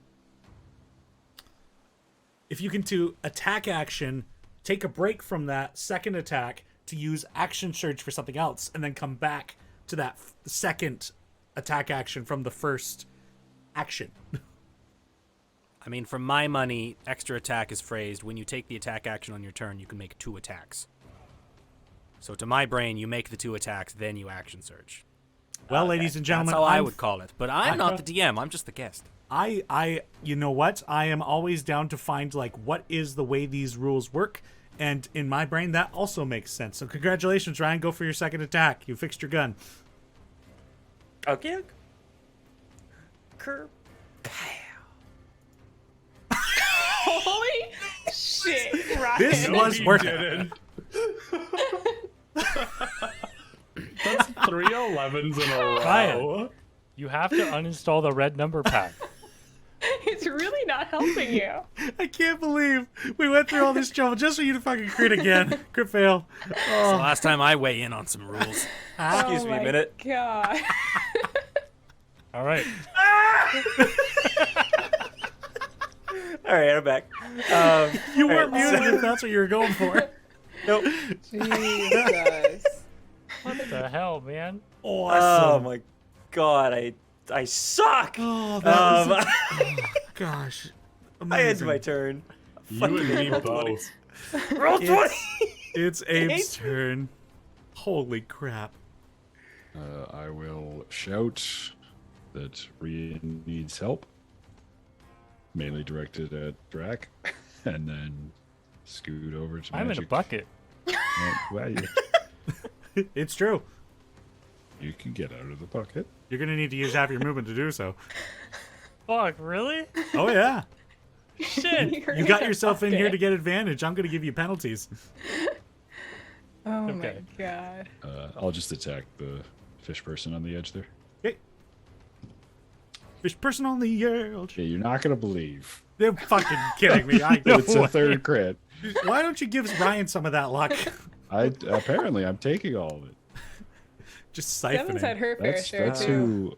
who. Can Adam roll my next wisdom save for me? The All luck right, of give me the that Irish. damage. Didn't have bad luck, wouldn't have any luck at all. 18 damage. Yep. Okay.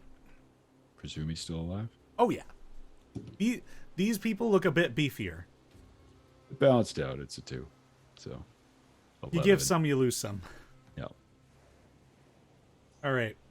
That's everything for your turn? Yeah. Okay. Big.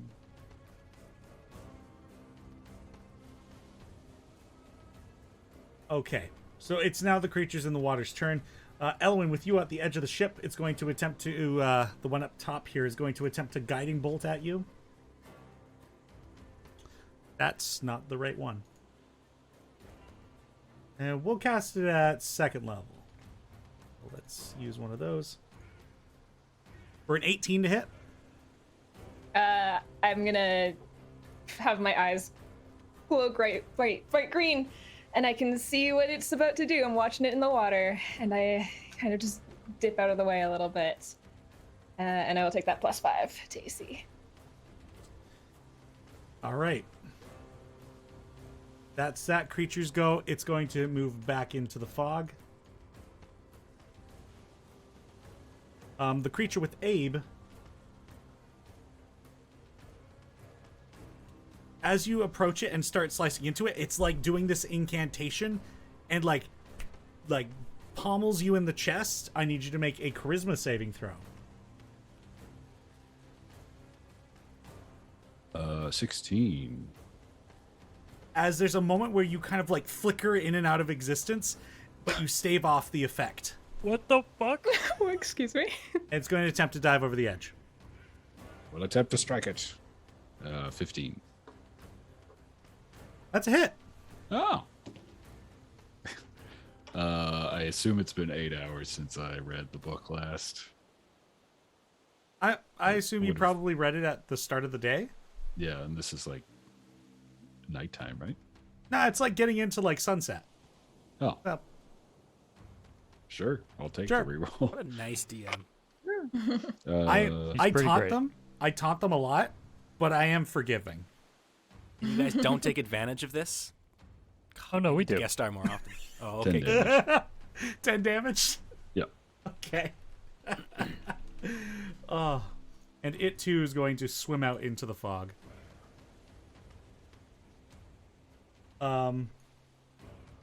After that, the creature next to Nal is going to try and attack and then also swim away.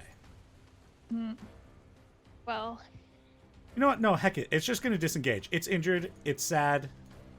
Off into the fog it goes. It's Fucking sad. cowards. So sad. And the... Forgot that guy was there too. Goodbye, him. As these individuals like vacate the ship or have been killed and things are calm for a moment, the lot of you have a moment to actually look ahead to where the ship is heading. And now to the right, because Cleft has given a hard left, the soft glow off in the fog of that teal. I'm gonna shake Azaria a little bit, see if they've snapped out of it. Yeah. I'm gonna say, you all right there, friend? Azaria, not long after, you kind of get control of your muscles again. Ow, everything hurts. I'll rush over and It's all right. It was a really cool thing you did with that crossbow. I think that makes up for not doing anything for the rest of the fight. I killed At one least thing. for my and then- money. Pretty good for Azaria, actually. I move to the right side of the boat and just start like singing that melody again. Yeah, hold on. What's with the old lighthouse here? What's going on? And I'm just That's where we singing. need to go. a few of the more perceptive of you notice the fog. It's kind of wisps in the fog. Like something is moving and you don't see it. Can we maybe like extinguish her? Is that a thing? Is that possible? Don't think so. You're only Go out when outlit she for goes like a out. minute.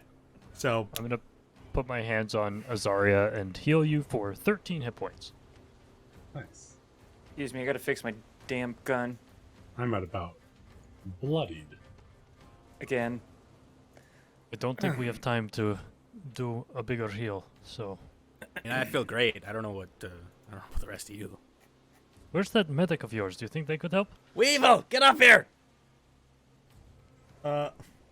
Weevil's on his way up. All right. Who's the most injured? Azaria. Azaria. Which of your limbs do you like the least? Okay, no, we're gonna send this doctor I'm away. not that, yeah. Excuse me, Capt. This is my line of questioning, thank All you. right, fine. Do your thing, Weevil. So, which of your limbs do you like the least? I don't know. All of the like they're all equal.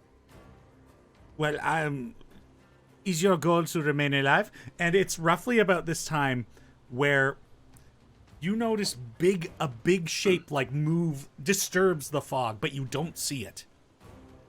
I pull up my flute.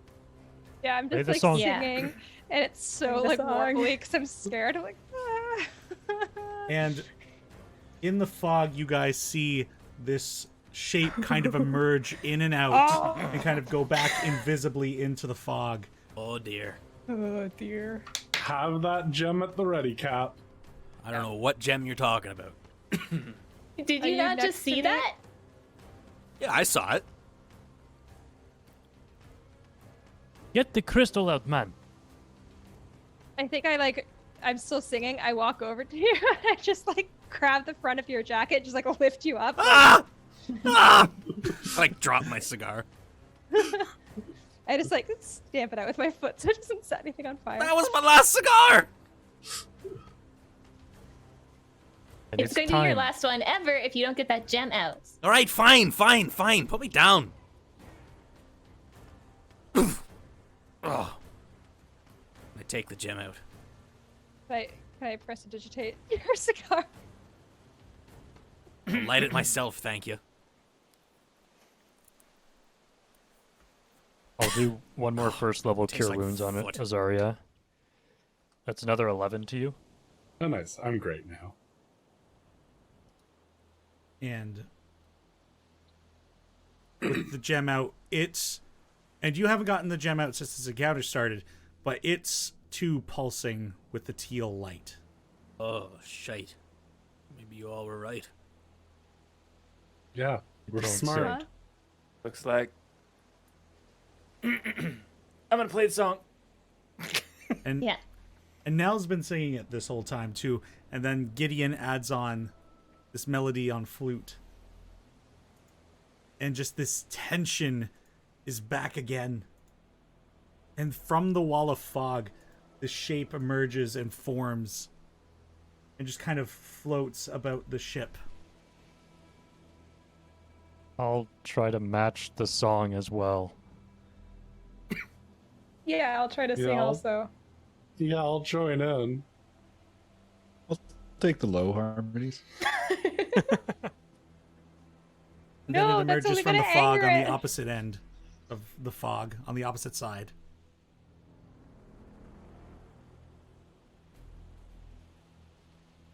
And it comes over the top of the ship.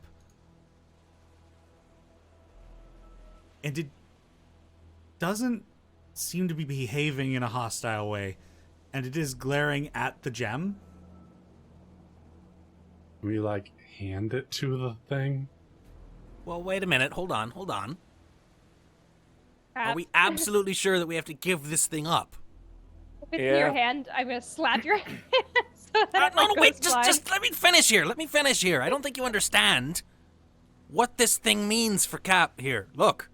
It retreats into the fog. Look at my fucking ship. I got nothing, all right? This thing is a piece of crap. This gem is the only thing that gets me respect in that town. What about the songs they'll sing of you? When you come back. If we put this creature to ease, you can even say you slew it. Azaria, Cap's told a lot of lies in his life, but even that one might be a bit too far for him. back when you guys were looking at that map and plotting your course,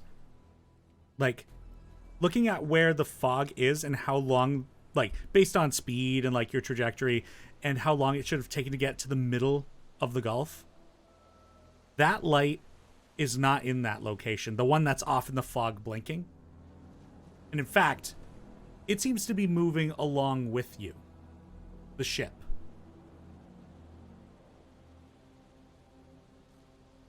And That light wasn't the dragon then. wrong one. Yeah, the dragon and that light are two separate entities you can see. Wait. Maybe Wow. the gem needs to be placed into something. Can we aim for that light? Yeah. Or does it just Head keep to the moving as light? we move? Keep singing the song. Yeah. Yeah, let's try to point towards the light again.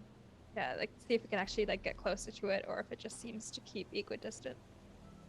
Gideon and Len's up in the crow's nest, the wall of fog just above you, the dragon's head emerges and just swims over top of you two. Yeah, Gideon While we're moving, is fucking shivering with fear, but he is still playing. I just want to keep track on the map, our paces and stuff, to keep our where we are in relation to that center, in case maybe these lights aren't either of the things we need to go to, and so we don't lose our bearings. But you're heading a course for the light again? I think that's the consensus. Yeah. That shape emerges from the fog and kind of perches itself on the bow of the ship, waiting expectantly. Keep singing, I guess. Looking expectantly like it wants us to do something, or It's it's kind of waiting looking for us to arrive. in the direction of Cap. Cap, man. Slowly walk towards it.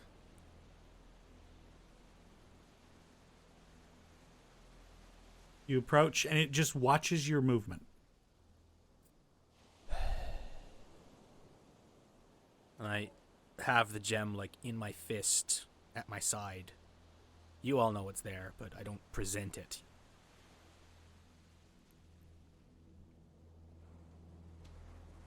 And I'm just staring stubbornly at this spirit. Its face leans in.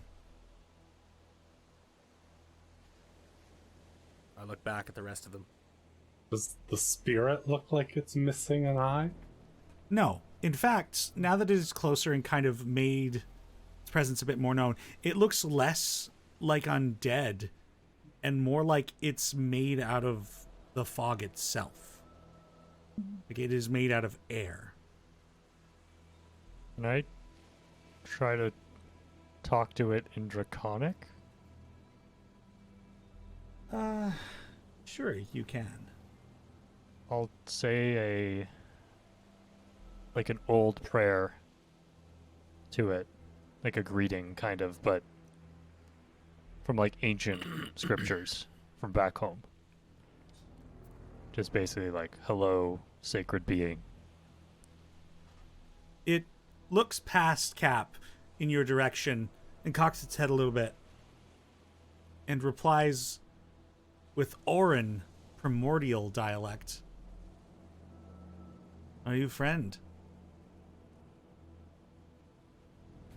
I guess Friends that to- in primordial? In primordial. Friend to the island?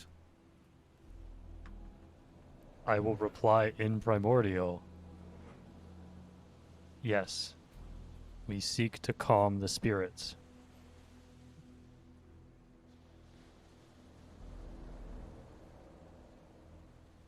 Pay with friendship. Hey, we will. Cap. Cap. The gem. Pay with friendship, it says. I look at each of you in turn, and I want to know what you do when I make eye contact with you. Just give you like a knowing nod, like.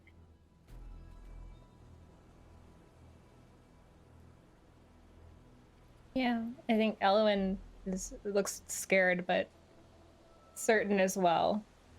When you look at her, that this is the move you need to make.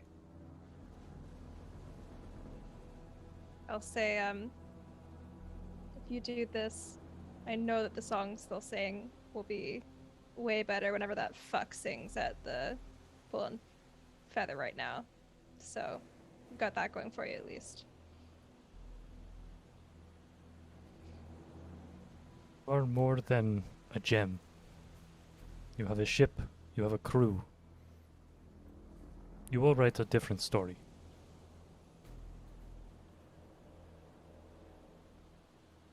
Give a slow, approving nod and gesture vaguely towards the dragon. I'm eager to hear the songs. I sure as hell don't want to die over some gem. Figure you want to hear them too. Maybe this gem isn't all Captain's got left. Maybe he's got a couple more stories in him. And he hands the gem over to the spirit.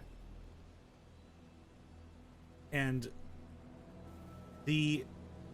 as you like hand the gem to it, it kind of takes it in its airy kind of mouth or whatever it is that's making up this draconic like face, and it feels like a rush of wind as it envelops your hand and takes the gem, and it swirls off into the mist.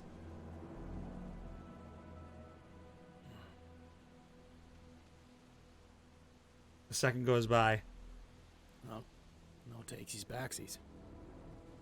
And around the ship, the fog begins to kind of condense, swirling into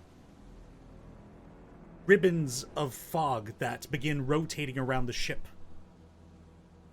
And just the rushing of air as the ship begins to just be buffeted by winds. The sails are just roaring and shaking amongst all this. And then pressure as the ship goes down into the water. Hold on to something. Oh, shit. Cleft, what are you doing? And beneath the surface of the waves, as these ribbons of air circulate around the ship is fully submerged.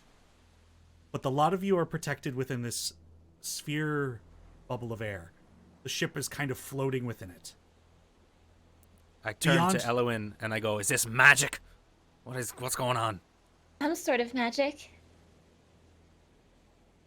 And beyond these ribbons of fog, you can see the darkness of water beyond, and the bubble begins to move. Now, Well, like, better be puts right her about hands this. up to the barrier just to touch it to see what happens.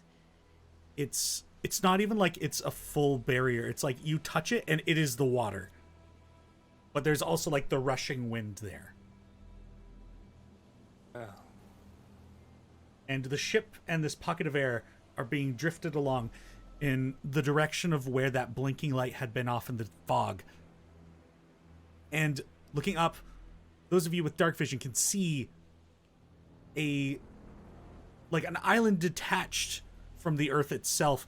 It's just this mass floating on the surface of the water. It looks like vegetation of some kind, but it also is kind of paddling along. A massive floating island that seems to be navigating through the waters. And the air bubble kind of begins to surface up towards it, and there's an opening in the close to the center of this massive piece of land. And bloop, as this island breaches the surface, you find the ship at rest in an air pocket within whatever island this thing has brought you. The walls are made out of vegetation like seaweed, vines. And you're in some kind of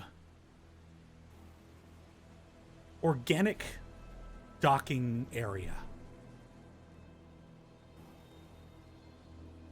And we'll find out where this is next time on Play Dicely.